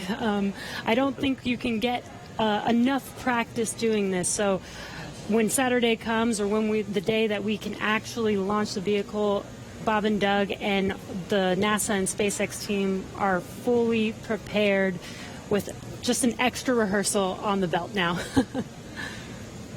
As we had talked a couple of times throughout our countdown, the weather is a lot more complex when we're launching humans. You have some more stringent requirements in place, not only around the pad, but in the case of this launch today, we're also looking at whether the entire ascent corridor, as we call it, so basically the entire way that they were flying up the east coast of the United States in this launch today, we're monitoring that weather, because those are areas that if they have an ascent abort, or basically Dragon firing off of the Falcon 9 while they're flying into space, we have to make sure that conditions are good in the sea states around those areas, just so they're not going to be landing in the middle of a hurricane, which we did have a tropical storm forming right off the coast of South Carolina today, just to help complicate things a little bit. And people might be asking, if we knew the weather was going to be a little iffy today, why continue to count down? Well, that is the reason why we do all these checks all the way to countdown. In Florida, the weather is, pretty sporadic. Sometimes a thunderstorm or hurricane will pass through. Within 20 minutes, it's gone, and we could have clear skies for a safe launch. So we continued as scheduled. Standard procedure again, to just continue to monitor weather all the way down to the last minutes of the count, and we see what happens. So today, unfortunately, we did scrub for weather, but we will attempt again this Saturday on May 30th.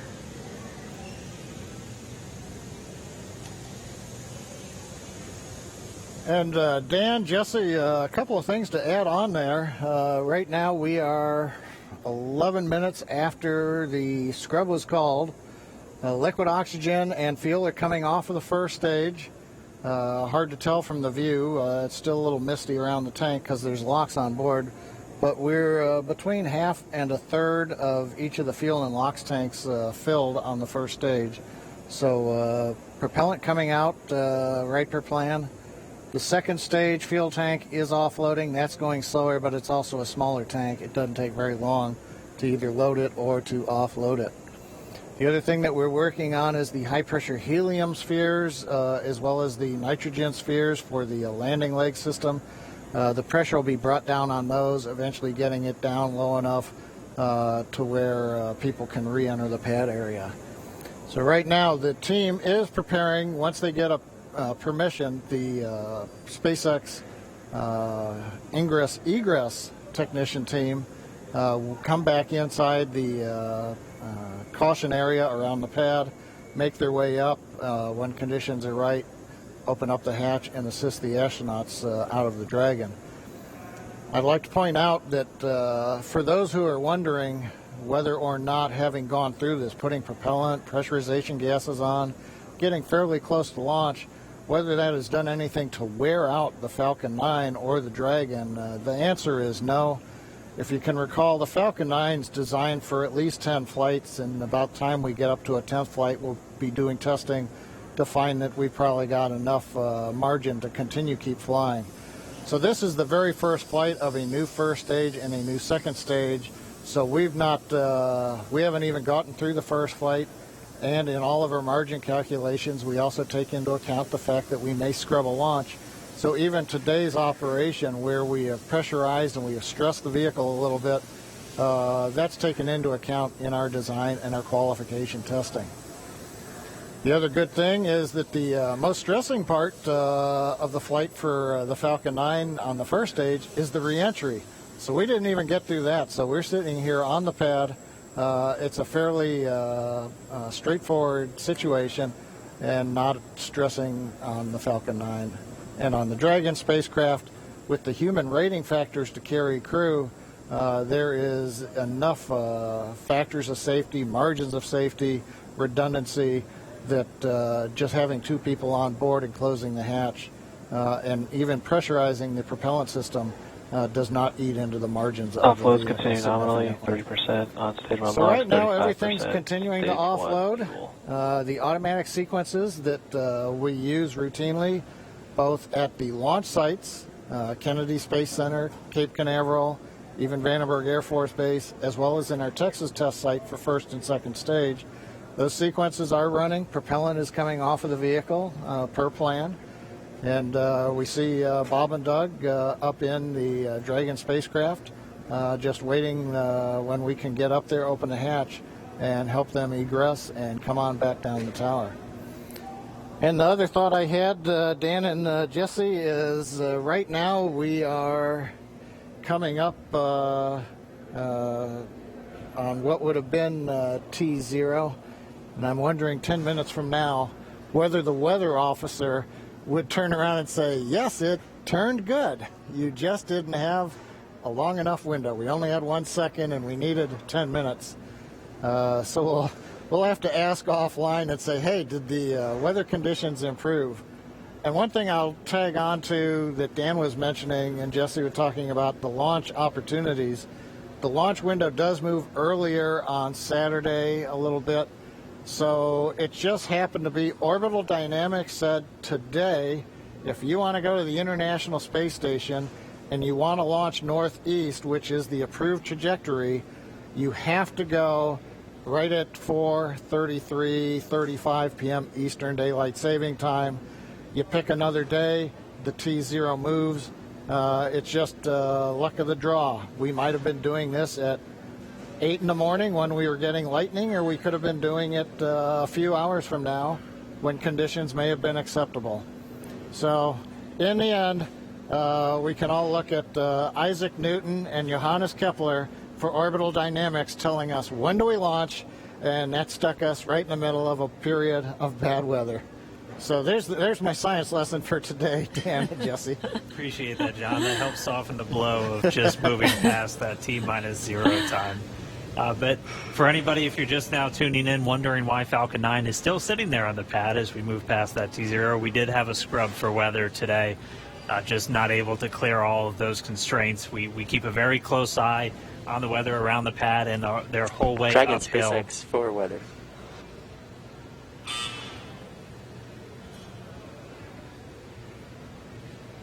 Right now, Bob and Doug are still inside of Dragon, Dragon. go ahead for weather. Yeah, I just wanted to give you some more words on the scrub rationale. Yeah, so we basically scrubbed due to 3 rules that we were violating. All 3 would have been expected to clear 10 minutes after our T0 time. And those 3 were natural lightning, the field mills, and the attached anvil.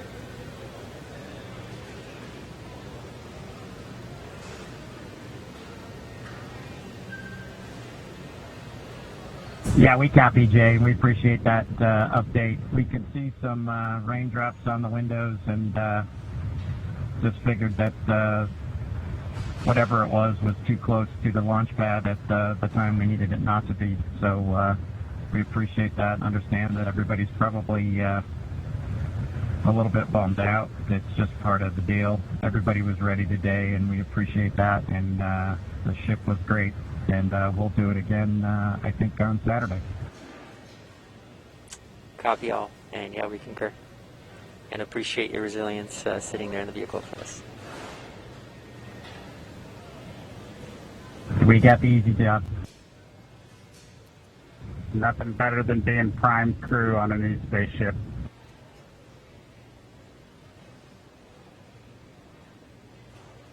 Copy that. All right, some great words from Bob and Doug. They're feeling good inside Dragon. They'll be ready to go when we make our next attempt on Saturday. Right now, we're just still waiting for all of the fuel to come off the Falcon 9 rocket. After Stage 1 that, LOX and fuel roughly 20%, and Stage 2 fuel 36%.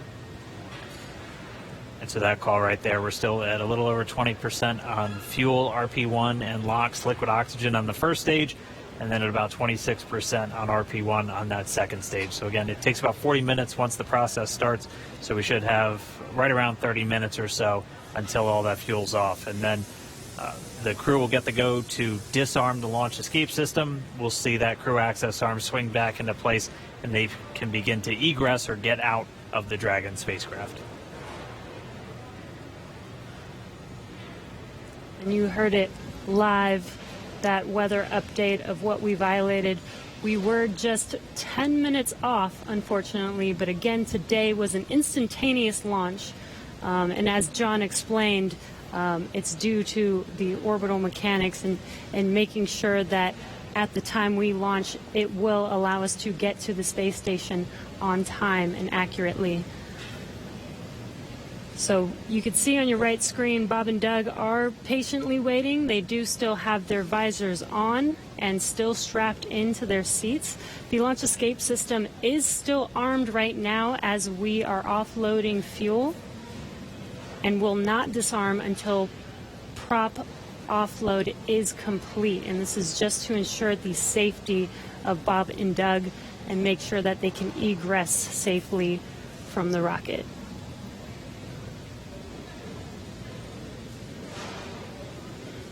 And just a reminder, today, just this first attempt, we're going to be right back here looking like on Saturday for attempt number 2. Launch America is not going anywhere. still on the track to get Bob and Doug into space and get this Crew Dragon up to the International Space Station. So it's always good. If you're going to scrub, probably rather scrub for weather than an issue on either Falcon 9 or Dragon. And we weren't tracking any issues with the flight systems throughout our countdown today. Everything passed with leak checks on the hatches and the crew suits. All the communications working great. All the teams were ready to go. So as John and I said, always nice to have a little bit more practice, and we'll be right back at it on Saturday.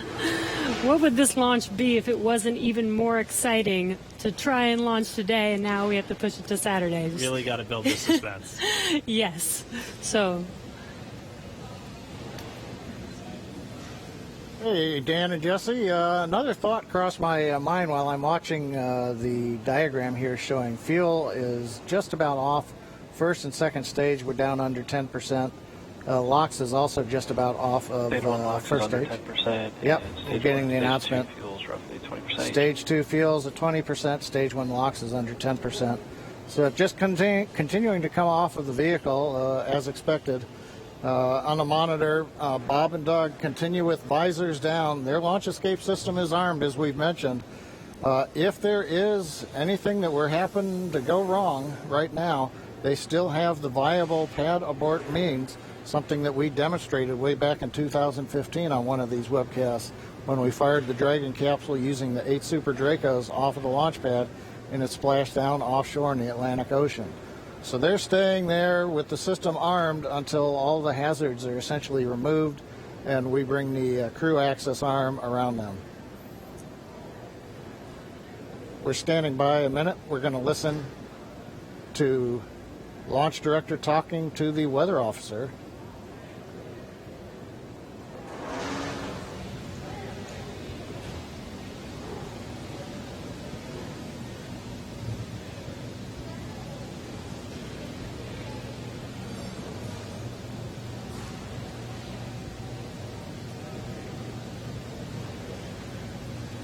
If you're just now tuning in, we did not launch today. We did have a scrub because of weather, but as we were saying, we are looking forward to trying this again on Saturday. Our launch time on Saturday will be another instantaneous window, so we'll have to have the weather cooperate again, and that launch time will be at 3:22 p.m. Eastern. I think our last weather update put us at about 40% probability of violation. John, I can check me real quick.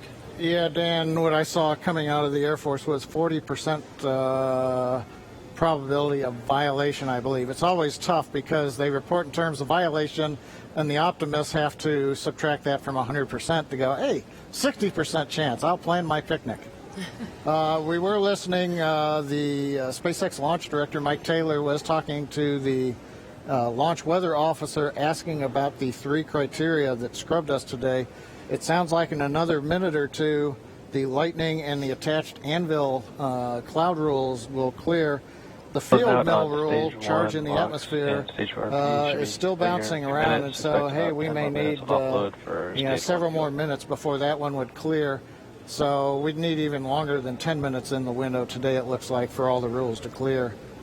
That brings up what I wanted to mention a little while ago. I got lost listening to the weather brief. But there are a lot of folks who are going, why an instantaneous launch window for Falcon 9 and Dragon? Now, typically when we go to the space station, when we do the mission planning, it's an instantaneous window. There may be enough performance in the rocket to launch somewhere in a 5-minute period, but you've got to pick a time in there. But in the case of Falcon 9, once we start propellant load at T-minus 35 minutes, it doesn't matter so much if you can move 5 or 10 minutes left or right, because the whole sequence is scripted. We do the flight analysis assuming that the temperatures of the propellants are below a certain amount so that we know how much performance is available to the rocket, how much margin we're going to have. So essentially, if you start the countdown, 4 hours, 8 hours out like we were doing today, and you have a very short window, once you get into propellant loading at T-minus 35 minutes, you have to go as soon as you get to zero. We don't have the ability to stop the countdown, wait 5 minutes. Now all of a sudden the liquid oxygen starts warming up from 340 degrees below zero in the ground system, and that changes how much performance you get carrying into orbit, and we don't want to cut into those margins. Now, if we had had something like a 4-hour window, which some communication satellites have, we could actually get down to almost zero, hold the count, detank the Falcon 9, wait a while, it takes us about an hour and a half, reload a whole new batch of cold liquid oxygen and fuel from the big storage tank that we've got there at Pad 39A, and try to launch again. But in that case, you have to be able to launch, about an hour and a half or so later after you scrub.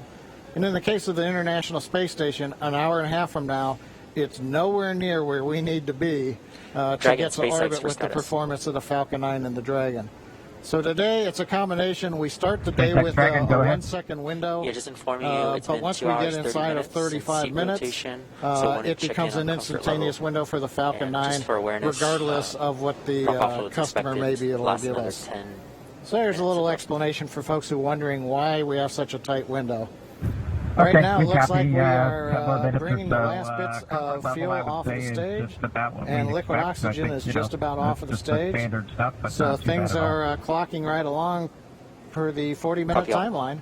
Everything looks good, and we'll wait to hear that we're clear, and then when we get the call for Bob and Doug to go ahead and disarm launch escape system, and the crew access arm will come back out, center itself around the Dragon hatch, and then the ingress team will go up there and open the hatch. Thank you for the science lesson, John I.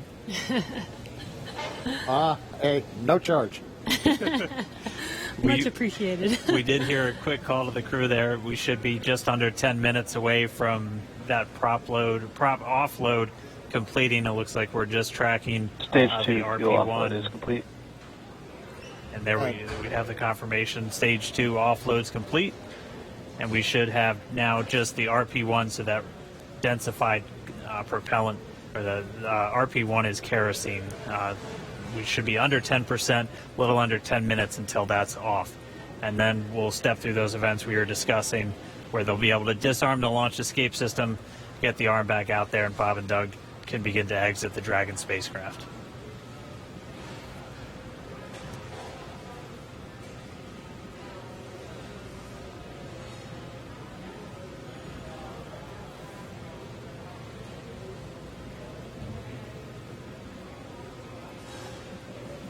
Still not the friendliest skies in the background.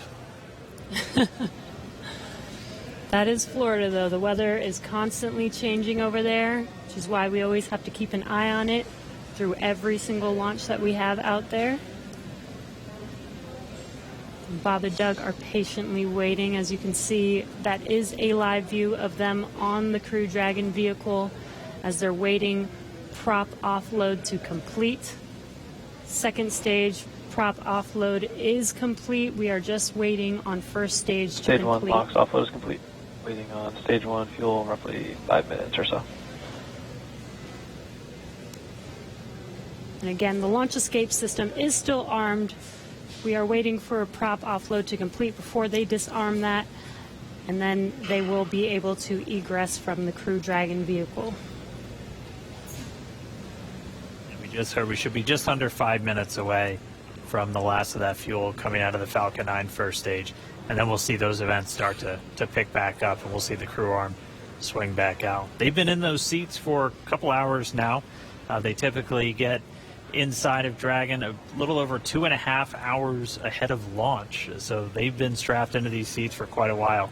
They are custom sized though, so they're as comfortable and as snug as possible. Obviously, since they're going to be in them for a really long time, but most importantly, when you're doing that splashdown at the very end of the mission, it's your car seat, and splashing down or landing on land is not the most gentle of procedures in a capsule. So just really making sure that they're snug inside of that Dragon capsule. But we should be a little under 5 minutes away from the prop offload being completed. And as Dan mentioned, those suits are custom made, but the seats are also custom fit for each astronaut as well. They do remain on Crew Dragon for this mission for almost 24 hours so we do want to make sure that they are comfortable and make sure that the suits and the seats are comfortable enough for them to stay in that position for a while. I believe when they get into orbit, they are allowed to get out of their seats and get a little bit more comfortable, but it's a long ride for them. Yeah, once they do get on orbit, they are able to get out of the seats and actually out of their suits too, since for this flight path today, it was going to take them about 19 hours. So Bob and Doug would actually have had about 8 hours to sleep on board the Dragon capsule. So we weren't able to launch today, though. The rendezvous on Saturday should be very similar to what we would have had if we launched today, where it'll take them about 19 hours to get to the International Space Station. So they'll launch, and they'll have a number of different events that we'll be able to walk you through, including manual piloting of Dragon and just really putting the spacecraft through all of the paces before it arrives at the International Space Station. Because, again, this is a test flight. And this is this last test before we certify the Dragon spacecraft for regular crewed flights, which will just be bringing up those long duration, 6-month, maybe even a year-long missions. Right. And it should be a very exciting test flight because it's pretty much like an actual mission. When Bob and Doug get on the station, they will be performing some research while they're up there and performing tests and doing some final things for this demonstration mission. But, I mean, just for right now, we are just going to continue to stay with them until we see them come out of Dragon, because the launch escape system's still armed while we wait for this propellant offload to complete. That's just done as a safety measure. Anytime you have rocket propellants beneath you, you want to make sure that we have a good way for them to get out of the way. And so we should be within just a couple of minutes for that final bit of RP1 coming off the first stage, and then we'll hear the crew get the go to disarm that launch escape system. We'll see the crew access arm swing back in. But if you're just tuning in, expecting them to be in space, we did have a scrub today due to weather. Our next launch attempt is going to be this Saturday, May 30th at 3:22 p.m. Eastern Time. And just like we did today, we're going to be bringing you every single step of the way. It's going to look a little familiar if you watched all of today's, but it's going to be just as exciting. I can imagine it might even be more exciting with all the anticipation that we've hyped this launch up for, with already going through it all today. But again, the more practice we have, the better off we will be. Hopefully next launch attempt we will have a flawless launch and actually be able to lift off with good weather. Yeah, weather is going to be the big thing that we'll continue to watch. That was the culprit today for our scrub. And our initial weather reports already looking at about a 40% probability of violation. So as John and I was saying, the optimists in us have to say that's 60% good. So we're going to look at the good side of this, and that's roughly what we were in the days leading up to this.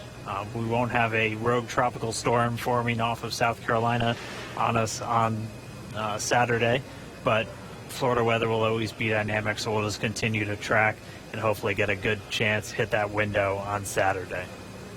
And just a reminder, everything else on the vehicle and for the mission was looking good today. It was just the weather, which, as John Aya said earlier, and Lauren even referred to him mentioning this, weather is the one thing that we actually cannot control on our missions. So unfortunately, it did cause us to scrub today, but the vehicles are healthy.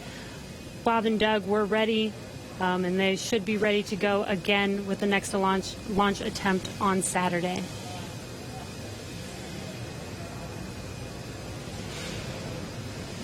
Just looking at our data, it looks like that RP1 is just about all out. So we'll just kind of stand by for a few more moments. Hopefully we get that call soon, John I. Yeah, I was going to, while we're waiting to hear the call, that the last percentage of fuel is off. I was going to comment on Jesse's discussion about it was just the weather. I think during this countdown, there were more words said about the weather than everything else. Uh-huh. I'm listening right now to a weather discussion in the background.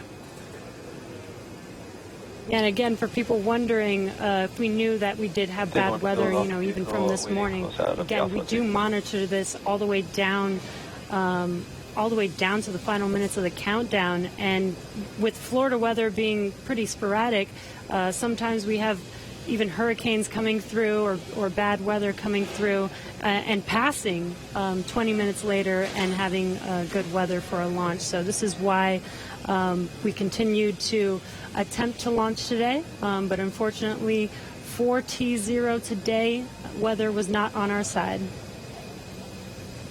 Yeah, and Jesse, this is John again. I dropped off to listen to a weather discussion. They were just giving the times. The lightning rule went green, so we could have gone without a lightning concern. The attached anvil rule cleared, but the field mill rule is expected to clear at 58 minutes after the hour. So that's another 4.5 minutes from now. So we were close, but we needed about 25 minutes later launch time. It does remind me, at risk of offending some people, but the old saying that says it's better to be on the ground wishing you were flying than flying wishing you were on the ground.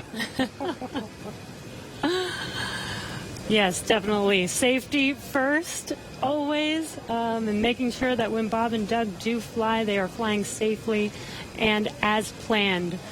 So again, this is standard procedure for us to make sure that they do have a safe flight to the International Space Station. All right, well, for now, we're just continuing to stand by, expecting the call that all of that prop has now been offloaded from Falcon 9. All right, venting vehicle tanks to nominal TPC set points for crew ingress.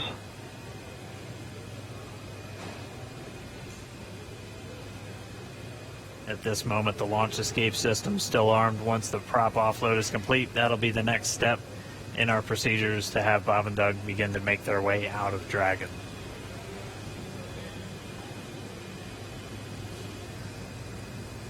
LD, countdown 1. LD. We have the prompt here for nominal crew egress. Okay, so we're ready for launch escape system disarm. As affirmed, ready for launch escape disarm. MD copies. You guys are ready? We'll. Yeah, launch team's ready. Go ahead and advise the crew. Yeah, Dragon SpaceX, you copied that discussion. So with that, you are go for disarming launch escape system for section 2 of 5.100. We'll put that in work. Section 2, disarming the launch escape system. All right, that was the call we were waiting for, propelling off of Falcon 9. So Doug Hurley, Bob Behnken now going to disarm the launch escape system on Dragon.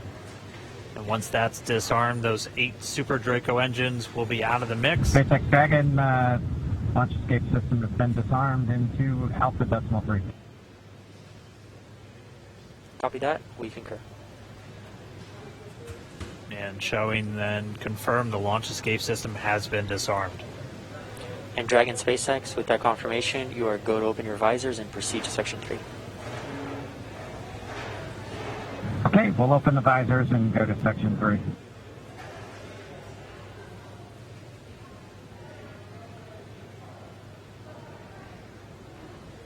As you heard and you can see, Bob and Doug can now open their visors and get ready for exiting the vehicle. Again, they kept their visors on while the launch escape system was armed, while prop offloading was continuing, and that is just to make sure that they are safe. Now that there is no more propellant on any of the vehicles, they are safe to have disarmed the launch escape system and now are getting ready for that crew arm to swing back, the hatch to open, and for them to egress. SpaceX Dragon with an update. We're holding in 3.4 and we're ready for seat rotation when you are. Copy that. We'll wait for the closeout team to open the hatch and verify clearance, and then we can execute seat rotation.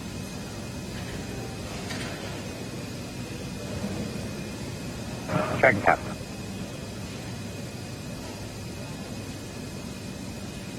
And there's that crew arm swinging back towards Dragon.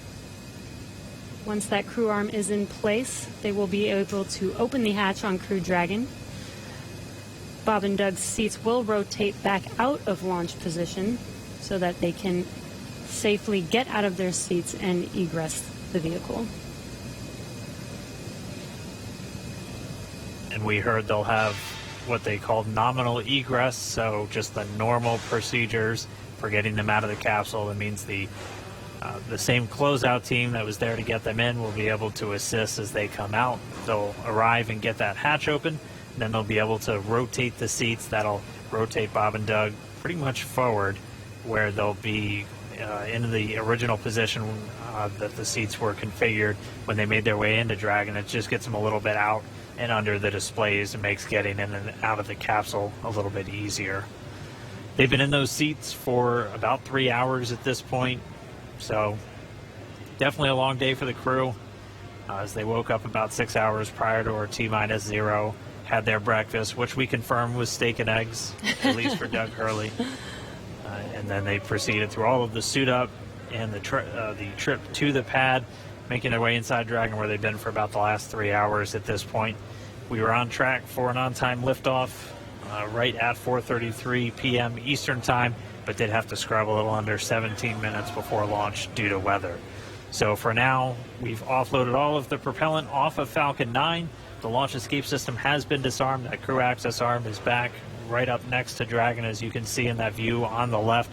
Pretty soon we'll see the teams arrive to get the hatch open, get Bob and Doug out, and they'll make their way back to crew quarters and their quarantine. It is important to note that throughout the entire process of them getting into Dragon, suiting up all of those different steps, they maintain that same quarantine that they've been in since for about 2 weeks now, and that is specifically for events like today, where we have to scrub and just go to another day. So we don't want to break that quarantine once we're putting them into that launch vehicle. And that's a standard quarantine that we have for any crew members flying to the International Space Station. The current COVID-19 pandemic obviously puts a little bit of extra pressure and a little bit of an extra spotlight on that, but they're following a lot of the same procedures that we have in place just to keep crew members healthy before they go and spend several months in space in an enclosed environment with just a couple of other people. Right, and it's a little bit more difficult to get them help on the space station, right? So we want to make sure that when they do head up to the space station, that they are fully healthy. So this, again, is standard procedure, not just because of this pandemic that's going on. This is a standard procedure for astronauts to quarantine prior to heading to the station. And as Dan mentioned, this is a standard procedure to exit the vehicle as well. We did scrub today, but this is not an emergency state. This is standard procedure. This is something that is practiced and rehearsed and made sure that we do follow our standard procedures to make sure that everything is still safe. Bob and Doug exit safely and go back into quarantine and get ready for our next launch attempt. Looks like they're getting a chance to stretch their legs, though. Yeah.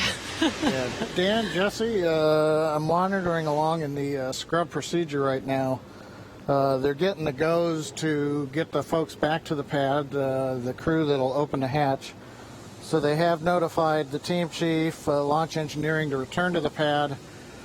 As a reminder, around the pad, the Air Force and NASA set up roadblocks to make sure nobody gets into the hazard area. So they will head to the roadblocks, they'll pull them open so that they can drive to the pad. So launch director, I think, is estimating it's still about 15 minutes for the crew to drive all the way down out to 39A, get up the tower, and then begin operations on the hatch.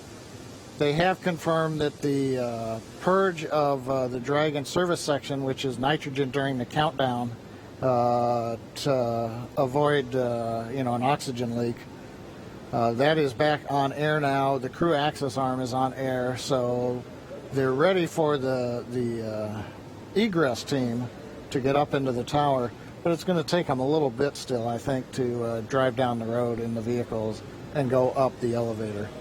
But everything continuing to run per a normal scrub countdown, which we have had the opportunity to practice with the crew in, for example, the dry dress rehearsal last Saturday, after we had done the static fire of the Falcon 9 the day before.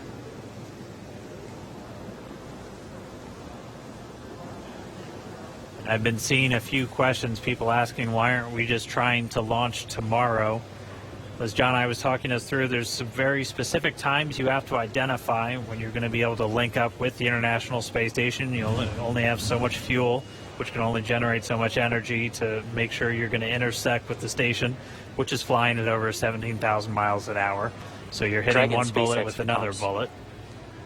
Some of our other launch attempts are able to make it Go to ahead. station, but have much longer Hey, Dragon, times. to prevent us from losing comms, we're going to be switching to umbilical at this time. I'm going to be unmerging Countdown 1, but we'll keep you updated here on Dragon Ground. Okay, yeah, we see the Tidris countdown with a little over 3 minutes. We'll stand by for your next call on umbilical. Copy. The crew getting a call, they're just going to reconfigure some communications. But as to why we're not launching, say, tomorrow... And core and Countdown 1 loops are merged.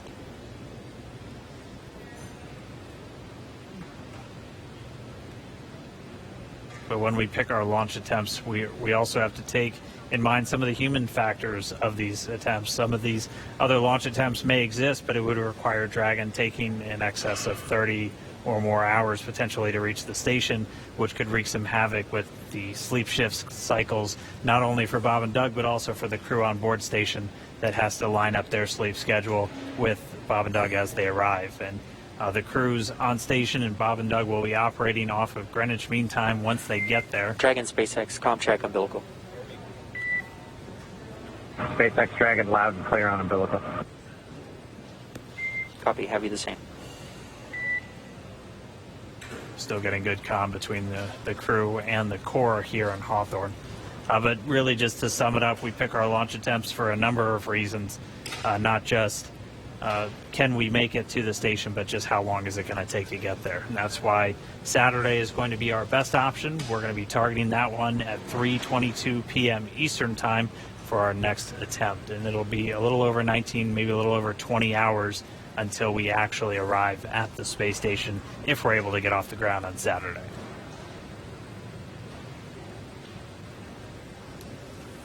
And this gives Bob and Doug, a few days to kind of shake off the nerves from today's launch attempt, give them some more time to rest, and again get ready for our launch attempt on Saturday.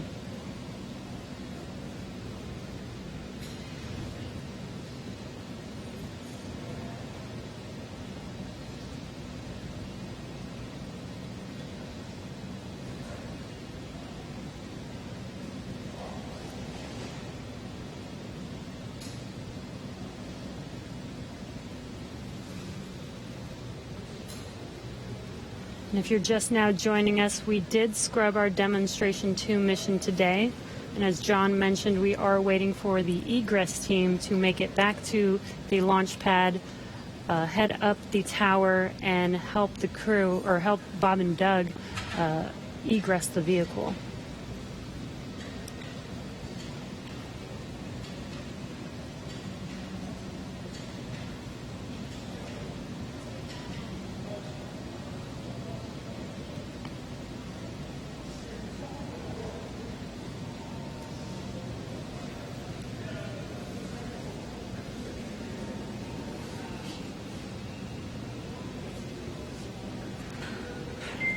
Dragon SpaceX for closeout team status. Go ahead. Yeah, the closeout team has arrived at the pad and they are proceeding to the White Room. Copy that. You heard that call out. The egress team is at the pad and are proceeding to meet Bob and Doug in the White Room, where they can open the hatch and help them exit the vehicle. But we'll continue to stick with Bob and Doug until we see that hatch get open and them start to make their way out. And then they're going to, and there we can get some views once more back at the pad. You can see that egress team moving back in. They were wearing the black clean suits that we saw as they were helping Bob and Doug get into the Dragon just several hours ago.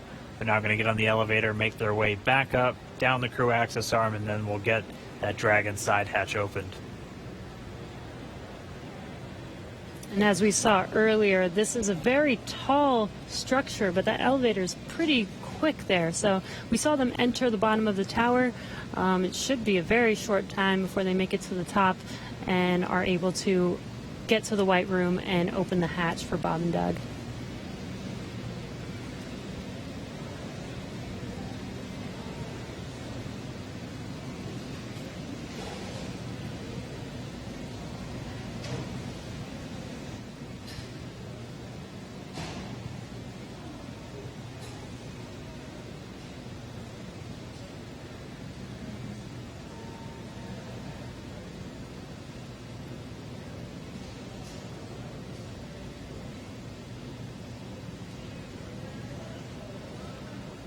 If you want.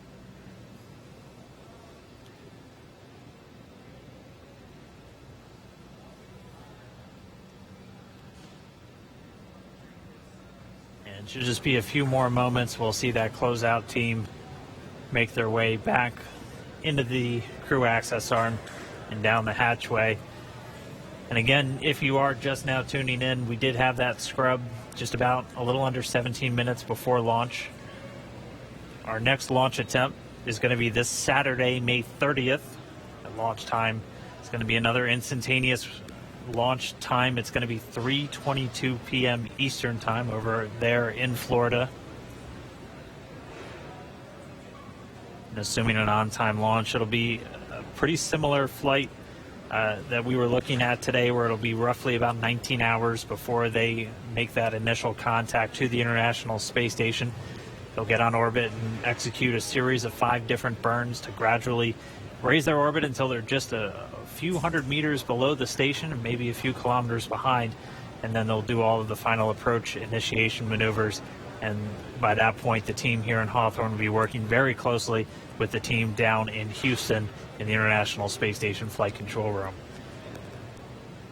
Weather for Saturday still not ideal, but it's roughly what we started out with today, where we have about a 40% chance, possibility of violation, and it'll be tracking a lot of the same issues with cumulus clouds and potential precipitation. We'll also be keeping an eye on all of the downrange weather. It looks like we're seeing some people start to make their way into the crew access arm now, so we should see them get that Dragon side hatch open in just a few minutes. But as a reminder, we'll be looking at weather around the launch pad and weather downrange in their flight path on the way to orbit, and that's always checked just in case they have to do any kind of emergency maneuver and land down in the Atlantic Ocean. We will be making sure that the weather is at acceptable levels all the way until they're into space. So you can see the team coming down now. Should see the hatch open momentarily, and then we can begin to get Bob and Doug out of the Dragon spacecraft.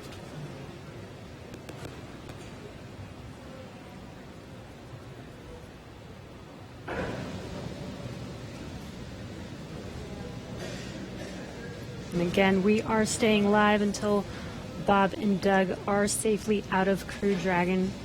You can see on your left-hand screen the team getting ready to open the hatch for them and help them out of their seats.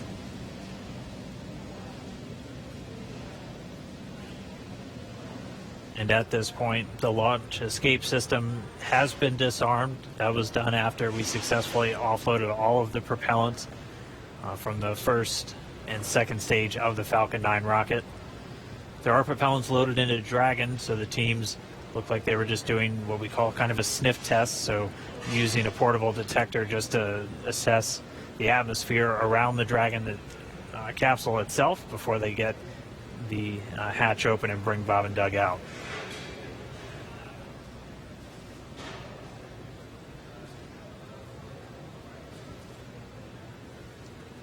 All of this is standard safety procedures for egressing the vehicle.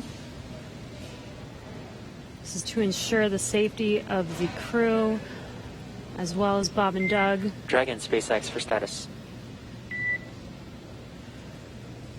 Go ahead.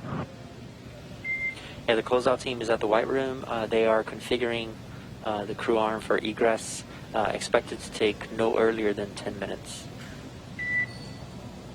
Okay, 10 minutes. Thank you.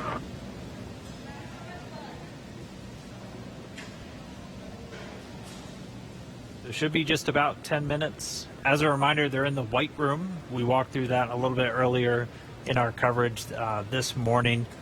The White Room name simply because of its color, and that's something that started all the way back during earlier Gemini missions. And that is literally the last place on planet Earth where astronauts are standing before they get loaded into this vehicle. It has an environmental control apparatus and a seal that it can put right up against the Dragon spacecraft just to keep all of that dust, dirt, and Florida humidity And Dragon out of the SpaceX, capsule. we're right at 3 hours in seat rotation. I just wanted to check in with you on comfort levels. I'd say no changes, Jay. It hasn't been too bad at all. Copy all. And obviously at this point, with the launch escape system disarmed, we have loosened up straps and gotten our feet out of the straps on the bottom of the seat, so it's a little more comfortable anyway. Copy all. Looks comfortable.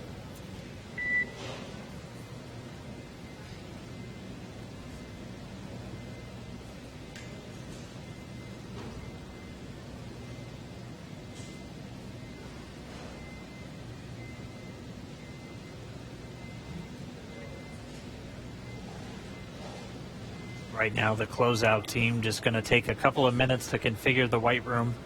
They'll set up a seal between it and the Dragon spacecraft just to make sure we're not letting anything from the surrounding environment get into that spacecraft, which is kept very pristine, obviously, for the crew members once they're inside. They have a small bridge that just connects the crew arm to the capsule itself. Just making sure they have a nice clear path for their entrance and exit from the spacecraft. So it should just be a few more minutes. We'll see that hatch get opened, and then our crew members can start to make their way out. And you heard seat rotation. They rotate the seats prior to their actual flight to where they're a little bit more parallel to the ground, and that just puts them directly in front of those displays. We'll see them rotate down, just giving them easy access to get out of the capsule.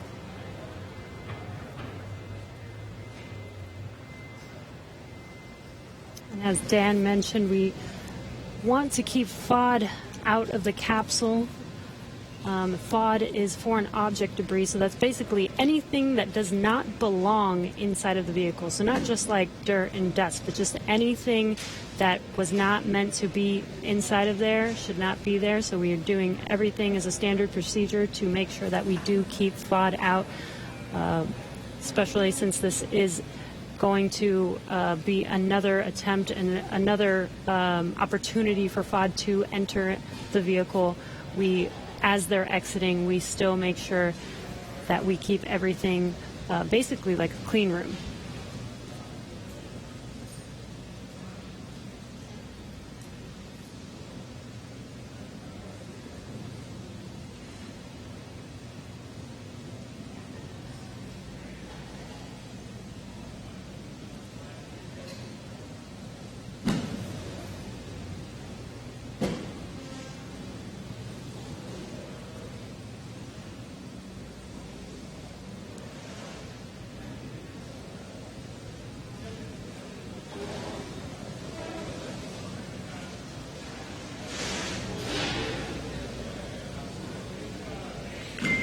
Dragon SpaceX, you may hear some vehicle venting in about 20 seconds.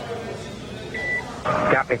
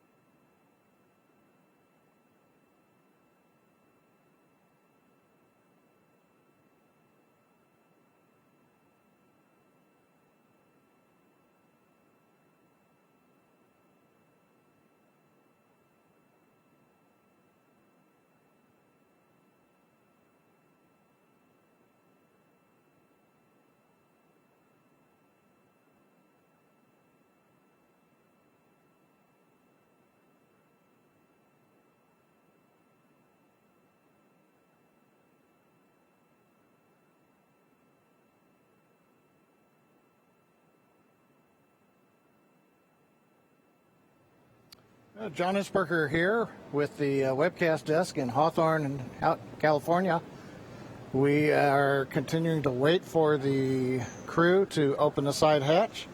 We've got the camera showing astronauts Doug Hurley, Bob Behnken inside. Visors are up. They've gotten their feet out of the restraints. Gloves are off in case of Doug, it looks like. And the team is just outside the hatch.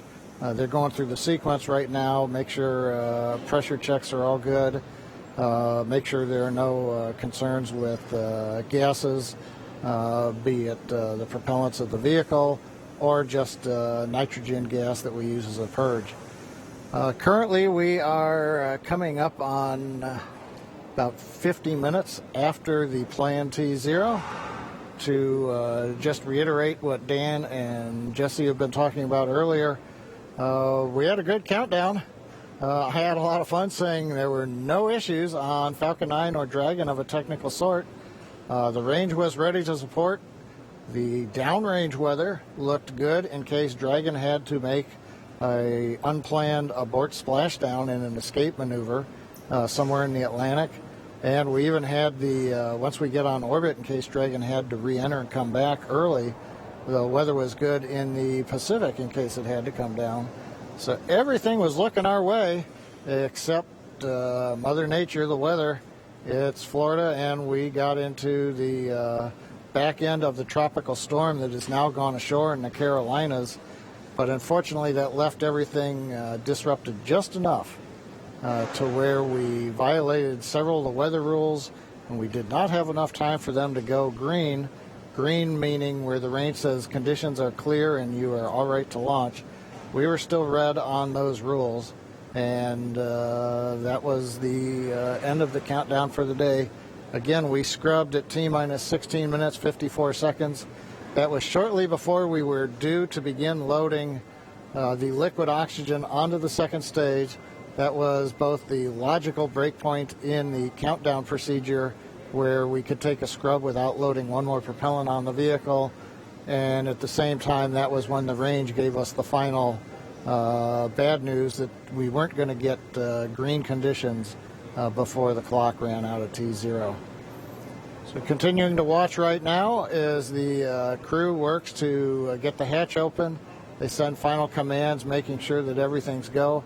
Once the hatch is open, the ground crew can verify that there's nothing in the way under the seats that Doug and Bob are sitting in, and we will get the seat rotation again, get them back a little bit more vertical. They're more on their backs right now in the launch position, so they'll rotate, then they'll help them out of the seats, and they'll come back out and down the arm and off of the tower.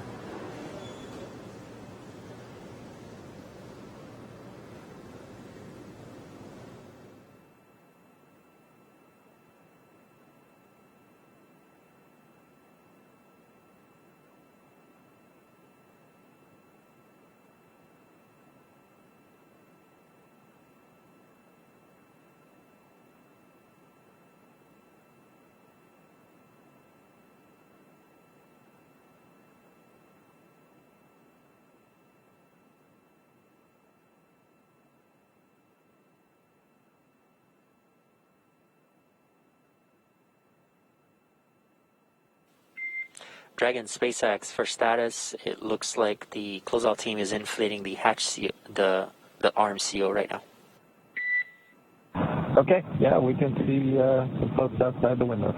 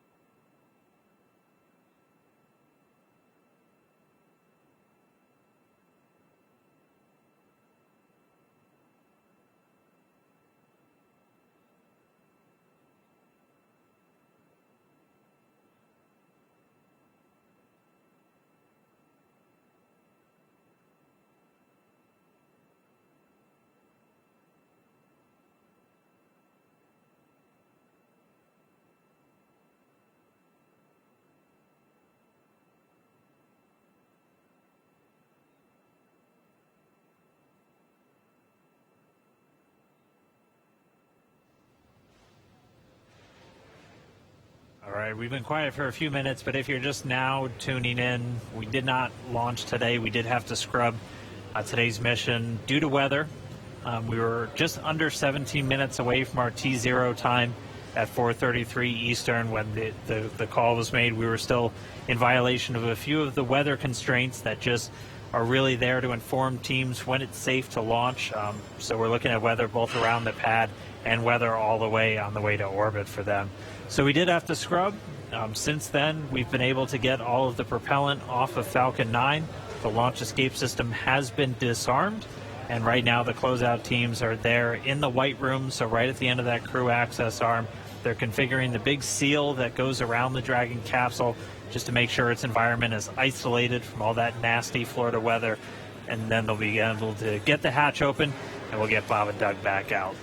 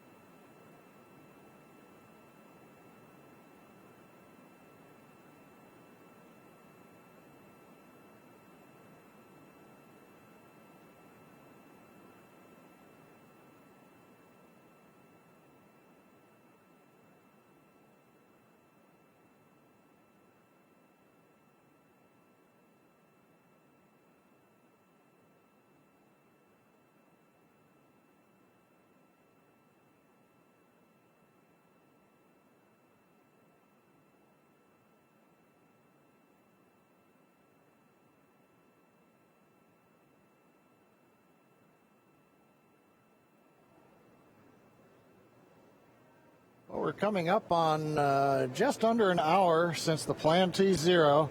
Again, if you're just joining us, well, we've been here summing up for a while. Dragon SpaceX for status. Stand by for status check. Go ahead, Jay. Yeah, closeout team's still working to do the hatch seal inflation. Expect another 5 to 10 minutes. Okay. Okay. We scrubbed at T-minus 16 minutes, 54 seconds. We violated 3 weather rules. The weather rules finally cleared up, but it was long after the planned T0. The SpaceX egress team did return to the pad. They were sent through the roadblocks that surround the pad, demarcating where the hazard area is. Team's up on the crew arm, and as you just heard, SpaceX talking to astronauts Bob and Doug. They're working the seal around Dragon. Then we make sure that Dragon capsule pressure is equalized with the crew arm, and then we'll go into the hatch opening sequence. So we've still got several more minutes. We'll carry that as we go. A couple of points to bring up. Once the crew comes off of the Dragon and comes back down, goes back to the crew quarters to de-suit, we will be Dragon leaving. SpaceX for awareness. We're going to command the vehicle into pad hatch open in preparation for hatch opening. Copy that. Okay, that's good. That'll get them into the sequence to make sure that the pressure is inside and outside. And note, this will equalize cabin pressure, so you may notice something there. Okay, thanks. So as I started to mention, once everybody's off, we'll leave the Falcon 9 Dragon, the crew arm, where they are. That is in the launch support position. There's no plan to come back down to horizontal. The vehicle is designed to stay vertical. Now, if we were to find something wrong during the countdown as we go through data review, that could mean that we have to come horizontal, as we did late last night, early this morning, as we were working a ground issue on the transporter erector, and then we went right back up. But currently, no plans to come horizontal. We'll stay vertical up to the next launch attempt on Saturday. There will also be, as is typical, engineers will go through all of the data they collected today, and then there will be a report out in what's called a Delta Launch Readiness Review, probably this Friday before we get into the next launch attempt on Saturday. That's where the engineering disciplines will brief management, chief engineer, launch director, mission director, the NASA customer, where we stand on today's countdown, what we learned as well as our readiness to proceed into another countdown attempt. But currently at Kennedy Space Center at historic Pad 39A, we're getting ready for the hatch opening and the crew to be able to leave Dragon, come back down, get out of their suits, and wait to go another day, hopefully this coming Saturday, the 30th.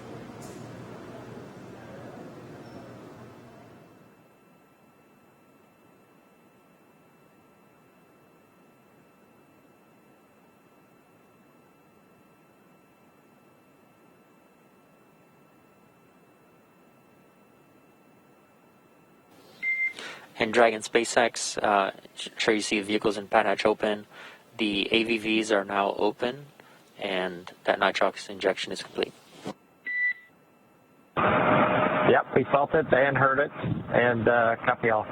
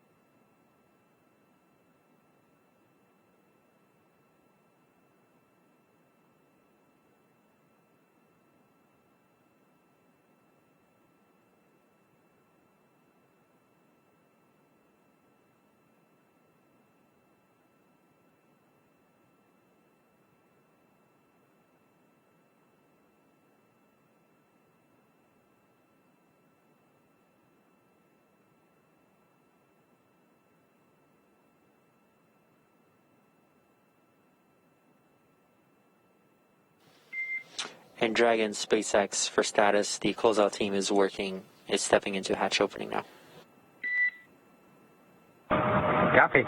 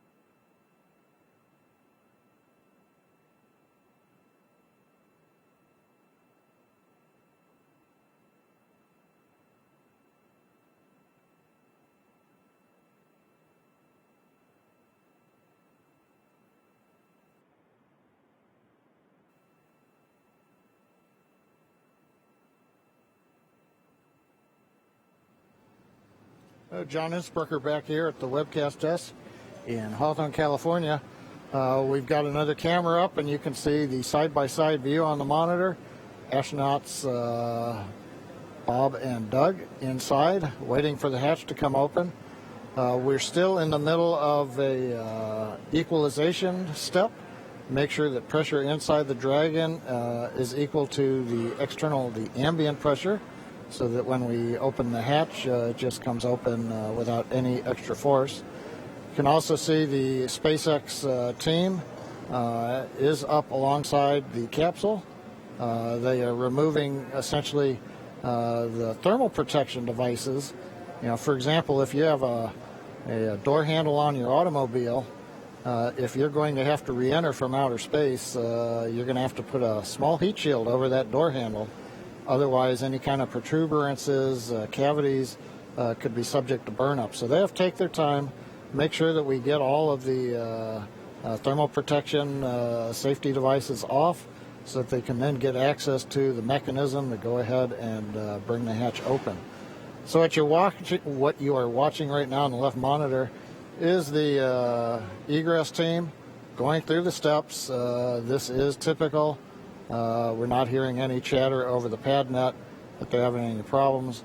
They just take their time and make sure that everybody's ready to bring the hatch open when they finally get there. So currently we are T plus 1 hour and 11 minutes or so since the planned launch. Obviously, we're still on the ground as we're going through the post-scrub operations to bring astronauts Doug Hurley and Bob Bacon out of the capsule. And you can see now hatch is coming open.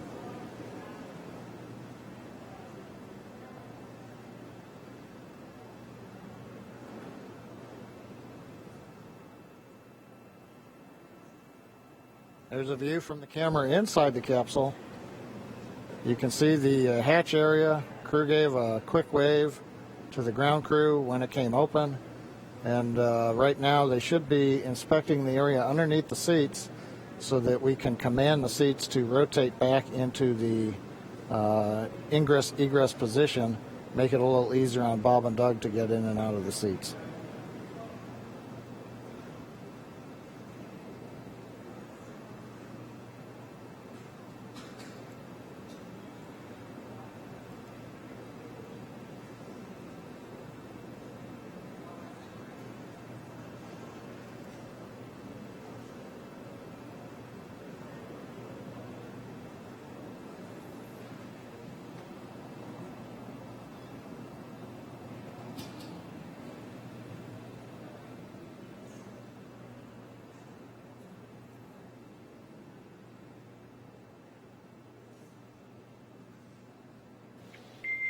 Dragon SpaceX, just for awareness, they have a few more steps in their procedure, and they should be calling to us for seat rotation shortly.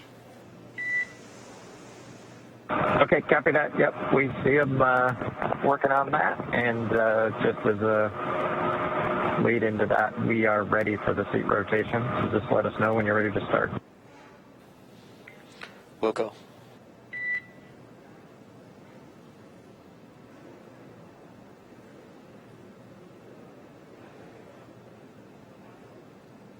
Here's a confirmation from the Dragon team talking to the astronauts that they're just about ready to send the seat rotation command.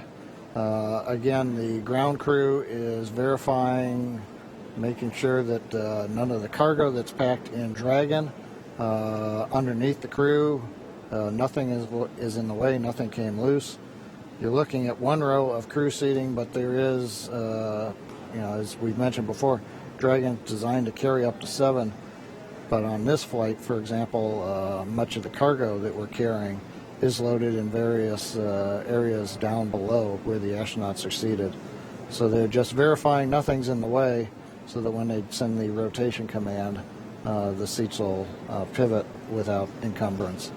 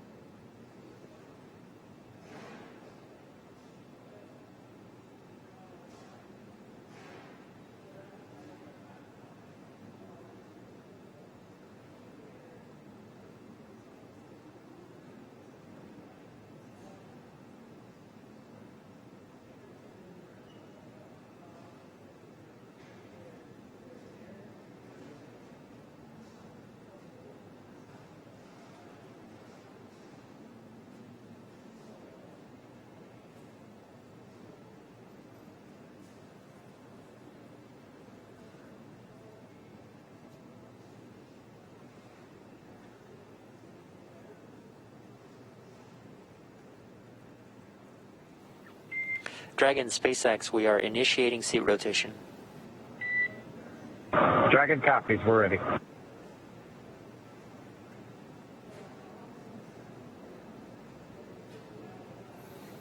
That call out from the Dragon Core up to the crew, letting them know that we are sending commands from the ground to rotate the seats, and you can see astronauts Doug Hurley, Bob Behnken rotating in their seat back to a more comfortable position to get in and out of the capsule.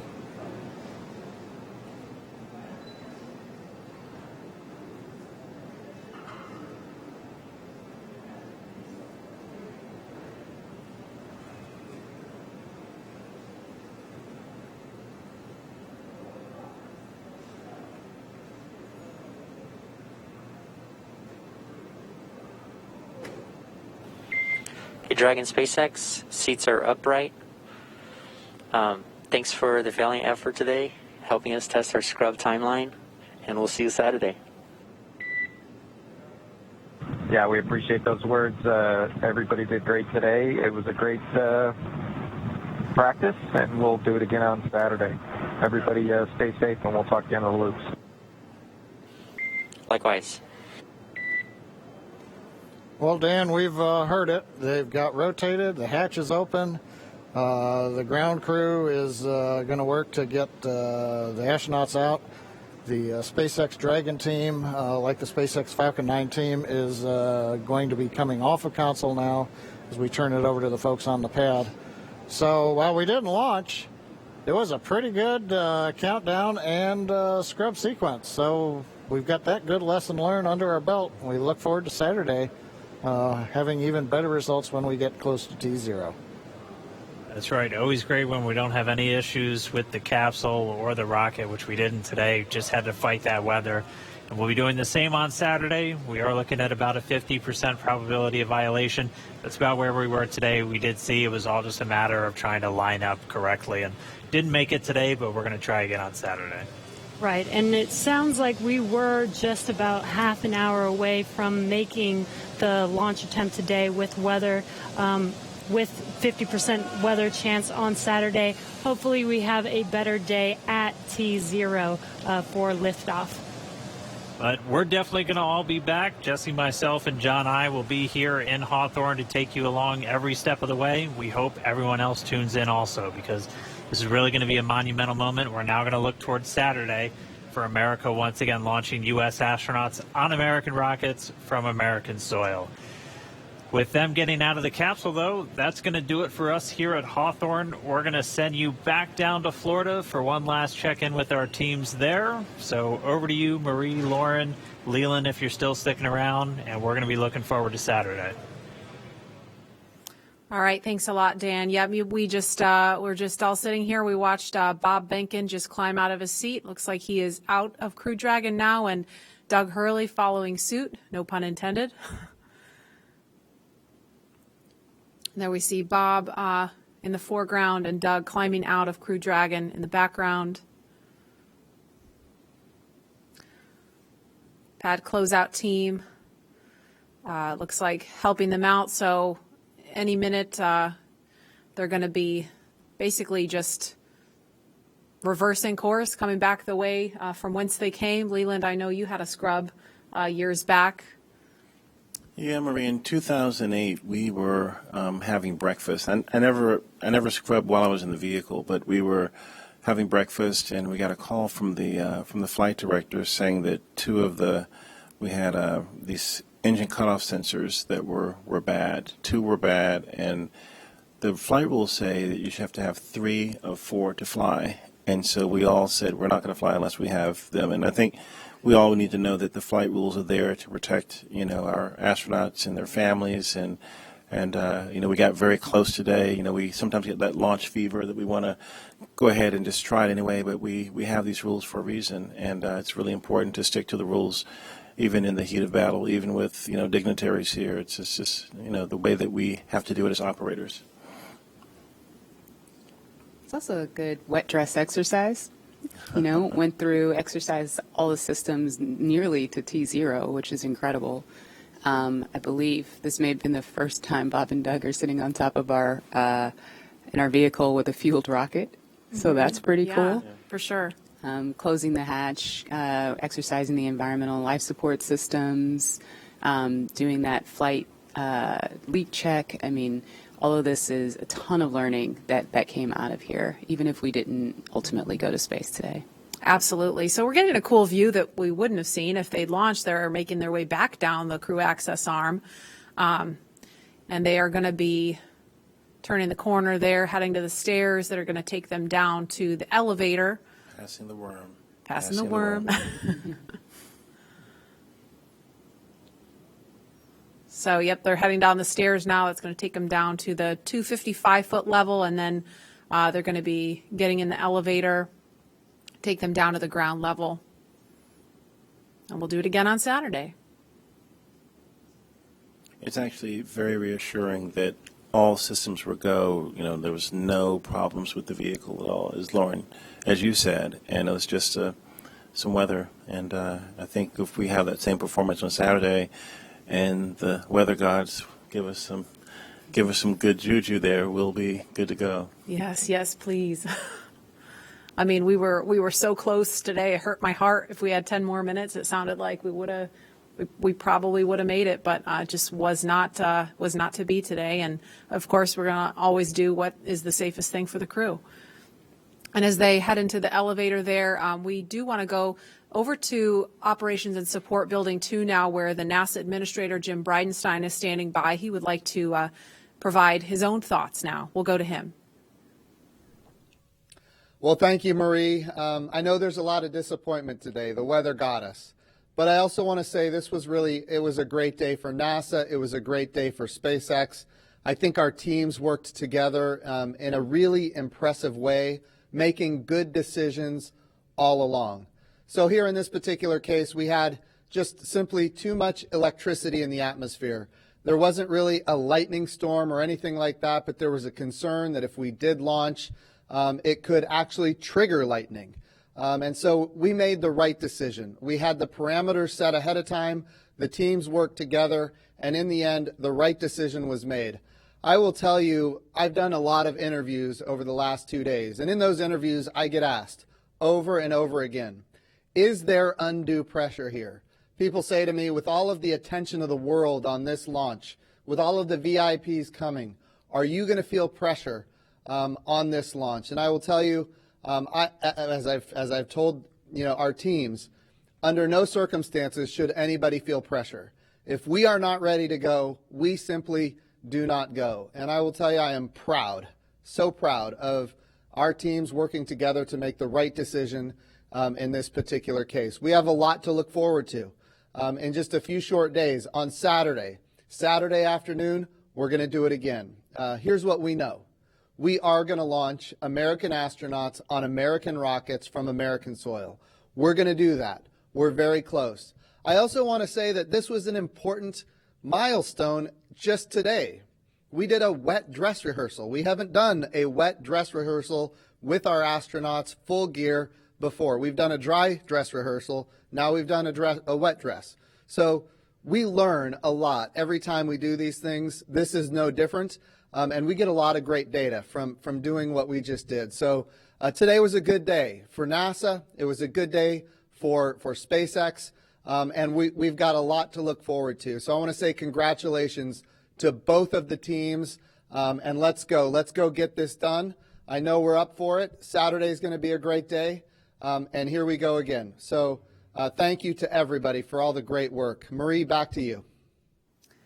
All right. Thank you so much. Those were some great insights from Jim Bridenstine, the NASA administrator.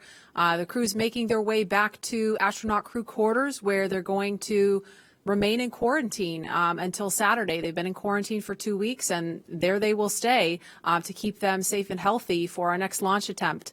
Again, we had to stand down from launch today because of unfavorable weather conditions around Launch Complex 39A, but we're going to be ready to do this again Saturday, May 30th. The new launch time will be 3:22 p.m. And our coverage will begin live here on NASA TV at 11 o'clock in the morning Eastern Time, Saturday. So be sure to tune back in on NASA television and nasa.gov/live if you're watching along online. And we will be back here to take you through it every step of the way. Thanks for sticking with us, and we will see you back here Saturday.